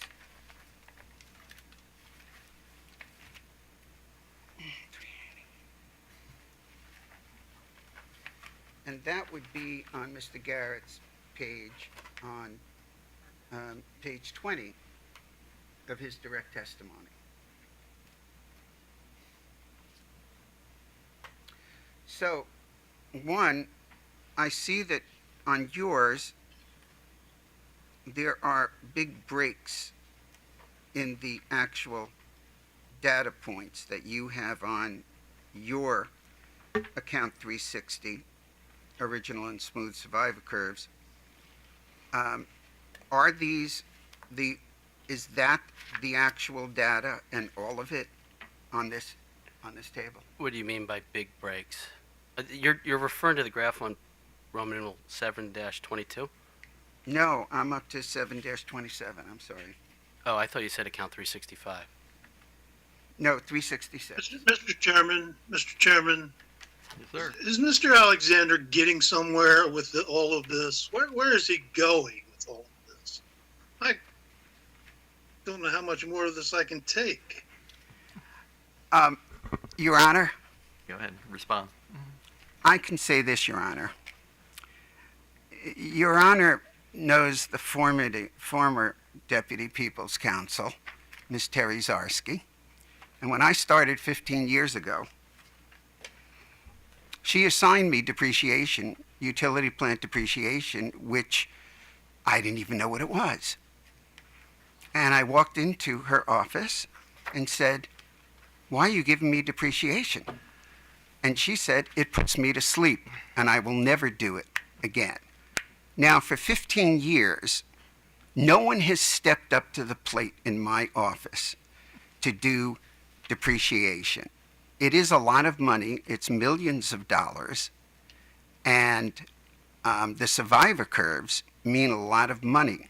Now, I recognize that I can't imagine any 8 or 10-year-old running into waking up their parents' bedroom, whatever, and going, "Mommy, Daddy, I know what I want to be when I grow up." And they say, a computer person? No. A policeman? No. I want to be a depreciation expert. That's not happening, and it's not going to happen, and I apologize. We all recognize Mr. Alexander's expertise. That's not a question here, and he doesn't need to prove it to us. My question is he getting to a point or not? So, Well, I thought the point is that Mr. Garrett's, when you include all of the actual data, Mr. Garrett's OLT and Iowa curves are much closer to the actual data than Mr. Alice's. I have also pointed out that data that is missing from Mr. Alice's graphs make it seem that his curves, which are shorter, are, as the FERC Division said, is... Your Honor, Mr. actually, just to let him finish, and then except I'm going to say testifying. something, and then we'll be moving on. So, Testifying. And thus that affects depreciation rates.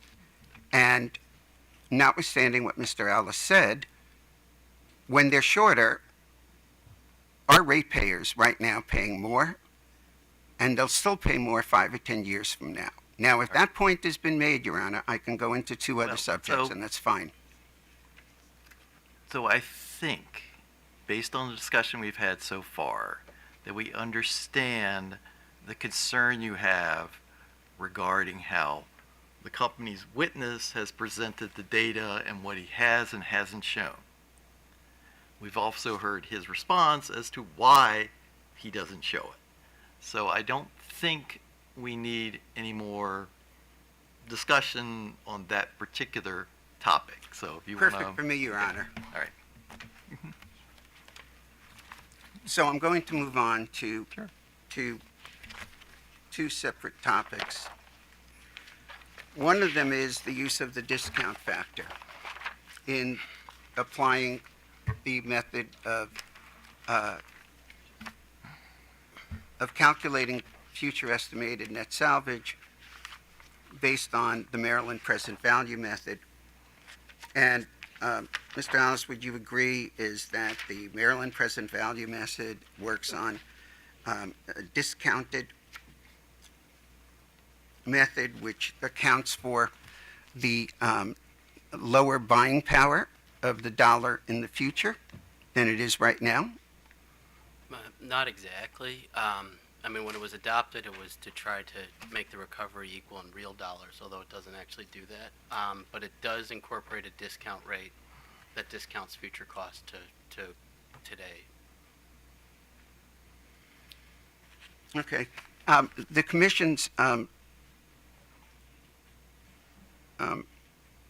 current precedent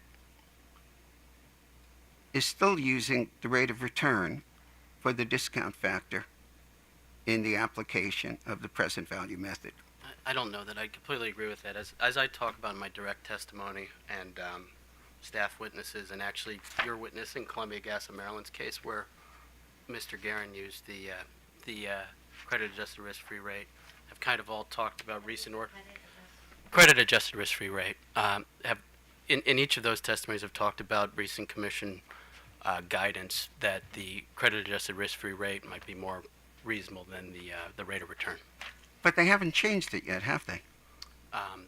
They've said in cases that they think that that would be the way to go if there was evidence on the record to do that. And I don't know that, I think more recent cases have been settlements where that's been proposed. But like, for example, in Columbia Gas of Maryland, staff, OPC, and the company all use the credit-adjusted risk-free rate.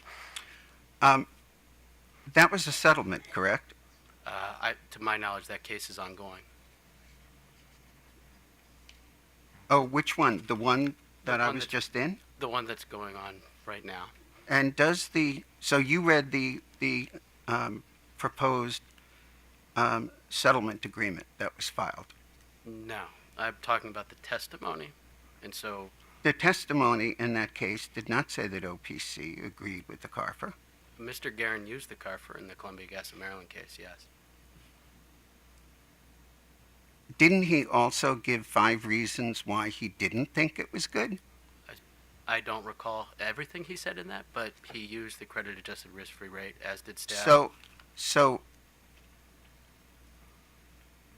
I think, again, Your Honor, I think the point is made, and I'm going to try to move on. And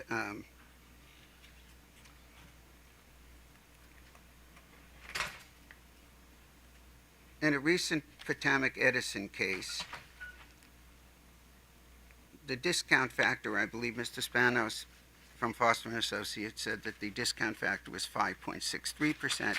Here, yours is 4.63? There was a lot to that. So first of all, John Spanos works for Gannett Fleming, not Foster Associates. Oh, I'm sorry. And you're talking about Potomac Edison? Yes. And I don't think John Spanos was the one that testified to the discount rate in that case. So is he the one who testified in Columbia? I testified to the discount rate in Columbia, and John Spanos testified to the depreciation study. Are you talking about case number 9701? I don't recall the case numbers off the top of my head. Well, are you talking of a case that has already been settled and reaffirmed by and affirmed by the commission? For who? Columbia or Potomac Edison? Well, I don't know. You're talking about Columbia, so. So I've actually testified in the last 2 Columbia cases on the discount rate, the one from this year and the one from last year. I don't recall the case numbers off the top of my head. Well, I'm asking you for the case you're referring to. Has that case been appealed and then affirmed from a proposed order of the PULJ? Has that been affirmed by the commission? The one last year, I believe the answer is yes, and the one this year, I believe, is ongoing.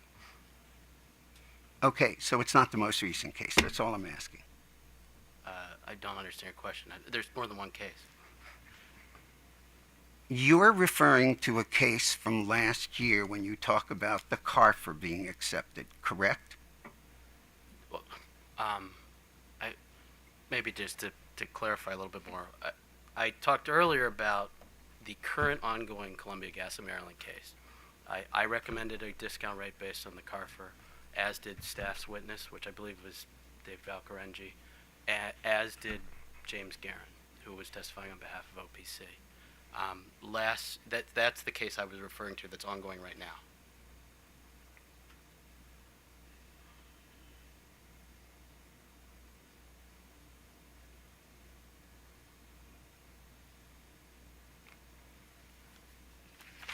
So I'll ask you if that's the case ongoing on right now. Has that been affirmed by the commission yet? No, it's ongoing right now. Thank you.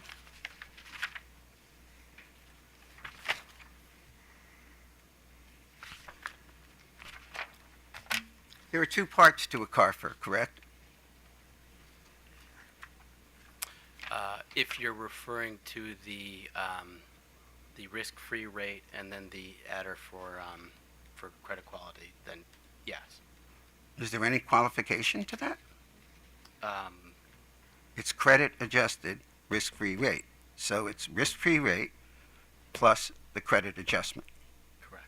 Okay.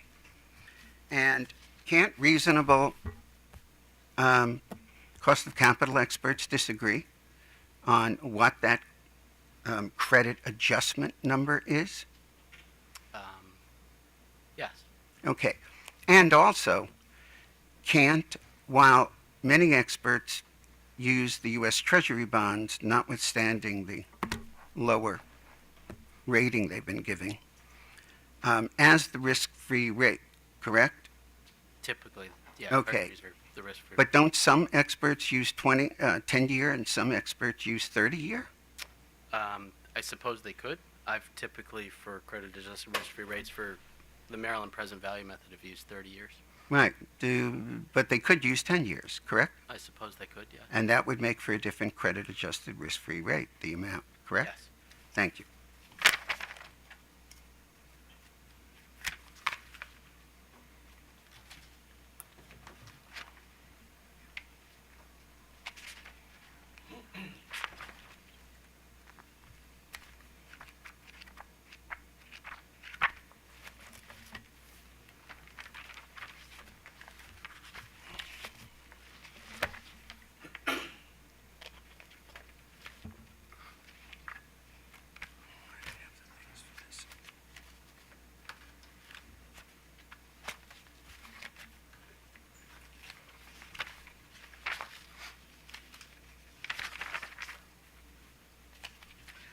I'm going to take you to your rebuttal testimony on page 2. There'll be some other references on page 3.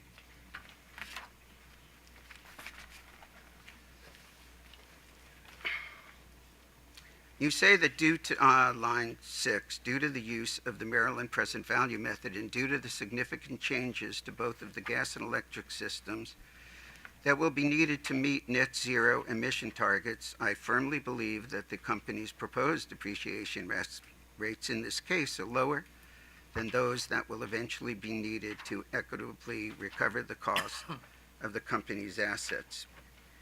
I'm sorry, what page were you on? I'm sorry, it's your rebuttal testimony on page 2, lines 6 through 8. Okay, thank you.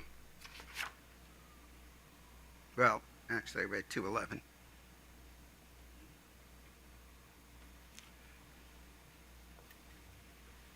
So, how long is it going to take to reach net zero emissions? I guess 22 years And you got that figure from where? from the 2045 date that's in the CSNA. I'm sorry, I can't hear The you. 2045 date that's in the CSNA. And are you familiar with all the parts of the? Well, first of all, can you say what that acronym is? Climate Solutions Now Act. And that is a Maryland statute, Yes. correct? And you've read the entire statute. I don't know that I've read the entire statute. I'm generally familiar with the greenhouse gas emissions targets. Okay. Are you a greenhouse gas emissions expert? I don't know what precisely you mean about that. I've done lots of analyses assessing the depreciation impacts from laws similar to the CSNA across the country. So, in that sense, yes. So you could testify as an expert on greenhouse gas emissions. That's not what I said. I could testify on the depreciation impacts that come from laws such as the CSNA. Okay. And so you're saying it's 2045, but that's only because it's in the Maryland statute, correct? You haven't made your own estimate that it's 2045, have you?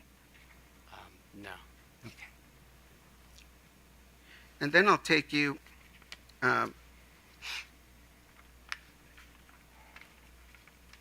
to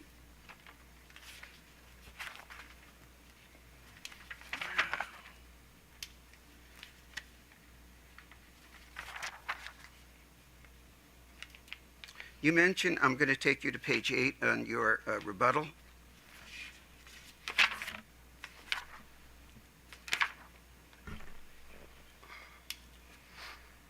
On page 5, you say that this is on top. Oh, I'm sorry, page 8 line 5. Okay, now we got it.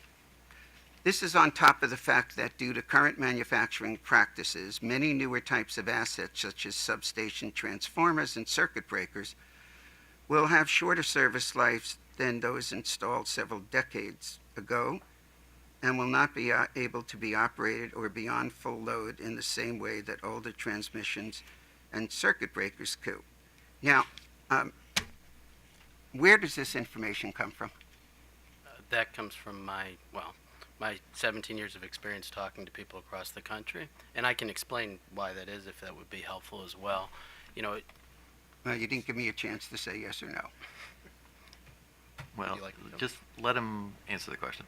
so, I mean, you know, decades ago, before we could design things as precisely, you know, there was more material in transformers, circuit breakers, things like that. Stuff was kind of, for lack of a better word, over-engineered, because that was what it was. As design have gotten tighter tolerances and things like that, there's less material and things like that. So stuff put in service many decades ago, you might be able to run beyond its design life because it had all that extra material and things like that. That's not necessarily going to be true with newer equipment because of the way it's designed.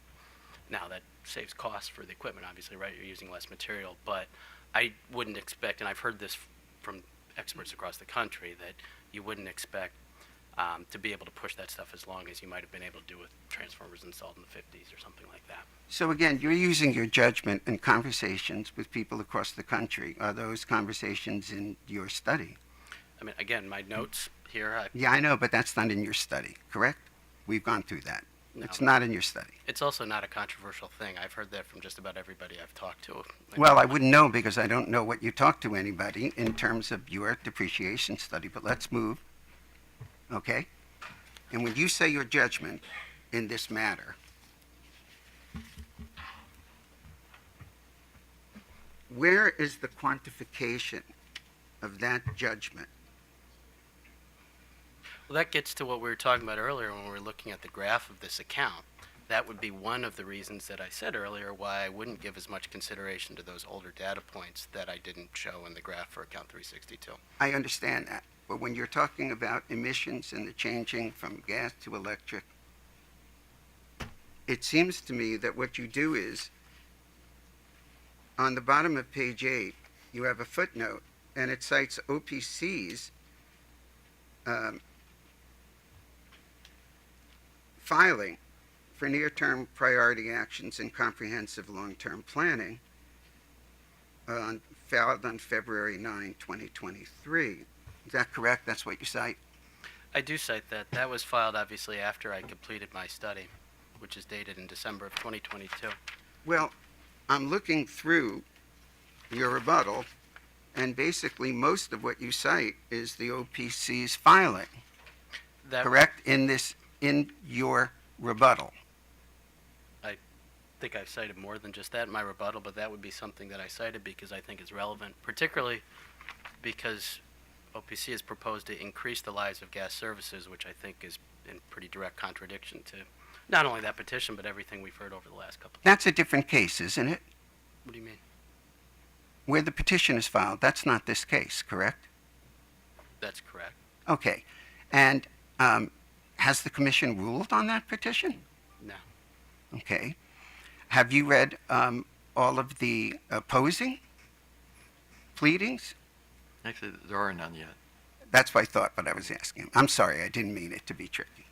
So, there are no opposing pleadings. So there's been no critical assessment of that filing, which we would like to, but there's no critical thing, nor do we have a commission determination yet, correct? I guess that's technically correct, yes. But I think that Well, I don't know what you mean by technically. It's either correct that there are no other filings yet, opposing filings. We'll take notice that there's been no findings in this, so Thank let's just move on. So,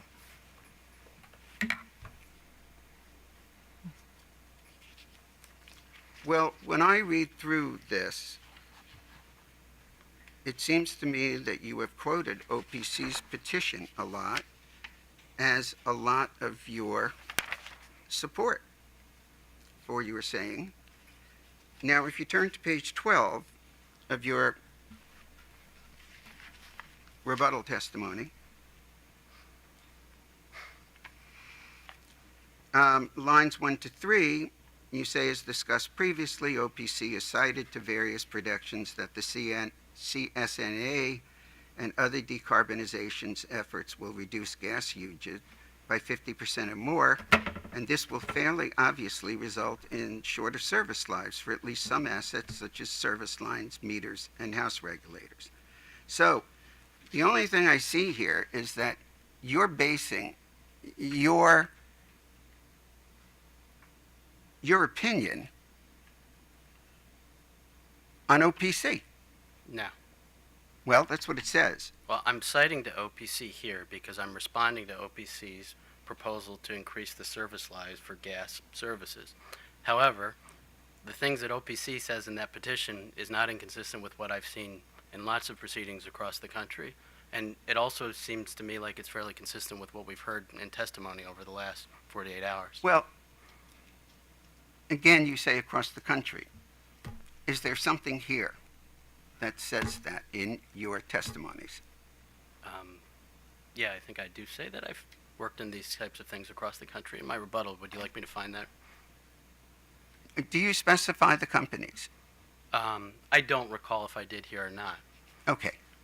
Let's go to a little bit down that page where in line 12 you say decarbonization will also lead to more widespread electrification of energy usages such as for transportation and building heating, which in turn will result in both increased load on the electric system and changes to the timing and location of electricity uses. Do you consider yourself an expert on decarbonization? I mean, as far as how I... Mr. Chairman, I think this line of questioning and the answer we've heard twice already. Okay. Your Honor, I'm just going to stop. Okay. Fair enough. Staff.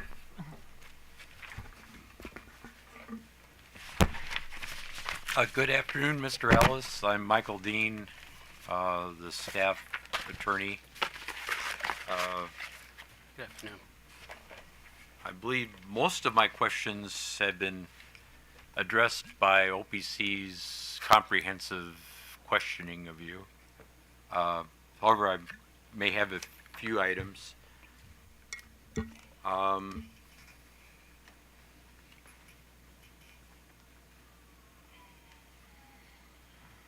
Have you recommended that in this proceeding that the commission discontinue use of the net present value method? No, not specifically. Again, the company's proposal uses the present value method. I would recommend that we move away from it because I think it's not working very well and it's put the state behind, and it's not been accepted anywhere else. In fact, this FERC order rejected a present value method and accepted the traditional method. But for this case, the company's filing is based on the present value method. Thank you. Would there be any, do you foresee any problems caused should the commission move away from the net present value method in the transition? Can you clarify a little bit more what you mean by problems caused in the transition? Would there be any problems in changes in rates, and by rates I mean the actual customer payment rates, should there be a transition away from the net present value method? So if I understand your question, and I don't know that I agree with the characterization as problems, but I think the transition would increase depreciation, which would have a short-term impact on customer rates. Although, again, in the long run, I think it would be better for customers.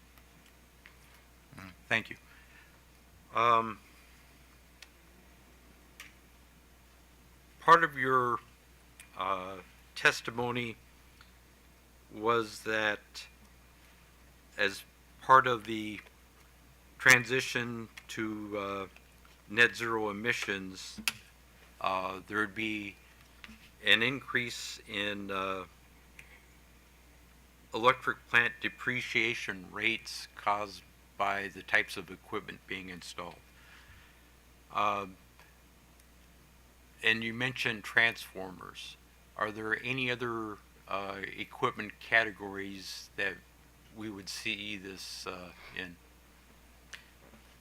So I think generally yes, and I'm sure I don't have the time to go through all of them. To be clear, the discussion previously about transformers and design tolerances and things like that, that's something that's true regardless of whether there's decarbonization going on or not. That's just something that's the nature of that equipment. But I do think that there are lots of assets that are going to be affected by this as we kind of build out, you know, the grid of the future and the gas system of the future, and that would range from overhead conductor to poles, various types of substation equipment, service lines, things like that. I mean, meters is something that's already been affected as we've moved to smarter technology and things like that. You tend to see with new technologies, I mean, think about a telephone, for example, right? Our iPhones don't last nearly as long as an old rotary phone did. They do more, different technology, but generally newer technologies often have shorter lives because they have more digital equipment and things like that. So in summary, there's a lot of assets that I expect to be affected. Thank you.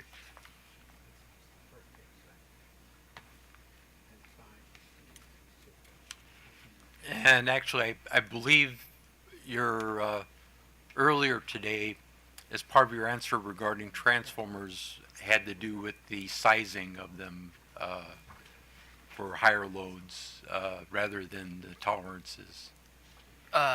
No, I was referring to the tolerances, and now what I said about loading is that with when the older ones that had more material, you might be able to run at a higher load for longer before they wore out. Whereas with tighter design tolerances, you won't be able to push as far past end of life. Thank you. On page 23 of your rebuttal testimony, at the bottom and continuing on to page 24, you discuss the service lives for smart meters, and you note that some utilities have been replacing earlier generations of smart meters earlier than incorporated in their original estimates. And for gas plant, you note use of a 10-year service life. Yes. For electric plant metering, has the company informed you of any decisions to replace any of their smart electricity meters earlier than anticipated? On the electric side, I don't believe so, and I think I'm using a 15-year life on the electric side, which is different from on the gas side. Thank you for that clarification. 1 second, Your Honor.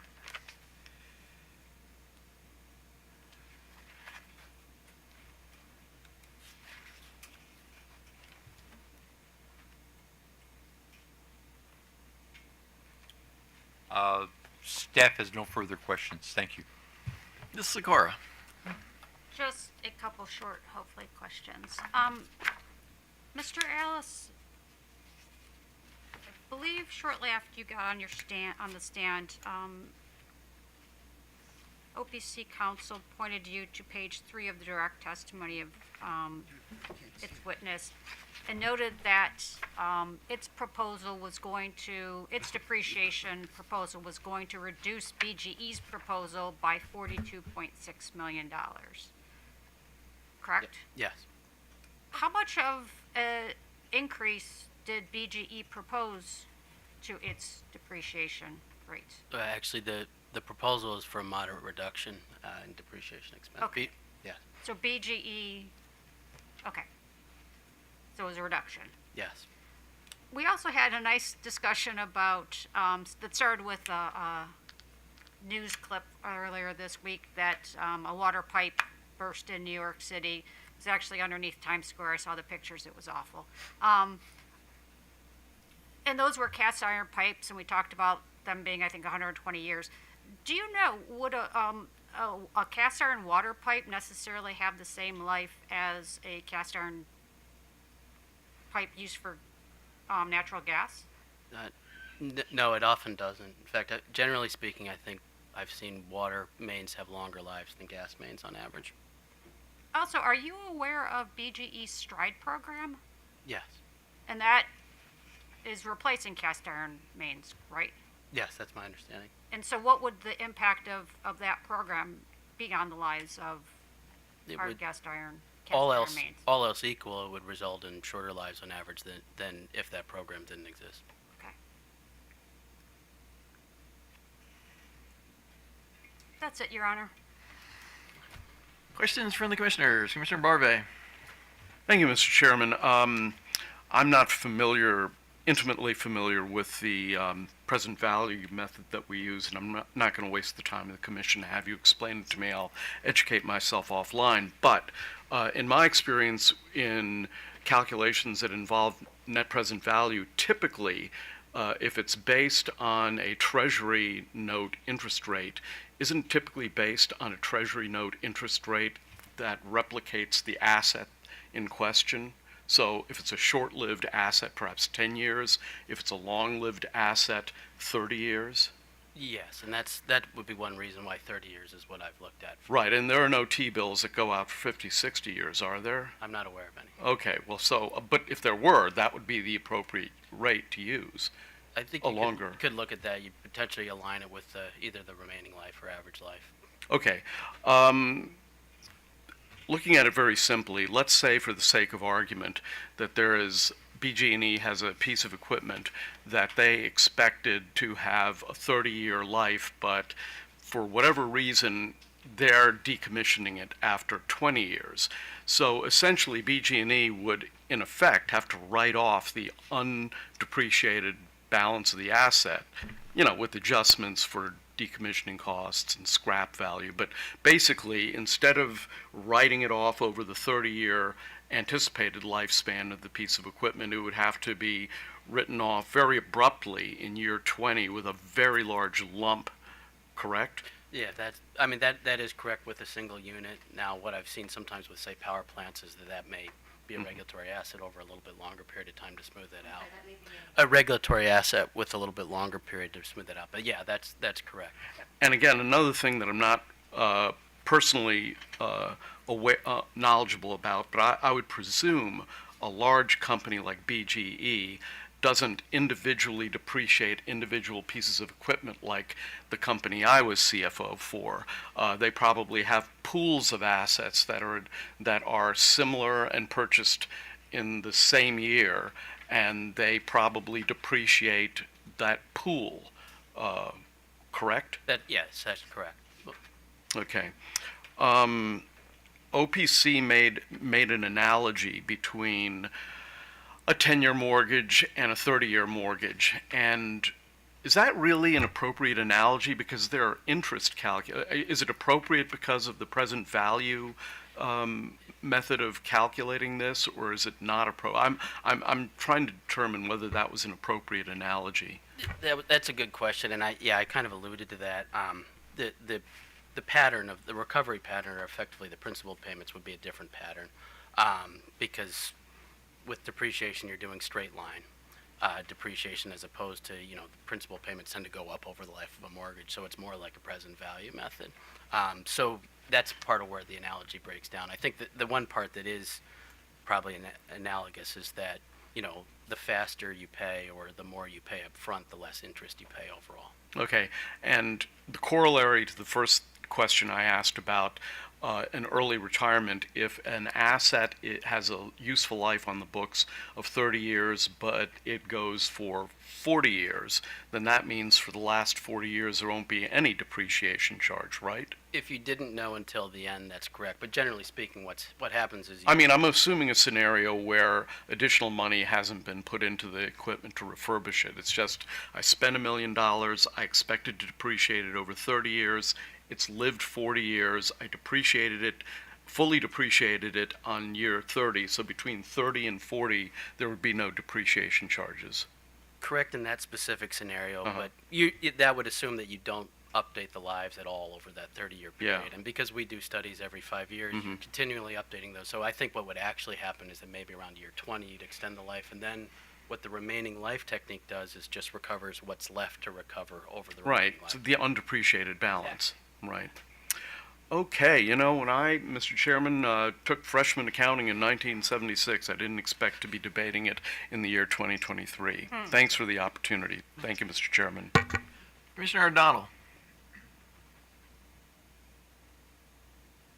Thank you, Mr. Chairman. I would just observe that the mind can only absorb what the buttocks can endure. I have reached my limitation of endurance. No questions, Mr. Chairman. Commissioner Richard. No questions. Commissioner Sussman. No questions. And none for me, so I'm fine. Thank you. Thank you. Thank you very much. So before we break for lunch, I want to explore a couple of topics. One, the question is, do we come here tomorrow? Apparently we are all available, but I want to find out from the parties if anybody has a particular reason not to come tomorrow. And that being said, if we do tomorrow, we'll only go to 11, but we'll probably start at 9.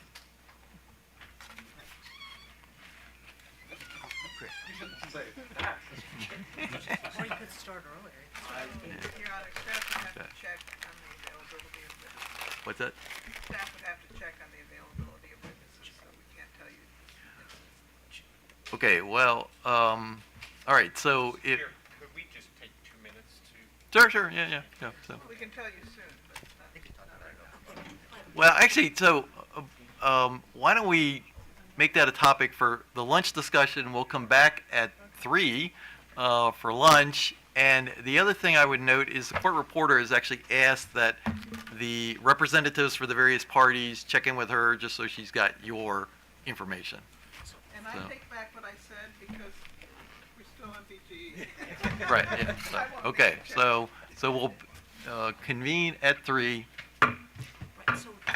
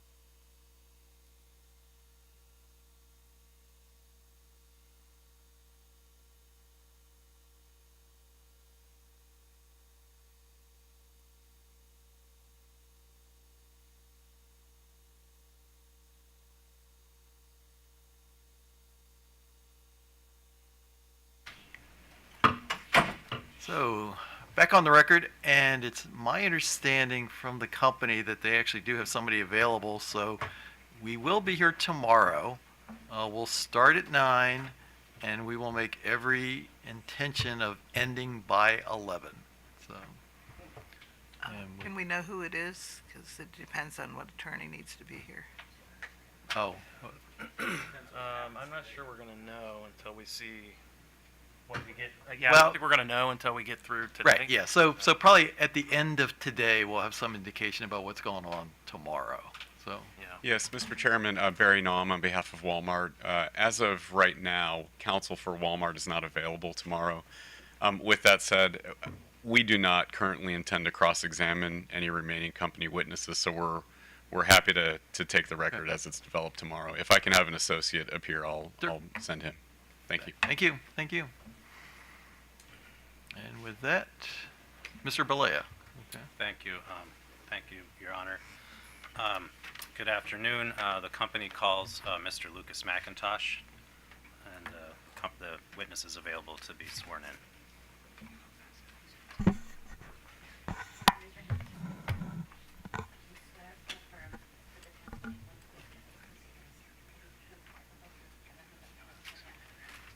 I do. Good afternoon, Mr. McIntosh. Can you please state your full name for the record? Lucas Austin McIntosh, And who is your employer? 1898 & Co., And what is your job title? Managing Director. Thank you. Do you have with you today a document titled The Rebuttal Testimony of Lucas McIntosh, dated July 31st, 2023? Yes, I do. And does that document contain 8 pages and 1 exhibit? Yes, it does. Your Honor, I'd like to mark Mr. McIntosh's rebuttal testimony and its exhibit as BGE Exhibit Number 19. So marked. Thank you. Mr. McIntosh, was your rebuttal testimony and the exhibit attached to it prepared by you or under your direct supervision? Yes, it was. Do you have any corrections or any other revisions to make to your testimony today? No, I do not. If I asked you the same questions that were asked of you in your pre-filed rebuttal testimony, would your answers be the same? Yes. Your Honor, I'd ask that BG Exhibit 19 be moved into evidence. Seeing no objection, so admitted. And with that, Your Honor, the witness is available for cross. And Walmart, although I think I know the answer. Sierra Club. Which one? Amtrak. No questions. Not the FERC order. Montgomery County. Don't see. Supplier Coalition. Don't see. Prince George's County. IBEW. Good afternoon, Mr. McIntosh. Good afternoon. My name is Nicholas Enoch. I'm the attorney for Local 410 of the International Brotherhood of Electrical Workers. I just have one question. Can you take a look at the exhibit attached to your testimony? And in particular, turn to page 36.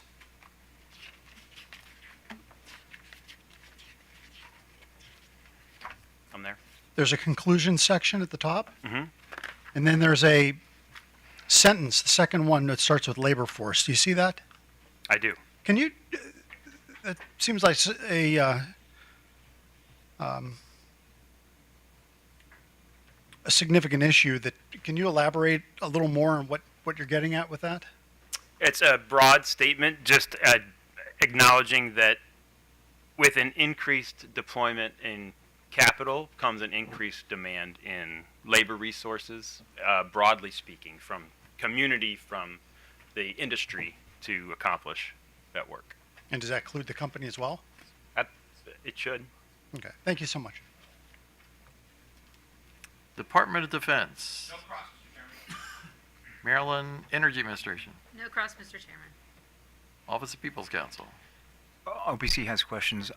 Your Honor, before I move to my questions, there's one holdover matter from the last witness, which is that I would move to for admission into evidence of OPC Exhibit 5.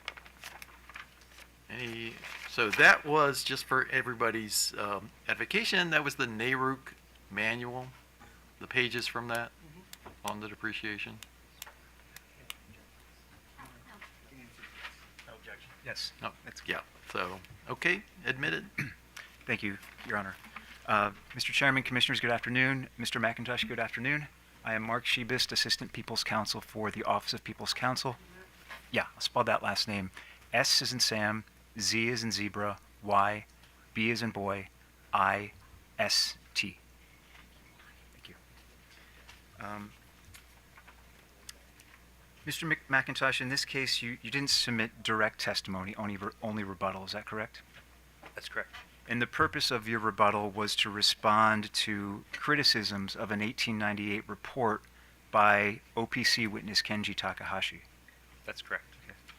And that's the study that's attached to your testimony titled Impact of Electrification of Residential Customers.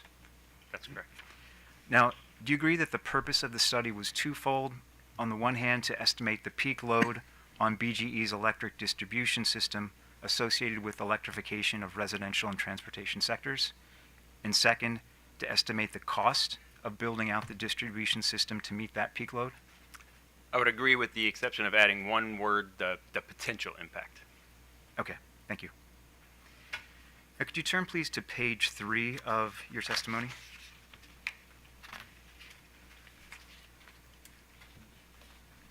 I'm going to hand an exhibit at this point. I'd like to mark this OPC 7, please.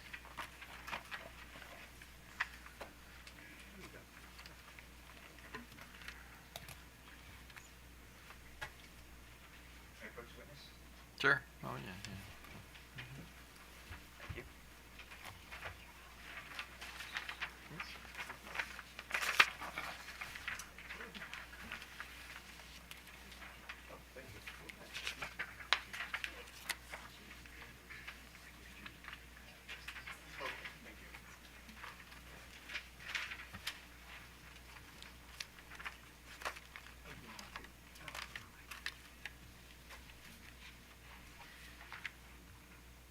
And Mr. McIntosh, on page 3 of your testimony, you refer to a statement of BGE witness Mark Case from his direct testimony. Is that correct? What line are you referring to? Just to I'm make sure that referring to the very beginning of the testimony. This is lines 3 and 4 on page 3. Yes, it is important to recognize that, as stated in company witness Case's direct testimony, 1898 ENCO's analysis is a preliminary analysis. And is the document that I handed to you that I've marked as OPC Exhibit 7, is that the page of Mr. Case's testimony that you're referring to?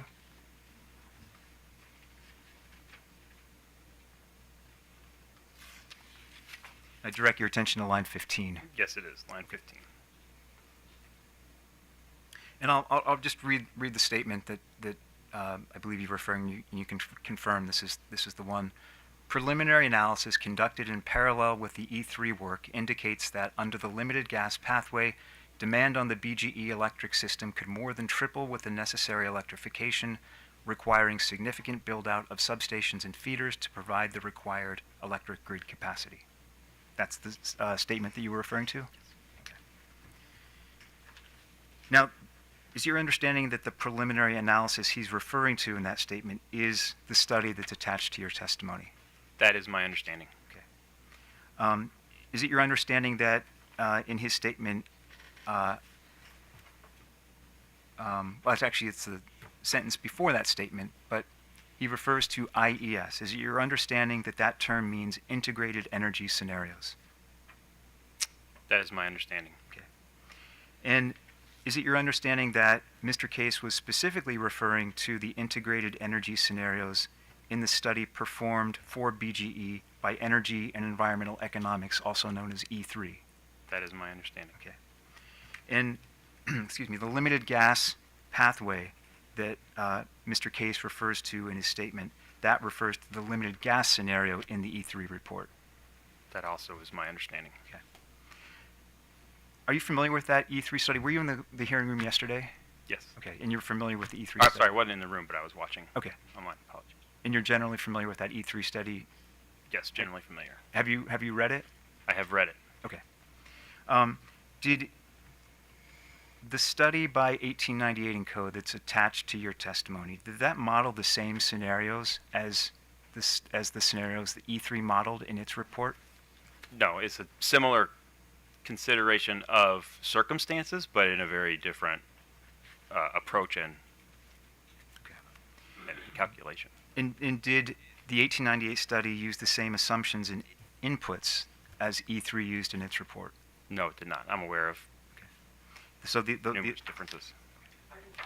I'm aware of differences. Okay. And the assumptions and scenarios in the 1898 report were developed separately from those in the E3 study. That's correct. Okay. So, Mr. McIntosh, do you agree? I want you to look again at Mr. Case's statement that refers to the 1898 study in connection with the E3 study. Do you agree with his characterization of the 1898 report in that statement? Objection. Can you be more specific about what you're asking him to agree with? Sure. Well, I mean, I'll read the statement again. Preliminary analysis conducted in parallel with the E3 work indicates that under the limited gas pathway, and Mr. McIntosh, I believe, has just testified that he understands that to refer to the limited gas pathway in the E3 report. Under that pathway, demand on the BGE electric system could more than triple, etc. I take that, just to clarify, I take that statement and his reference to the limited gas pathway as a generally referring to a high electrification scenario, not to the specific scenario modeled by E3, but I could be mistaken. Okay. So your understanding is that by limited gas, he's not referring to, or may not be, you just don't know? No, I don't know exactly what the statement with regards to our work in relation to the limited gas pathway, other than that they are both considering high electrification scenarios. Okay. But you did not use in your report the assumptions and scenarios in the E3 report. They were done independently. Okay, thank you. Did 1898 and Co. work with BGE to design the scenarios, inputs, and assumptions in the 1898 study? Yes, it was definitely, assumptions were discussed and worked with BGE. Okay. And I assume you personally were part of those discussions? Not all of them. Okay. My team. Okay. And who else from your team, if you could identify the people? Doug Hausman was a principal contributor. Okay. And who from BGE were part of those discussions? I'm aware of a few in the distribution planning department. Luke Hassemeyer, okay, to name one. Okay. Any others that you can name? There are others, but I not off the top of my head. Okay, thank you. Now, could I direct you again to page 3 of your rebuttal testimony? Mm-hmm. Just find the specific. If you look, please, at line 4, you note that the study was performed under tight time constraints in order to provide BGE with a quick but reasonable and useful way of understanding the main implications to BGE's distribution system under high electrification scenarios that the state of Maryland was considering at the time. Can you explain what were the time constraints that you were working under? Yes, it was intended to be an initial assessment, a first step in trying to characterize and quantify potential impacts from adoption of electrification by BG&E's customers on the distribution feeders and substations specifically. I think the implication that I'm gathering from your statement is that the study was prepared in a rushed way. Is that correct? Not in a rushed way, just it was prepared in a short time frame and done under a short level of effort. A low or a relatively low level of effort. Was there a deadline for the report? I don't recall there being a specific milestone or deadline. It was more about getting a cursory understanding to determine the next steps. Okay. But I'm trying to understand why the time was constrained. It was more time and money, availability of resources. Okay. Is it correct that 1898 is currently working on a phase 2 study subsequent on this initial phase? That is correct. Okay. And is it correct that that phase started in the fourth quarter of 2022? I can't recall exactly when it started, but that sounds about right. Okay.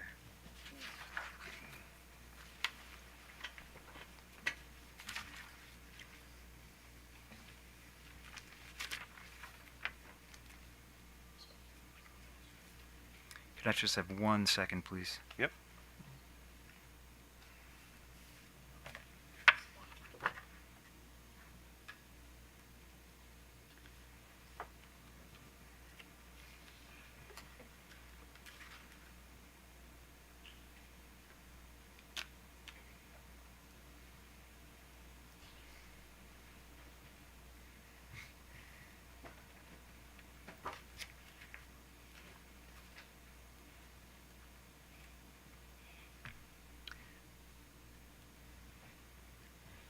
Do you know when phase 2 of the project is to be completed?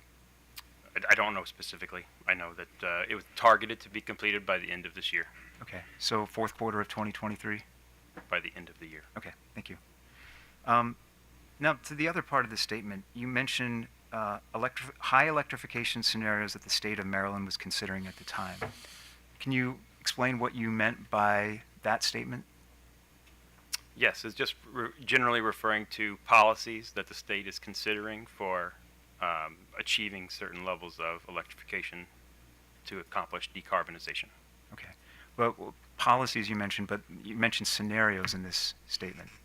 If that may be a misstatement, I don't think scenarios was generally referring to the targets for Okay. electrification. Okay.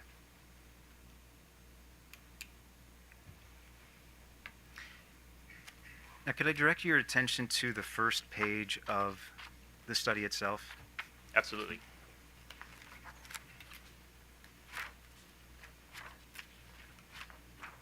And I'll note that there's a notation here, revision 1, March 13th, 2023. Is that correct?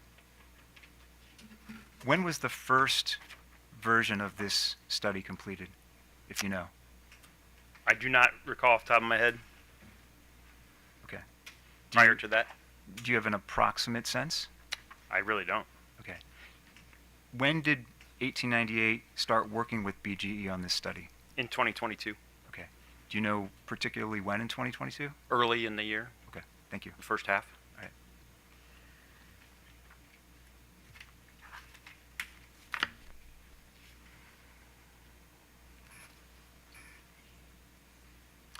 We'll just, again, back to page 3 of your testimony, just one final follow-up on this statement.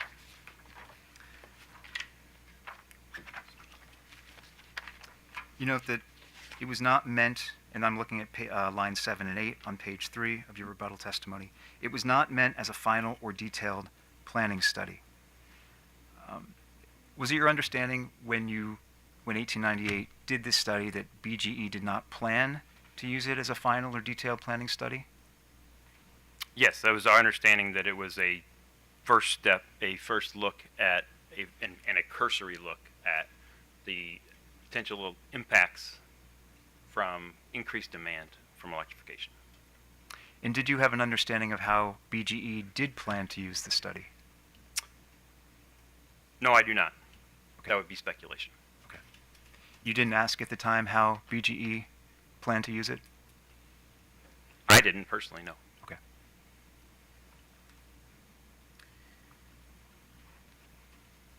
Could I ask you to turn, please, to page 10 of the study?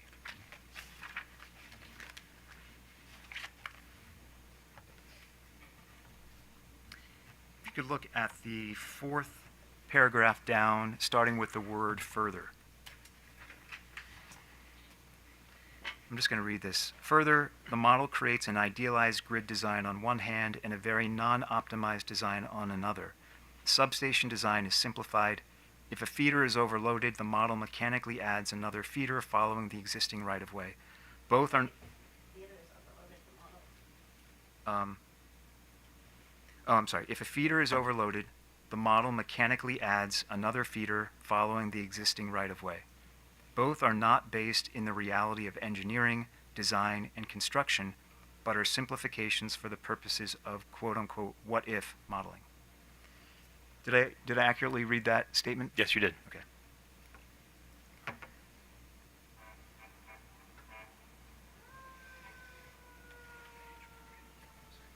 Now, Mr. McIntosh, in the reality of engineering, is it correct that in a situation where one feeder on a substation is overloaded, but other feeders on that substation have excess capacity, the other feeders may be able to carry some of the load of the overloaded feeder? Under certain circumstances, it's possible, but the loads would have to be geographically adjacent. Okay. In many cases, feeders are serving loads across pretty diverse geographies. But where from one feeders... substation. I'm sorry. From one substation, which is the context. Okay. But where feeders are geographically proximate, that is possible. It is possible to move a customer from one feeder to another? Is that what you're asking? No, I'm asking where one feeder on a substation is overloaded, but there's another feeder that is geographically proximate, whether that other feeder could absorb some of the load. If load could physically be connected to another feeder, yes. But load must be moved from one feeder to another. And is that possible in some cases? By building extensions or additional infrastructure, usually. Are there real world situations you're aware of where that situation exists? Not very many. There would have to be a customer that would on a double circuit, essentially, where there are two options to connect that customer, which is not frequent. Okay. Can you say for sure that those situations don't exist anywhere? Well, no. Okay. Okay.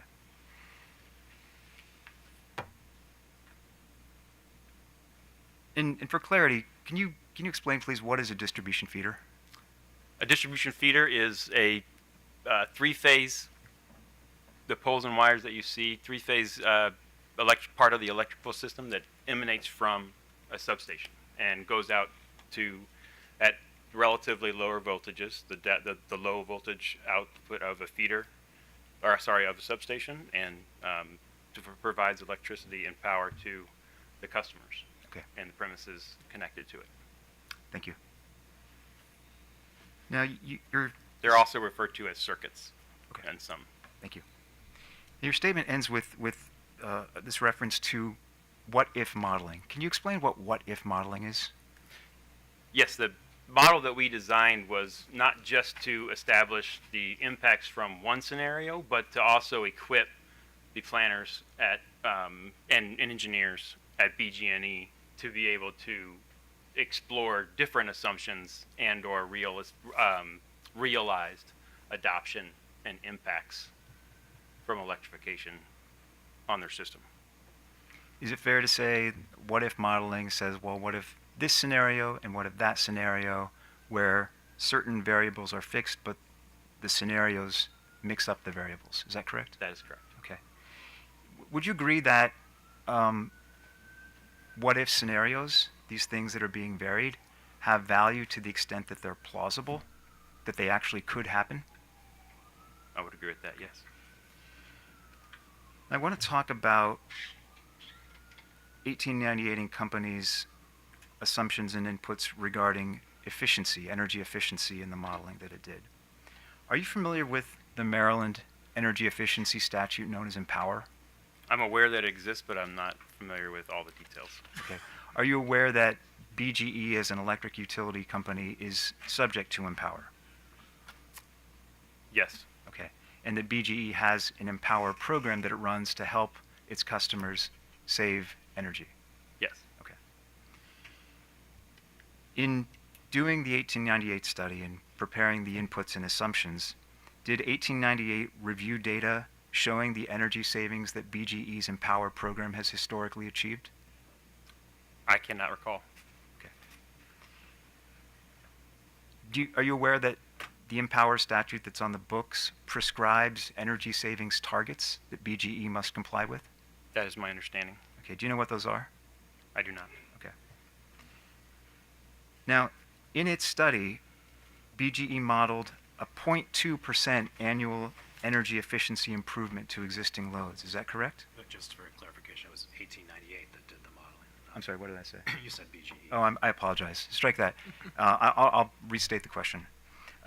Is it correct that in 1898 study for BGE, 1898 modeled a 0.2% annual energy efficiency improvement to existing loads? That is correct. Can you explain how you decided to choose that number? That number was in our experience, a reasonable assumption for a long period of time forecast, which this represents over 20 years, that is a achievable kind of one number annual recurring accomplishment.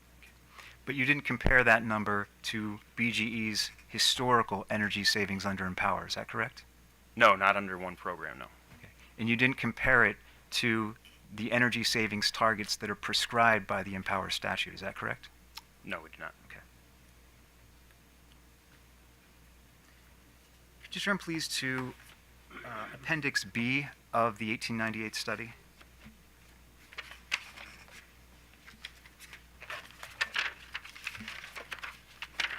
And this is page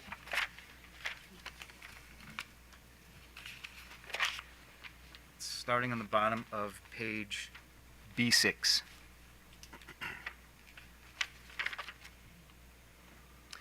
Actually, could I direct your attention to page B8, the second row?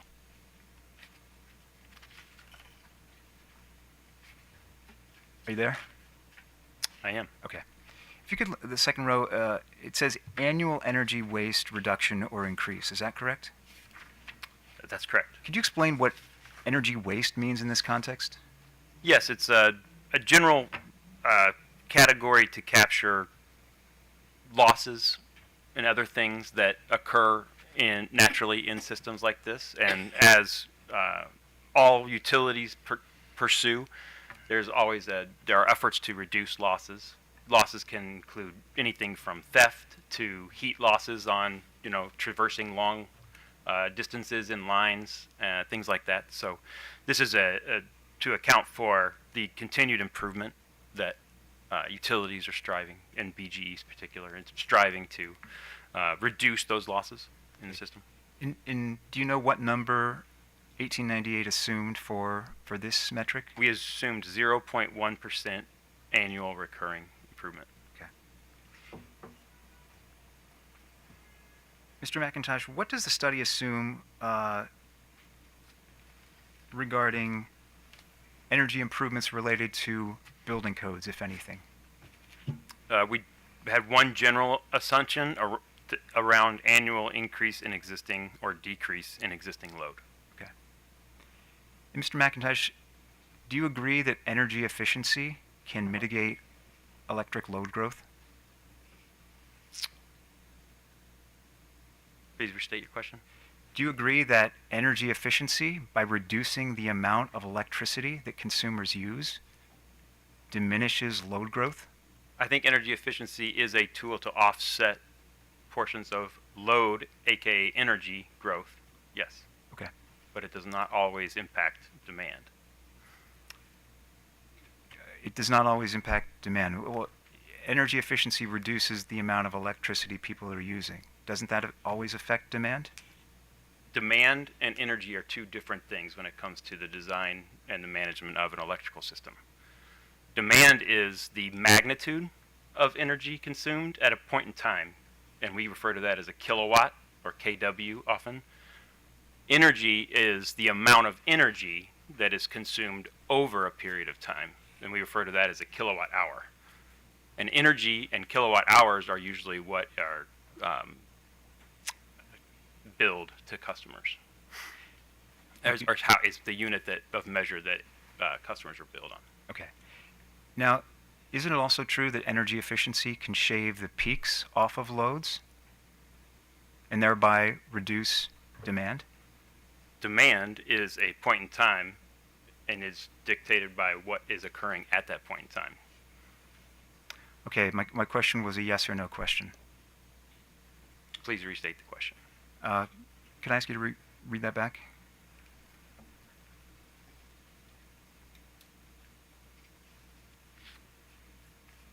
Question. Now, isn't it also true that energy efficiencies can shave the peaks off of loads and thereby reduce demand?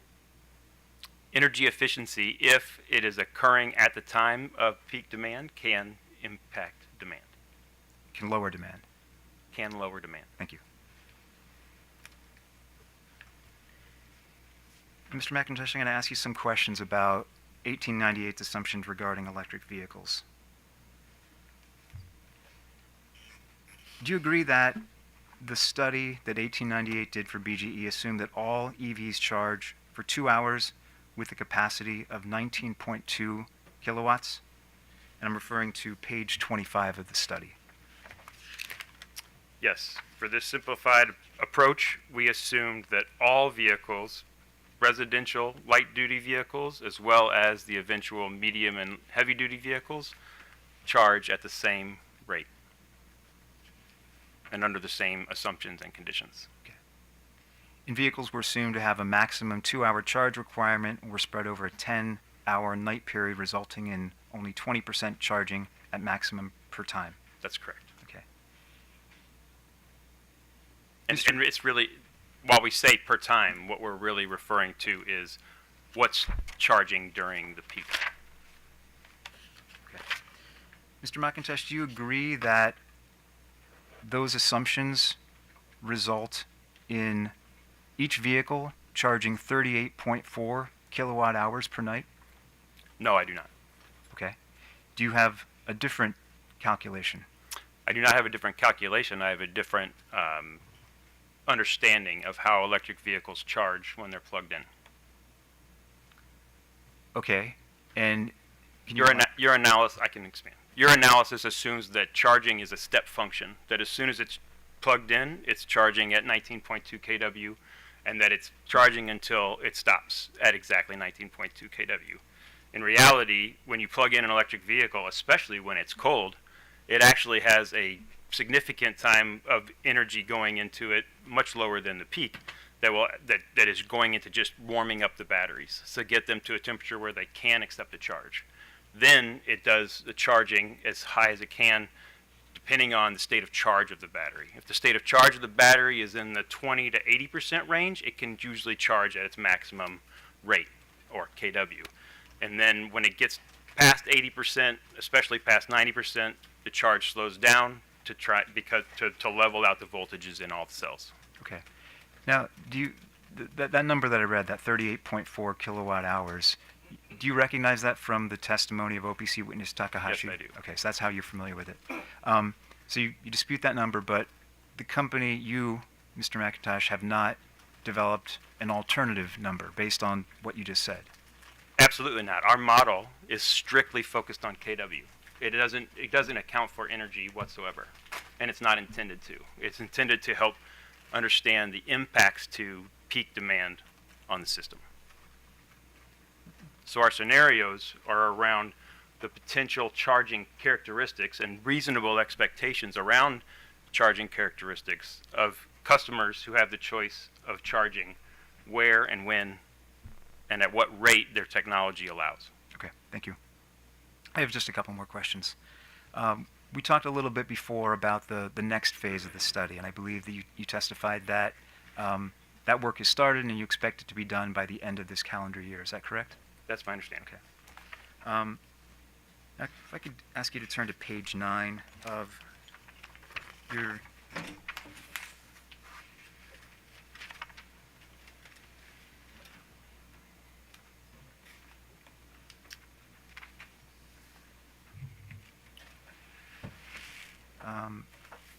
One second, please.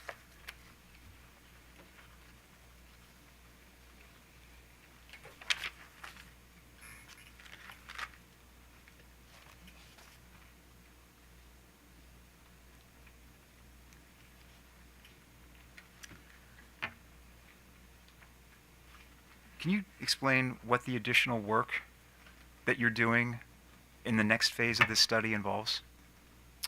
Generally, yes, I can state a few things. I know that it will aim to refine what will result in a mixed and complicated adoption scenario of active and operating equipment on the system in 2045 and progressed up throughout that time period.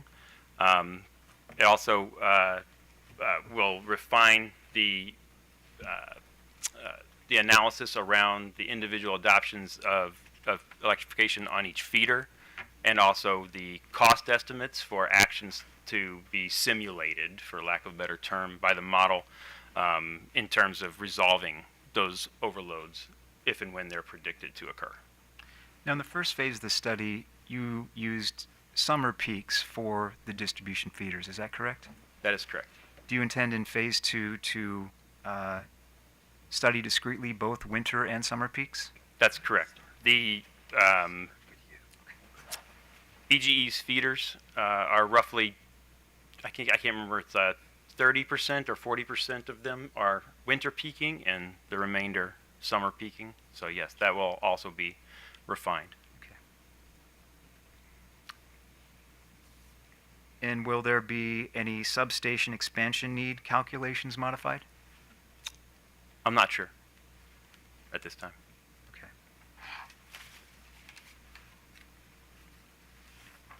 Just want to present one more exhibit. And I'm going to mark this OPC 8.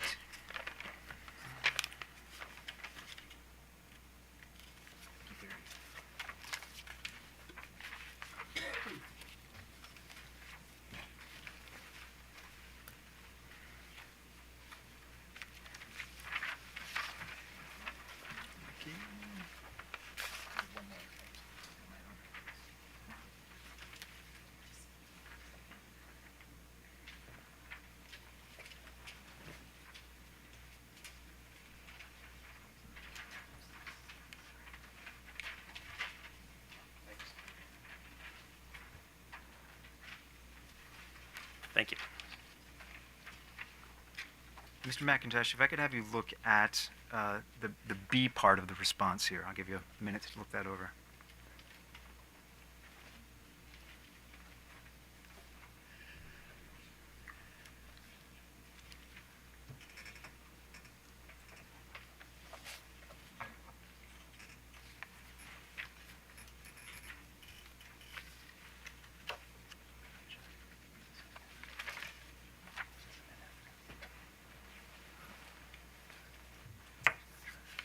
Now, the way you phrased that, go ahead. Yeah, I didn't phrase it exactly as No, here, you did but not.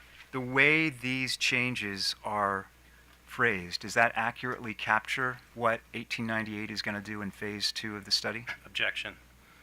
Your Honor, this document is not entered into evidence as far as I know yet. So he's asking questions about something that's been marked for identification and asking the witness to testify about something that's been marked for identification, but it's not in evidence.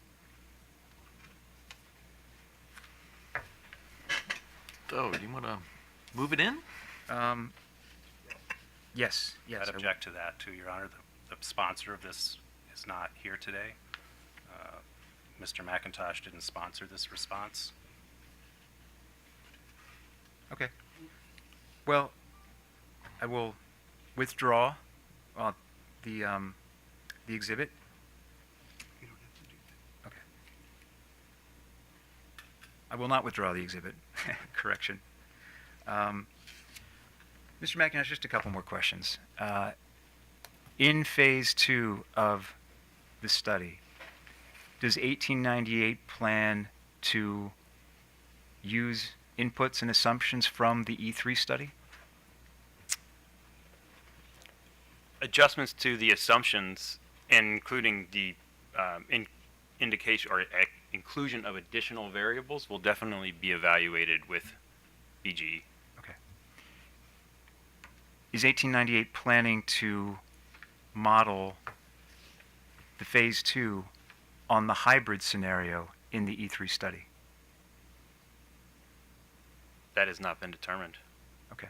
Again, I want to reiterate that this study is not about modeling the decarbonization results. It's about modeling the impact to demand on distribution feeders resulting from various customer electrification adoption. But like the first phase, the second phase will model scenarios. Is that correct? It will allow for the adjustment of variables to develop scenarios. Yes. Okay. And it will it be what if modeling like phase 1? The model will be capable of analyzing multiple scenarios. Okay. Yes. And you haven't yet decided what those scenarios are. Is that what you're saying? That's correct. Okay.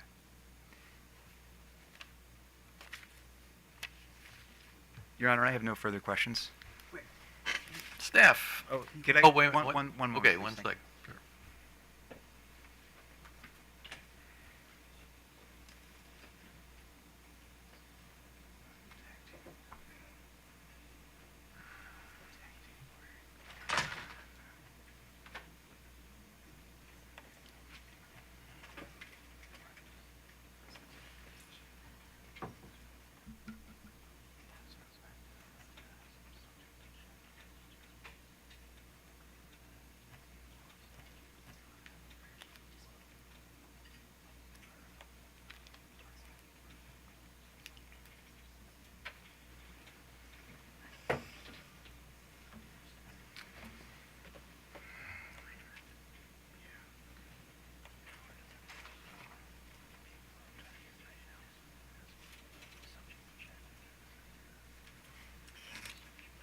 Thank you for your patience. I have no further questions and would move to admit into evidence OPC 7. Any objection? No objection. Without objection, so admitted. Staff. Good morning, Mr. McIntosh. I have no questions for you. Okay, questions from the commissioners. Commissioner Slushman. Oh, actually, I forgot. Yeah. I keep skipping that. So, Mr. Balea, redirect. Yes, thank you, Your Honor. Mr. McIntosh, do you recall a conversation that you had with OPC's counsel about energy efficiency and demand on the system and the Empower Maryland Act? Yes.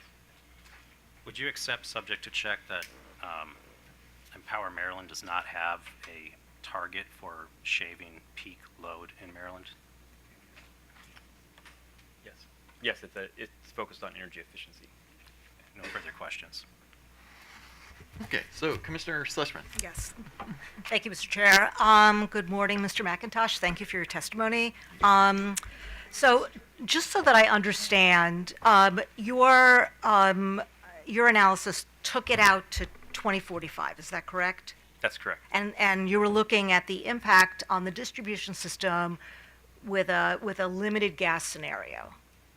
Was it just limited gas scenario? We or refer to it as a high electrification scenario. okay. The limited gas scenario is a phrase or a term or a label, if you will, from the E3 study. Okay. And yesterday, and you said you were watching testimony yesterday, and I asked Mr. Dickens about programs that the utility had in place, and I had a kind of a list of programs, and this was focused on PIM, but in terms of relevance to your testimony, he told me that there are in place demand response, peak demand reduction, energy storage, encouraging on-site generation. So a variety of different programs that would impact demand and peak demand. Because if you're not impacting peak demand, you don't have to build out the system, correct? Or the requirements are less if increases in demand don't match the peak. Am I correct in that? But it sounds like I should clarify the approach of our study, which was to use, and you may have read that, the term non-coincident peak. So we think in the terms of a system of the aggregate system peak, and that we think that is the maximum amount of infrastructure we need, but that is actually the system peak And a feeder might peak at a different point in time. Okay. We already talked about No, some are peaking, some are winter Right, peaking. no, I understand, and depending on a particular area, you might have greater impact and the need to sort of replace the feeder, upgrade. I guess my question is, how much did you input into your study programs that BGE is doing now, and programs that they might do in the future in your what-if scenarios? So the now piece is not the focus of the study. The study was looking at the delta, the increased demand, and the probability of it being at the peak. So Right, okay, so now you have to slow down a little. Okay, so the delta, I guess, are you saying that you kept the electric side static, and you only looked at people leaving the gas system and going on to the electric system? we looked at the baseline as static and additional, and we quantified additional or new loads, and then estimated if and how much those new loads would contribute to increases in peak Okay, but you didn't look to. from a feeder by feeder basis. No, I understand, but you didn't look to reductions in load on the electric system as a result of programs in place now and in the future. In the future, they are inherently considered in our assumptions, but our assumptions are primarily driven on observed behavior, expected. Okay, so what would those assumptions be? Well, there's a plethora of them. Would you like to go over all of them? Please. Well, mostly because I'm trying to get a sense. I understand, you take people off the gas system, they need to have energy, so they're going to go on the electric system. Are you referring to space heating, water No. heating? I'm or- actually referring to if you're going to be doing a forward-looking analysis, and we're considering what the impact of taking people off the gas system is going to be on the electric system, then we also have to think about what the electric system itself is going to look like, because otherwise you end up with an analysis that's not all that useful, because all it says is, I'm going to assume all these people are going to be coming on the electric system, but I'm also not going to feed into that analysis demand response, peak shaving, bringing online generation so that you don't have to, so the non-wires fixes. So otherwise, I don't know how useful your analysis would be if it's a forward-looking analysis. So maybe you can help me with that. Yeah, I respectfully disagree in that the purpose of the study was to inform the distribution engineers and planners of what the potential impacts would be, so that we could then collectively decide how important and how valuable and which types of demand response programs we should be pursuing in order to avoid these impacts. So you're assuming that the response will be when you have no programs in place. I guess, as you're moving people off of gas, you're going to have these programs ongoing because the programs are ongoing now. So nothing is static. Things are moving, and I'm just trying to and I understand a study is important. I mean, we need to know what's going to happen to the system. I'm mostly thinking about the kinds of studies that could be done that would actually be useful to us in trying to figure out what the impacts are going to be and how to respond to those impacts. And it just seems to me that one side of your analysis is a little too static.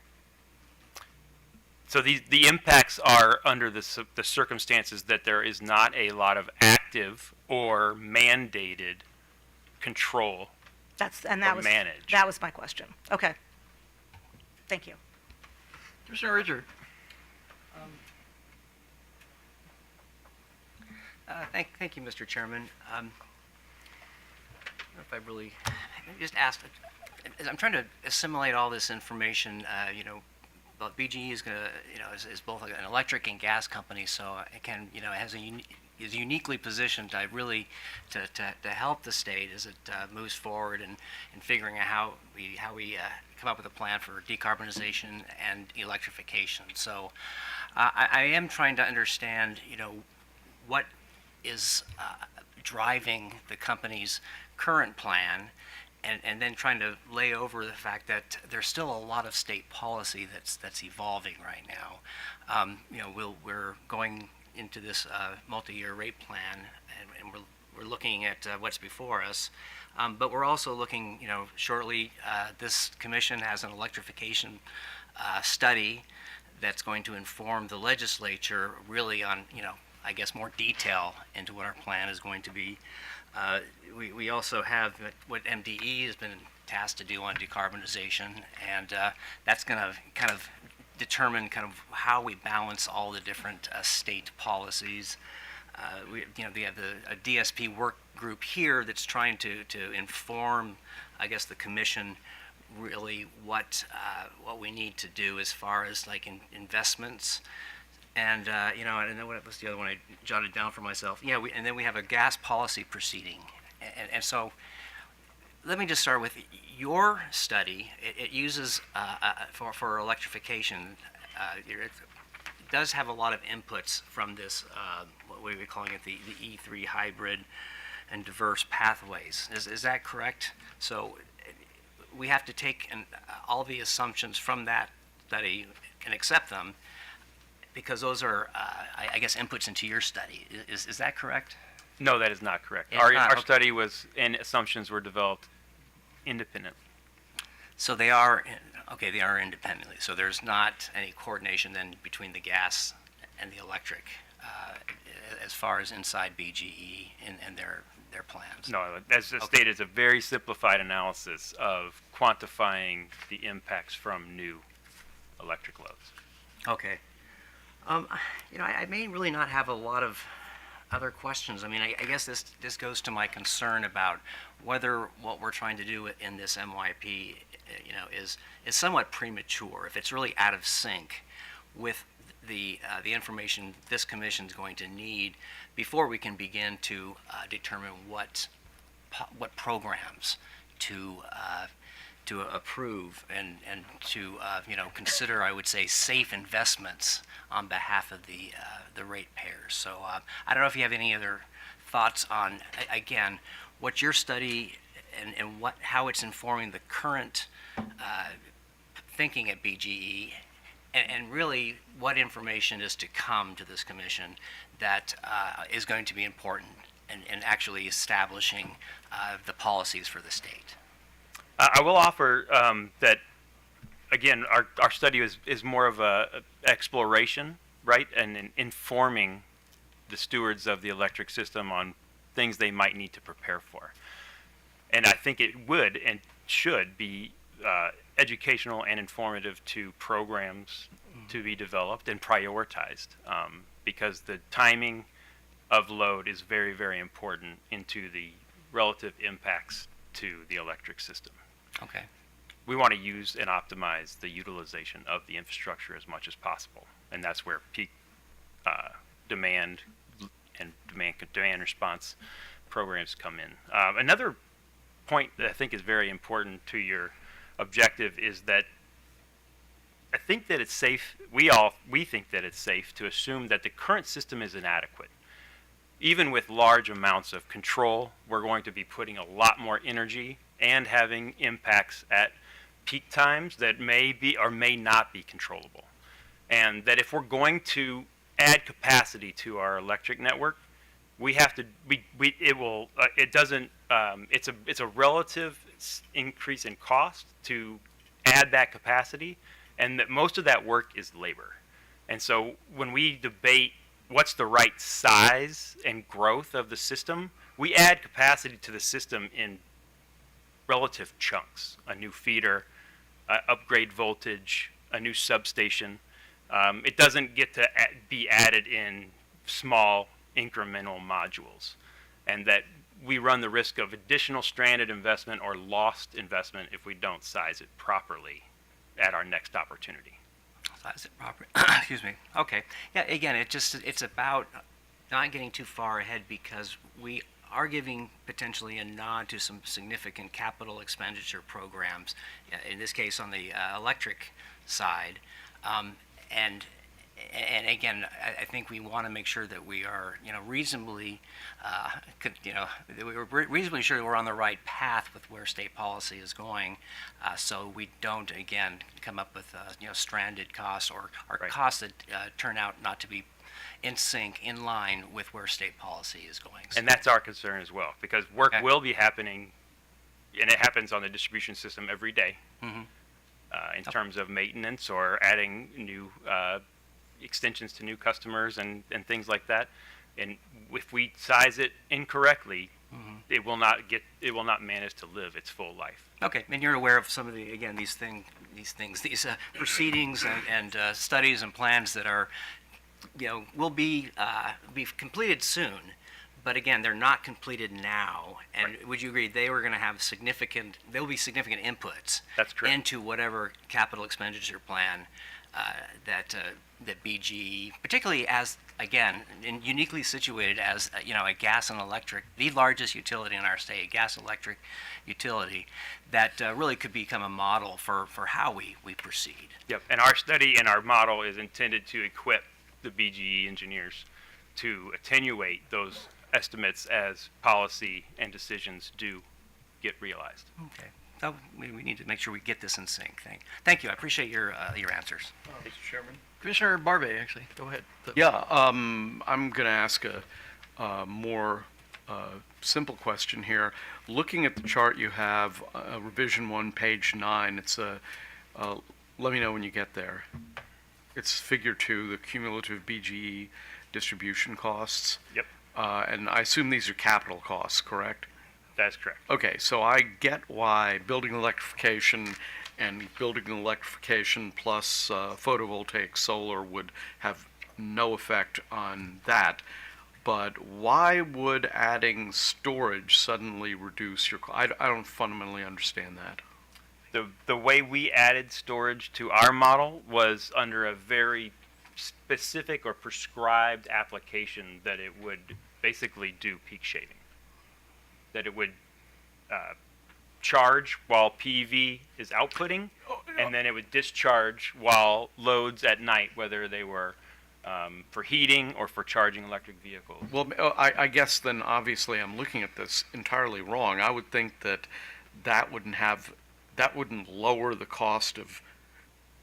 It lowers the cost to the utility, assuming that the customer, and if you look at figure 1. But if the capital's already been spent, then putting in storage shouldn't reduce the amount of money spent on the capital, should it? Or what am I misunderstanding? So the models of the assumptions around building electrification, PV, and storage, and we might as well go to the last one with electric vehicles as well. Yes,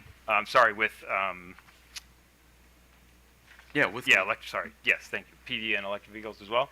Then that is essentially saying that the customers are also adopting storage, and they're using storage behind the meter to mitigate their impacts on peak demand. Okay, then I'm clearly misunderstanding what this cost purports to be. I thought that this chart simply told us what the distribution costs would be for the infrastructure. And if that's the case, then I would think that adding storage shouldn't decrease the unless are you saying that if the state makes a decision to move in the direction of storage rather than building distribution, that the one could offset the other? Is that the argument you're making? In our scenario that this report describes, the storage is assumed to be a cost borne by the customer, and that it's behind the meter, and that it is operated under these conditions to mitigate peak. Okay, so it was intended to demonstrate the value and the potential value of storage in mitigating these impacts on the electric system. Okay, I understand then. One last thing. I mean, I think I observed the back and forth between you and the People's Council about energy savings. I believe the People's Council tried to make the argument that energy efficient peak shaved peak demand, and you objected to the use of the word demand, but, I mean, can't we just assume that if my house is 20% more efficient, it reduces my demand throughout the day, including at peak times? It often does impact your demand during peak, but Okay. it depends on what's contributing to demand during your peak. Right, but it would never increase my demand, energy No. efficiency. And not unless it's shifting load. Okay, all right. Thank you, Mr. Chairman. Commissioner O'Donnell. No questions, Mr. Chairman. Thank you. Okay. So, if you could turn to your study and page 12, where you're talking about the model and the assumptions that are in the model. Mhm. So there's a paragraph there where you talk about the experience of Sacramento Municipal Utility District SMUD, and particularly related to electric vehicles. Did that impact the development of the assumptions that are listed below? Yes, it did. And what was the time frame for this SMUD experience? SMUD actually reports every year on their continued observations because they have the highest percentage of electric vehicles operating on their system or charging on their system. So Adopted by customers. So what you're referencing here is Sorry. information they provided in 2021, 2022? Yeah, and every year they repeat and refresh the analysis Okay. to the SAE. Okay, all right, good enough. Thanks a lot. So, given the fact it's 4:05, do we have a witness that we can finish up by 5 o'clock? Well, Chair Hoover, our intention was to call our customer officer, Denise Galambos. I think it's going to depend on, what sort of cross the parties have. But she's here and ready to go if the commission's ready. So, any, I have a question, Mr. Chairman. Mr. Hurston, wasn't April O'Neill scheduled next? Well, they're flex witnesses, counsel, so they're available to plug in as needed, depending on if we had a short period of time or a gap, something like that. And I so- I think they're here too. When I sent the email last night, I said we were gonna have these. Okay, so I guess council has been informed that our intention was to put Ms. Galambos on. Let's see. Okay. so, Guess I have That- a is that a- couple questions for Ms. Galambos. But maybe if we could take a 5-minute recess. I don't know if other parties have questions for her. My cross will be very short. okay, so essentially it's basically whatever you have for her, right? Yeah, we don't have any questions Oh, for Ms. and I see IBAW's got, yeah, okay. So, so I mean, well, here's that. I mean, the idea is I'd like to finish by 5 or earlier. So if we can do this witness by then, let's go with her. If not, maybe we go to somebody else. I'll go as quick as I can. It's No, I really up understand to that you. part, yeah. And so I guess I'm looking to OPC, and I don't want to put you under the gun about, what you got to do, so, I'll make do given the circumstances. okay, all right. Okay, so why don't we, Your Honor, may I just ask one housekeeping matter real quick Sure. before I just want to I think I got BG Exhibit 19 admitted into evidence, but could you just confirm that for me? yes, you did. Thank you. Okay, Chair Hoover, the company calls Denise Galambos to the stand.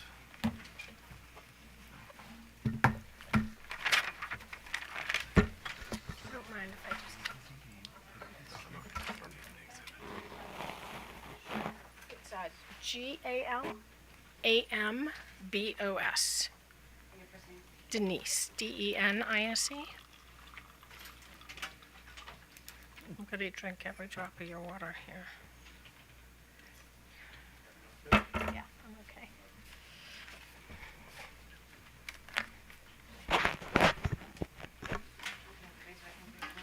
Yes.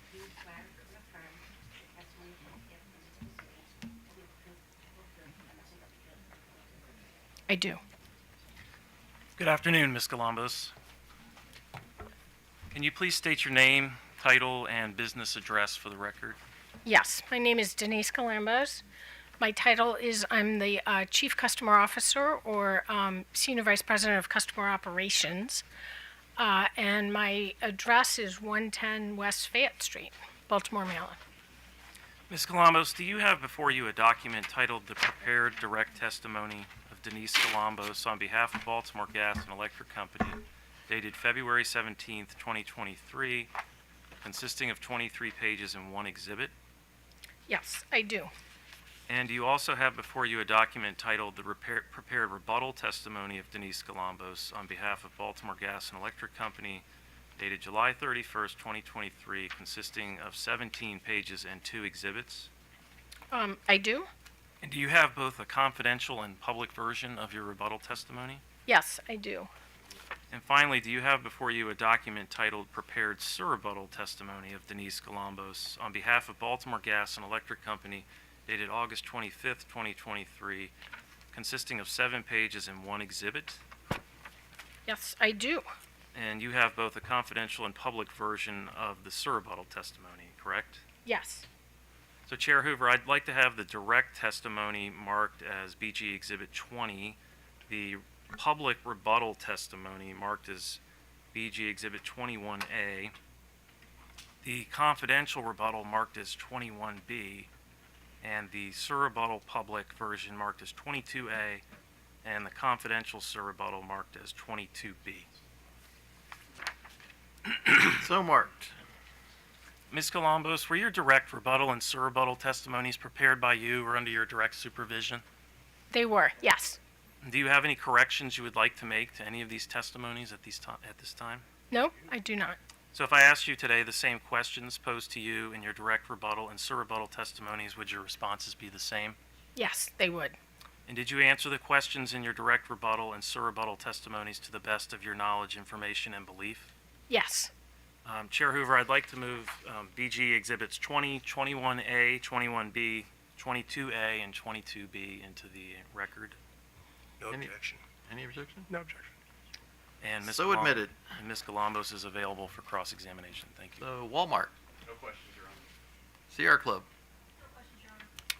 Amtrak, No questions, Your Honor. Montgomery County Supplier Coalition, and Prince George's County not here. IBEW.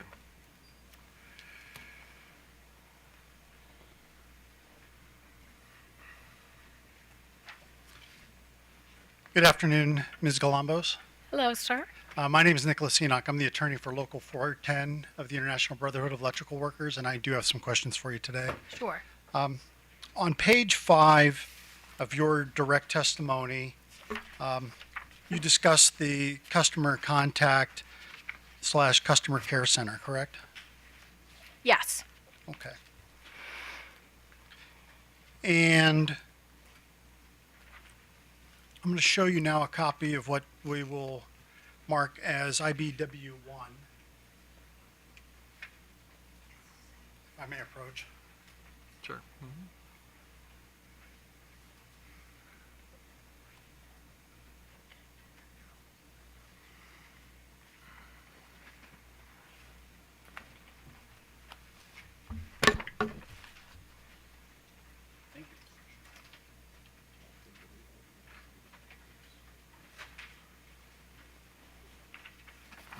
Actually, so.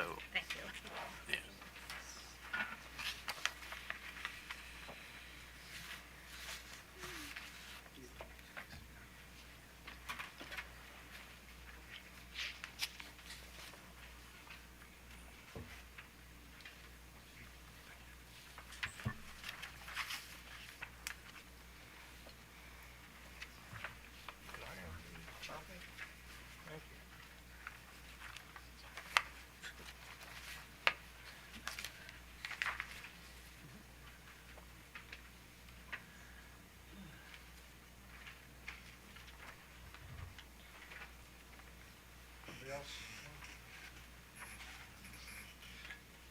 Ms. Galambos, the document that I've been provided to you, which we'll mark as IBW1, is a data response that you sponsored. Is that correct?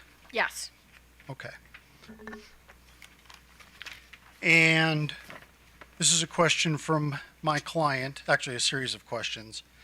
And I'm not going to go walk through the whole thing, but the answer to is addressed in Part C. Would I be correct? There's basically three types of call center workers at BGE. You have full-time BGE workers, correct? Correct. And you responded there in response A that averaged between 150 full-time BGE employees in 2022 and 160 in 2023, correct? Correct. And in B, you talk about where they work. And then in C, we talk about two more categories of care center workers. One is labeled staff augmentation. Do you see that? Yes. Yep. Can you explain to the commission what staff augmentation means? Sure. Sure. Staff aug employees are employees that we hire locally, and they, answer calls just like our employees do. And it used to be that we would hire you as a staff aug employee, and then if the job was working, if you enjoyed it, if it was a good fit, we would hire you as a full-time employee. But these are staff aug employees in Maryland that work in Maryland and they augment our staff. Are they BGE employees? No, they're not. And who They're do they- hired through a contractor. We use Pontoon is the agency we use. Okay. Is that a local company? It is, yeah. Okay. And so then the number went down by 20 between 22 and 23. Yep. But then there's another category, which is third-party vendor. Yes. And what is that? So those are an outside vendor that is not located in Maryland. It is located in the United States. I know there was some questions about that, and I just wanted to be able to clear that up. But those are also employees. They're managed, and all of their work is directed by a third party, Okay. And who is that third party? Convergent. And where do these third-party vendor care center workers, where are they at? I believe they're throughout the United States, but primarily in the southeast Alabama area. Okay. And is there a reason why that number of third-party vendor contracted employees more than tripled in one Yeah. year? Yep. Yes. So our staffing model has had to change post-pandemic. We found that the model that we were using, where we would bring you on as a staff aug and then make you a full-time offer, that was no longer working. That the caliber of employee following the pandemic was not what we were looking for. So the ones that are working successfully with us and enjoy the work that they're doing in the call center, we are hiring them and turning them into full-time employees. So the number of staff aug is going down. They're located here in Maryland, and we're actually hiring them on as full-time employees. That's why you also see the number of full-time employees has gone up. In addition, we recognized that we needed a portion of our employees that we could flex as to respond when we had periods of high call volume. When we either had high call volume or, for instance, following PC 53 changes, we knew there'd be a significant high call volume, and we wanted to make sure we could answer our customers' calls quickly. We wanted to provide a really good level of customer service, and so we have begun to use this third-party vendor where we can flex up and down. So I'm sorry. Go ahead. I didn't mean to cut you off. No, that's all right.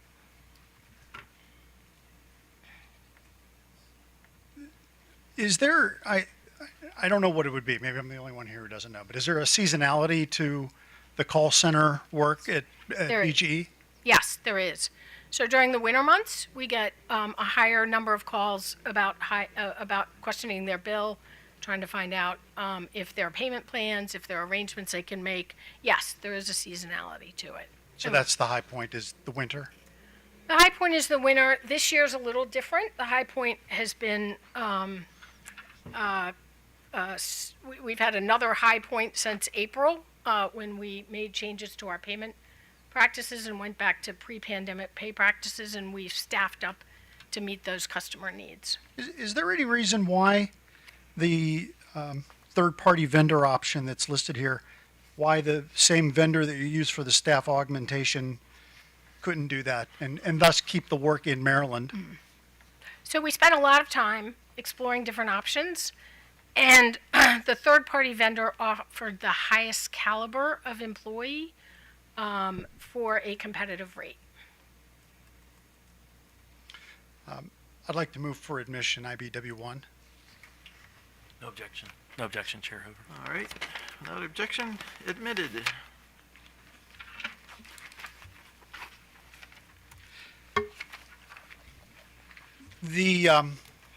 And I've seen this elsewhere in my practice, but call center employees are a bit different than the rest of the workforce at BGE in as much, but you correct me if I'm wrong, but call center employees are in a labor market that is not just utility centric.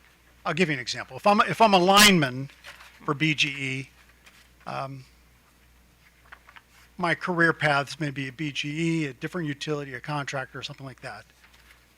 However, if I'm a call center worker, I don't have to be at BGE. I could go to a credit card company, a hotel, anywhere, correct? You could, but I will note that we have a really impressive promotion rate in our call center. The director of my customer care center started out as a call center rep. So we are looking for employees that want to work for us and stay with us. And we are quick to promote, and we promote employees throughout the company from our care center.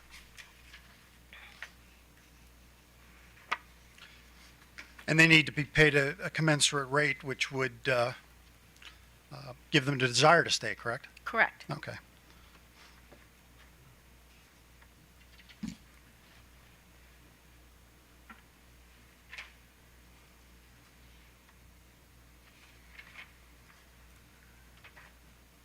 Thank you, Ms. Galambos.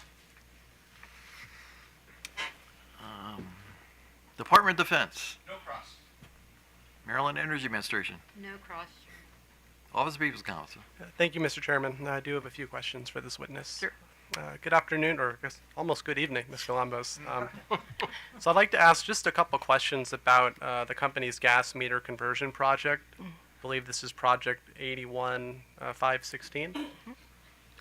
Now, this project is the first phase of a multi-year project that will ultimately replace more than 400,000 gas meters. Is that correct? That's correct. And in this program, BGE is replacing remaining meters that have 200G or 300G modules with Intellis 500G modules, correct? Yes, so I know there's been some confusion about this, so I want to try and clear it up. There are two parts of the project. The first is to replace a module. Okay, a module is about this big. It sits on top of the meter. It's not the actual meter. And it is the device, we call it the smart device, that relays information back to the company about usage. So the first part of our project is to replace the 200 and 300G modules with the 500G module. That's correct. And this is the phase of the project that is part of the company's proposed MYP. Is that correct? Yes. Okay. And let me think here for a sec. So would I be correct in characterizing these replacements as proactive, in that many of the meters that, or I guess these modules that BG may replace are still in working order at the time of replacement? So the modules we're replacing the 200G modules because they're outdated and they no longer talk to our system. The 300G modules we're replacing either as they fail or when they're getting near end of life. Yeah.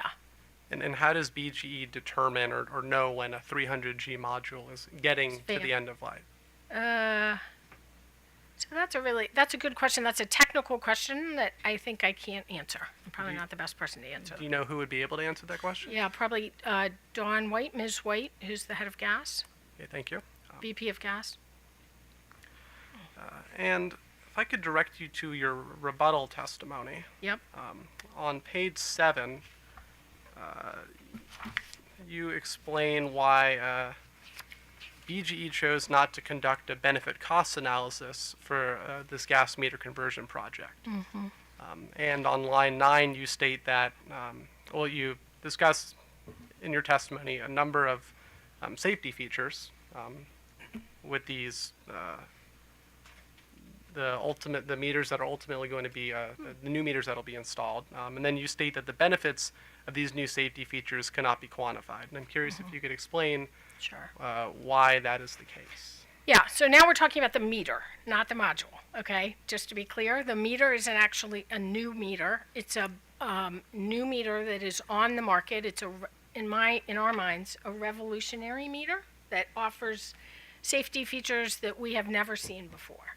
So things like it can detect if there's excess gas in your home. So let me give you an example.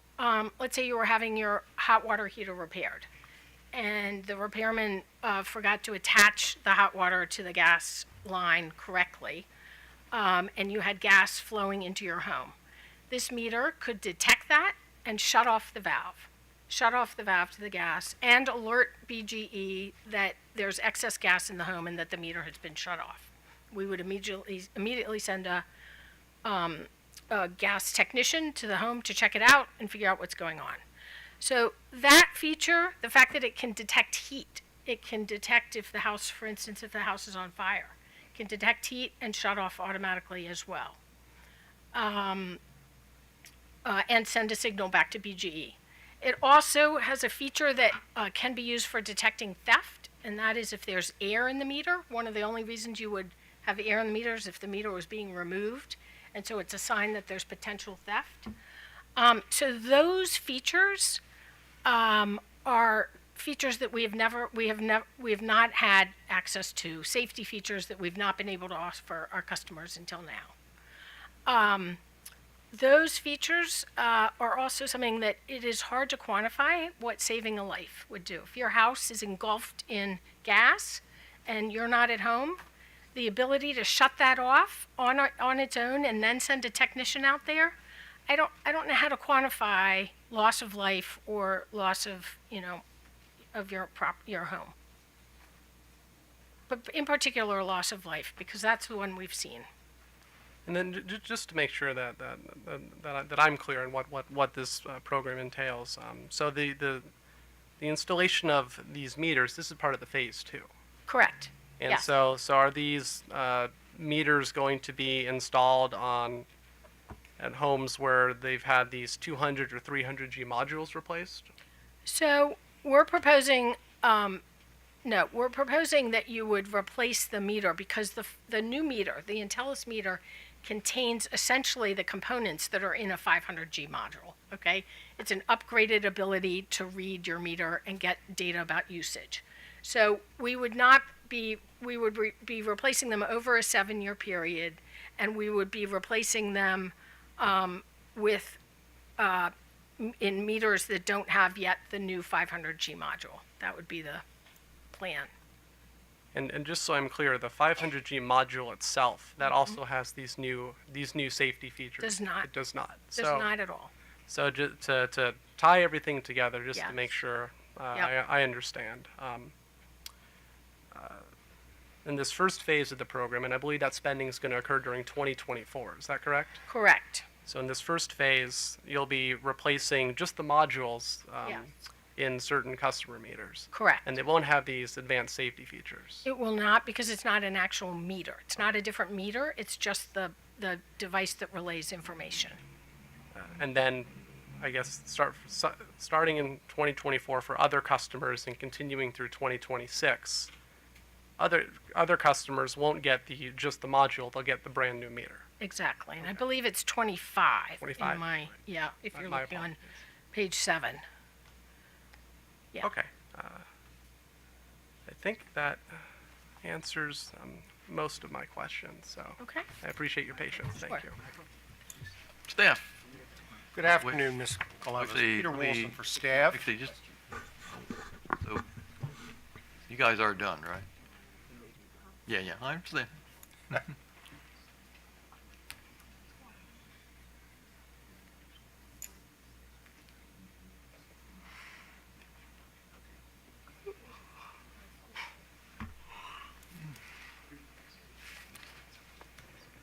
So my counsel we have one more question for you. I swear it's the last question. It's dangerous for a lawyer. Yeah. So with the customers that get these brand new modules, The modules, not the meter. Yeah, as part of Okay. phase one, the Yes. customers that get these brand new modules, are they eventually going to get these brand new meters at some point in the future, or is Yes. it? Yes, that would be the plan. The plan would be to eventually replace every meter in homes that have gas, yes. Cool. Thank you very much. Okay. Okay, all right, staff. Ms. Columbus, I'm still Peter Wilson, still representing staff. And I'll be very quick. My questions concern the Intellis meter upgrades as well. And to be clear, this is a project to replace the current AMI meters with the Intellis meters that have all the wonderful qualities you've told us about from 2025 through 2031, approximately 574,000 gas meters, correct? So now you're talking meters, right? Meters. Yes. Yeah, Yes. we're not going to go into Yes. the modules. Yes, okay, yes. Okay.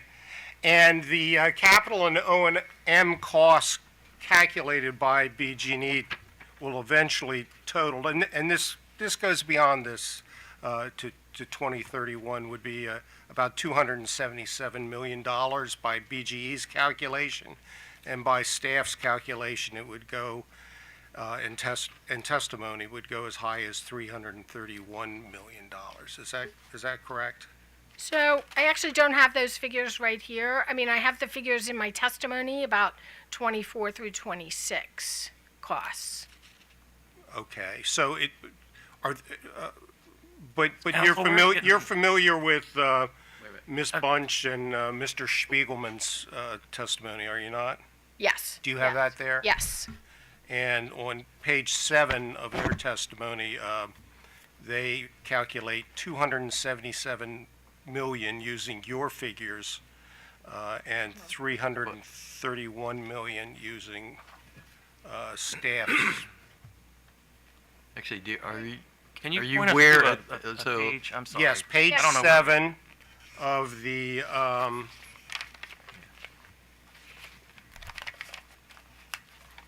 let me see here. I believe it is in the rebuttal, in the sur-rebuttal testimony. No, excuse me, it's in the direct testimony of Bunch and Spiegelman. Okay, Ms. Columbus, do you have that up I there? do. Well, let's see. Let's make sure I'm in the right place. Lines 8 and 9, So, Well, actually- rebuttal. 7 through 11. What page again? Page 7? No, not on sur-rebuttal, joint direct testimony. Oh.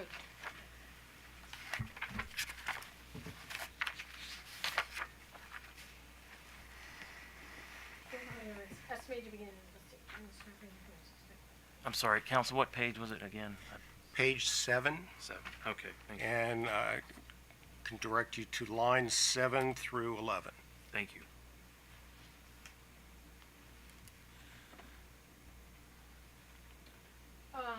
Yes, I do see that. Okay.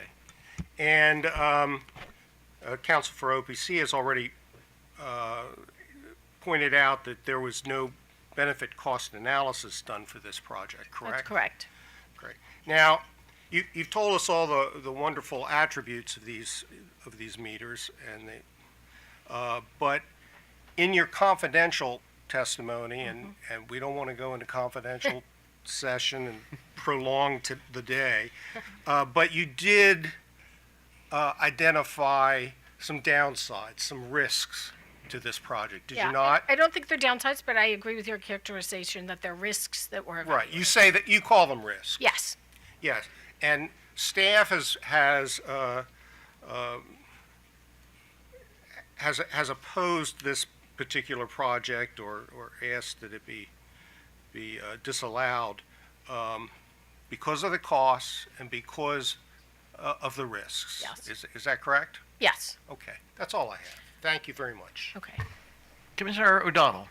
Oh, actually, redirect. Yeah, I keep forgetting. Yeah, this. I don't have any redirect, but I just wanted to point out the correct company witness that can provide the technical information is company witness Wright, not company witness White. Oh, Laura Wright, as opposed to not Dawn White. Okay. Wright, not White. That's it. Okay. So she's still yet to take the stand, so you can Understand. answer this question. Thank you. And no redirect. We don't know. We have no redirect.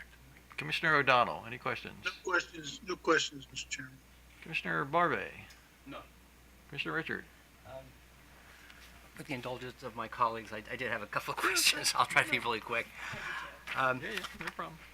Thank you so much for being here and lasting all day.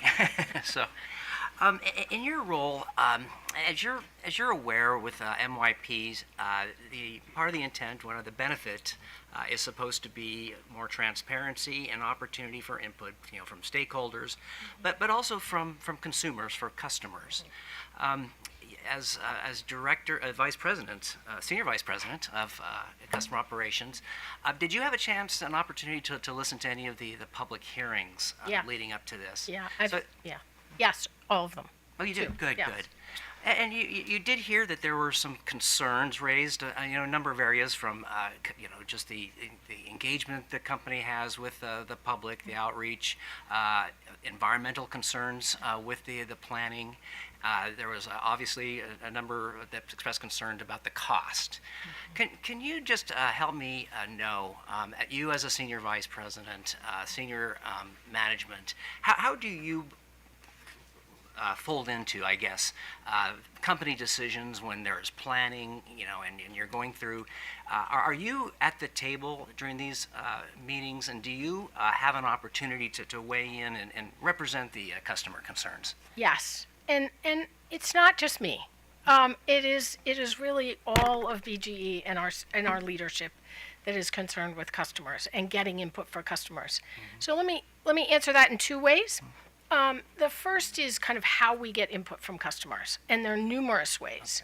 I get 2 million. We get 2 million calls a year from customers, and so we get a lot of input, and we understand their questions. We summarize that information. We meet weekly to hear what our customers' concerns are and what we can do to make things easier and more efficient and better for them. We are out in the community. We send customer service reps we have an arrangement with our nonprofit partners, in particular the Enoch Pratt Library, and I have customer service reps that go there on a regular basis and sit and can answer any questions about people's bill. They can help you apply for energy assistance, whatever you need from BGE. We're at back to school nights, helping answer questions and helping people fill out paperwork or whatever we can do to be helpful and hear their concerns. So we also conduct surveys. We use several prominent survey companies to conduct surveys about what our customers are concerned about and what we can do better. And then I think the second part of your question is, what do we do with that? We get all that information, Important right? the question. It is. We get all that information. We get information from surveys. We get information from people in real life. And we get information from people on the phone. And we take all that information and we decide how we're going to spend our money and what programs we're going to roll out. So let me give you a really good example.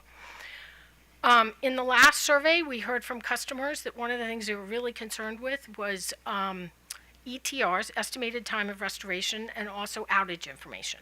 So we began, and one of the things that we've worked on in the last year and a half is our outage journey, we call it.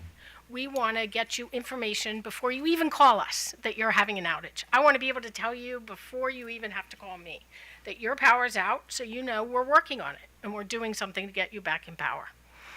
So we have begun an outage journey where we get customers more information, we get customers quicker information, and more accurate information about their power outage. So that's an example of something we heard from customers, and we put together a plan. It involves a lot of IT work, right? We want to send you a text telling you your power's out, and we want you to be able to go on our app or go on the web and look and see when you are likely to be restored, okay?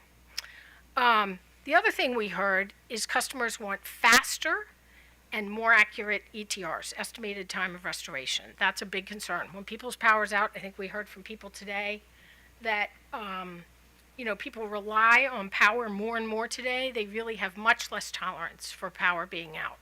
So we want to get you an accurate and quick ETR. So we started something called 80 No Later Than. 80 No Later Than is a program where we try to tell you within 2 hours of a storm passing through when 80% of customers will be back in restoration. So it may not be 100% accurate, but it's faster, and it gives you a sense. Is this a major storm that's going to take 5 days, or is this a storm that's going to take a day? And then if we have to change your ETR, we try to follow up with those customers. We've started outbound calls where we'll say, your ETR has changed slightly, and here's why. We found extensive tree damage, something we weren't expecting. So those are just two examples. I could go on, but but those are two examples of how we get information from customer surveys or calls or our work in the community. I know that one that we hear a lot about, and I know you mentioned it, is affordability and energy assistance. We know about 2 years ago, I embarked on a plan. We learned that only about 25% of the customers that are eligible to receive assistance get it. That is shocking, right? And horrifying all at the same time. We embarked on a plan that involved like 6 components to make sure that people who are eligible for energy assistance are getting it. Some of the components are sending emails, sending letters if we think you might qualify. We do a lot of data analytics, and we send you an actual application, and we invite you to apply. The second thing that we've had actually a lot of success with is we've developed a portal with OHEB, the Office of Home Energy Programs. And we can now share information, and we can actually start an application for a customer. We can't complete the application for them, but we can start it for them and put it in so that it's in both OHEB's system and our system. And we can see when they need to provide documentation. We can follow up with customers. We've been able so that's our portal that we share with OHEB. We've also developed a similar, not quite as extensive, but a similar sharing of information with the Fuel Fund, so that I can see that you have applied for funds for the Fuel Fund. I can communicate to the Fuel Fund about what is needed for you to help pay your bill. And then if those funds come in, I can instantly attribute them to your account so that we can get your power back on right away. That's great. That's great. Yeah. And I do want to applaud you for the work that BG is doing with the low income and also with these programs. I had an opportunity to spend a day with Laurel Peltier, and she took me around and really gave me a firsthand, I don't call it opportunity, but a chance to see firsthand how it is to go through the process, to stand in the lines and to try to. And I have to say that I think most were largely very happy with BG and those services. I think that the outreach, I think we always need to continue to continuously improve. It's difficult. It cannot be easy to be standing in those lines. So applaud you for everything that BG is doing. But let's not stop, because with these continuous rate increases, people are under distress. Can I ask very directly, with with some of what things you've heard from the city council resolution, from what the people who attended the public hearings, and where you've heard from other places, whether it's on environmental concerns, public service commitment. Have you heard anything? Are you taking anything back to management right now, and how you can potentially improve your MYP, your filing with us, to reflect those concerns? And if you have any examples of places you think you can improve your filing to be responsive to the public, let me know what those are. Okay. So we have not, customer has not heard specific complaints about the MYP. I mean, there have been in the hearings, you're right, about rate increases. and- They specifically said, do not, Well- authorize MYP, and they were talking about the reasons inside the MYP. So let's not get into the technicality of the Okay. MYP. I'm talking Okay. about Just in general? reasons they were not happy with your program. So let me be clear on that. The overall they filing. did not believe it was in sync with state policy, and again, it was just too expensive. Too expensive, yeah. So we hear those concerns, and I think, I've kind of outlined a number of the ways that we're reaching out to really respond to those concerns. The other concern, though, that we hear on the other hand is that we want more reliability. I don't want to ever be out of power. And so we are trying very hard to balance both of those concerns. Okay. And so, yes, but I can tell you, we listen to the public hearings. We will attend the one that's in person. If any customer raises a specific concern, I also will reach out to them to talk about it, see if there's anything we can do to help with their concern. Okay. But yes. You're the senior VP at the table, representing. You can be the face to all your other senior colleagues to make sure that the public is heard, and so they're depending on you. Yes. Obviously, I want to stay in good graces with my chairman and the commissioner. But just to one other area, are there lessons learned you are from this whole regulator replacement debacle? That we've we've all gone through. We've experienced it. You're experiencing it. City leaders are experiencing. Certainly, that's not something you want to go through again. And what have you learned from that, as far as making sure that you never change a policy or or a procedure, and then come face to face with an outraged public? What have you learned from that, and how are you going to make sure that doesn't happen again? So I think that the world of communicating is different these days, and I think what we have learned is that you can never have too much communication, right? I think that our modes of communication are changing. We need to be on social media. We need to be in your community. We need to be where you are. We need to be talking to you and talk. We need to communicate early and often. And I think while we are always trying to do that, you can never communicate enough. So I think that is something that we are continuing to work on. And we're finding, we used to send letters, right? We still send letters, but we used to send many more letters. Now people want, and they have an ability to tell us how they want to communicate. And generally they want to text. They can choose text or email. We're finding that people want to communicate differently. And so our messages need to be, sometimes shorter, succincter, but more often. But I think that's really what we're focusing on. Okay. And just last question. So you're in the C-suite, you're sitting around. I mean, have you been able to tell your fellow senior executives at time, no, that's not going to fly. We shouldn't do it that way. It's not going to work with the public. And do they listen to you? So we are an incredibly dynamic leadership team. We challenge each other all the time about everything, right? We're respectful, we like one another, but we are always challenging each other. And nobody is right? We're all debating it. Right. Well, thank you. Thank you. I appreciate Sure. your being here today. Sure. Commissioner Sushman. I'm going to try to go really quickly because I can see that my chair is ready to.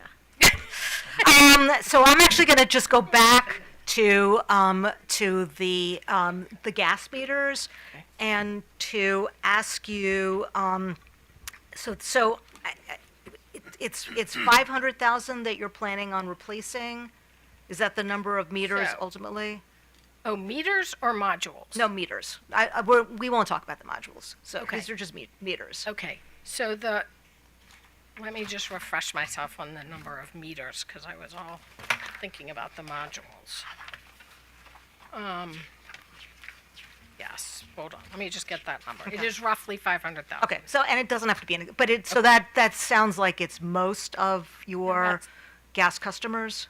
There are about 700,000 meters on Okay. the system. Okay, so most of them. Yes. And are the customers that are being served right now by gas meters, are those meters at the end of their useful life? Not all of them, no. Okay. And are those meters able to function as meters? Yes. So they can read. So there isn't anything that's wrong with them. You've just decided that there are meters that are safer or provide other sort of. Okay. Yep, And we are always, we're always innovating. We're always looking for a new product, and this product has come along, and it is really sort of a game changer in terms of difference on the Okay. market. And it's a game changer because it can determine when there are fugitive gases within. Yes, I'm sorry, excess gas flow. Okay. So it will detect that there's too much gas in your house, and so that something must be causing that gas, and it will shut off the meter and shut off the gas into the home. Okay. And then if somebody's trying to steal it. Yes. Okay. And then what is the life of those new meters? Approximately 20 years. Okay. So I guess from a business perspective, if you're not clear about what the future of the gas industry is going to be, and not clear about the numbers of customers that you're going to have, and you have meters that are currently working, I guess make the case for me about why it makes sense from a business perspective to invest in new technology where you're not clear where your business is going to be. So I would agree with you that it's still, the future of how many people exactly are going to be needing a gas meter is still not decided. There's a lot going on right now that is but there's going to be gas, in our view, there's going to be gas on the system. And so a couple things. One is this is a program that will take 7 years. So during that time, my guess is we'll get more clarity on where, how many customers are willing to convert to all electric, or how many customers are interested in that. One is the length of time that it's going to take, and two is the fact that it really is our belief that every customer who has gas and a gas line into their house is entitled to the safest product that that is on the market. Okay. Okay, thank you. So I have actually a couple questions about the care center. Mm-hmm. If I call BG&E, if I'm a customer and I call BG&E about anything, is it happenstance whether I talk to a full-time employee, an augmented employee, or a third-party vendor employee? So our goal is that you have no idea, that I it's understand. seamless on your end. But on our end, they have the third-party vendor is generally an easier skill set. So those you progress in skills when you're in the call center, from the more simple calls to the very complex calls, and most of our third-party vendors are generally the more simple calls. And what are simple calls? An easy question about your bill. Is my power on? More complex calls are generally I want to stop or start service somewhere, or I want to question whether my bill is right. Those would be more complex. So is it determined by when you call BG&E and there's like the screening process. If you have this, press this. If you have Yes. this, press this. That Exactly. determines sort of where it'll go amongst Where your call is routed. Okay. Right. And that's true even within our own BGE employees, right? And for the people that contact you electronically, either email, the live chat, or the IVR system, same process? Yes. Okay. Yes. So obviously the full-time employees get training and supervision on how to do that. And I suppose the same thing happens with the augmented staff. But as you get farther and farther from the company, you know, what's the training and supervision for those employees? So we have extensive training binders that we train them. We don't always train them. We do a train the trainer sort of thing where they're being trained by people and on their end on all the many skills that are needed and how the system works, how they can review a customer's bill, those types of things. And then we have audit programs. We audit calls. We listen in on calls to ensure that they're being handled appropriately. And we have kind of refresher training as well. And the contract with the third-party vendor, is that a multi-year contract? Initially, we signed a much shorter contract because we wanted to see how it was going. I believe, I'm actually not sure on how long, but I know it was a shorter in length contract. And what's the current contract? No, we're on the first contract. Oh, I see. So this is the first time you're using the First third-party time, vendor? yes. Okay. But you've used this staff augmentation Yeah. situation for a number of years? Yes. Or? Yes. And maybe you don't know the answer to this question, but I mean, is the third-party vendor going to be a permanent part of the process, or is this something that's sort of under evaluation and could Well, be? so it's always under evaluation to see how we get instant customer feedback. You know, if people stay on the line for a survey, we get feedback on how they whether they were happy with the service they got. So we're still, I mean, we're always evaluating everything we do in the care center, to be honest, because it is really fluid. Over the years, the nature of calls have changed. They tend to be much more complex because people can do simple transactions on their phone or on their web. So we are always evaluating it, but it does give us the ability to flex up or down. And that's important because we know there are periods of time, Mondays. Everybody calls the call center on a Monday. It's a very high volume call day. We want to have as many people available to answer those calls as we can. And so you mentioned in the response to the data request, you said most of the call center employees work from home. Mm-hmm. And that's true for all three levels, or? Yes. Okay. Yes. That was a change we made during the pandemic. We quickly pivoted to we had employees, care center employees that worked at home before, but we quickly pivoted to all of them working at home, and that works well. And that's true of the third-party vendor too, right? I believe so, yes. Okay, thanks a lot. So, we will be back here tomorrow at 9 o'clock and hopefully out the door by 11 o'clock. We will see you then, and with that, we're adjourned. Excuse me, Mr. Chairman, we had a scheduling issue I raised with the company earlier. We don't know if we need to be on the record for this, but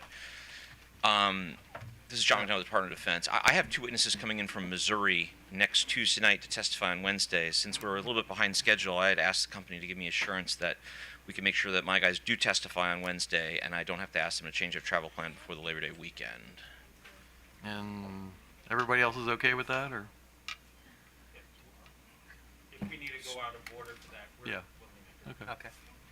I think we will be able to accommodate you, so. I appreciate that. And then also, I have an emergency came up for Fort Detrick. I will not be here on Tuesday. And I also will not be here tomorrow because I have a Fort Belvoir obligation. Okay, all right. Fair Thank you, enough. Mr. Chairman. Yes, sir. Mr. Chairman, I apologize, but Walmart's in a similar situation. I haven't spoken with the company's counsel yet. And we're still in the process of figuring out whether other parties have questions for Alex Cronauer, and obviously subject to whether the commission does. But to the extent that he needs to appear, he's also getting a flight from Arkansas on Tuesday to be here on Wednesday. Right. And we would, if the company's willing to make that same accommodation to ensure that he testifies on Wednesday if necessary. Is that okay? Okay. Okay. Okay, we appreciate that. Thank you. Appreciate it, Okay. counsel. Thank you. So, Chair Hoover, for tomorrow, Mm-hmm. if parties are interested, our thought was we do Miss O'Neill, followed by Miss Fiery, followed by Start again. Yeah, It was a little noisy back here. Yeah. Miss O'Neill, April O'Neill, O'Neill, okay. then Lynn Fiery, Okay. and then Steve Singh and Laura Wright. I know that sounds a little ambitious for witnesses, but, you know, our understanding is there may not be a ton of questions for Miss O'Neill and Miss Fiery. Okay. Okay. So that's the order we're contemplating right now. Okay. You Sounds said good. Ms. Wright or Ms. White? Miss Wright. Right. Yes. Laura Wright. Laura Wright, yes. Okay, and then the other four on Monday? No, Tuesday. Tuesday, Yeah. that's I'll be right. here by myself. Yeah. That's right. We're gonna work Monday. Okay. Yeah, the last four would be Tuesday. I'm fine with that. I just want to make sure I know. Okay, thank you. Okay, thank you.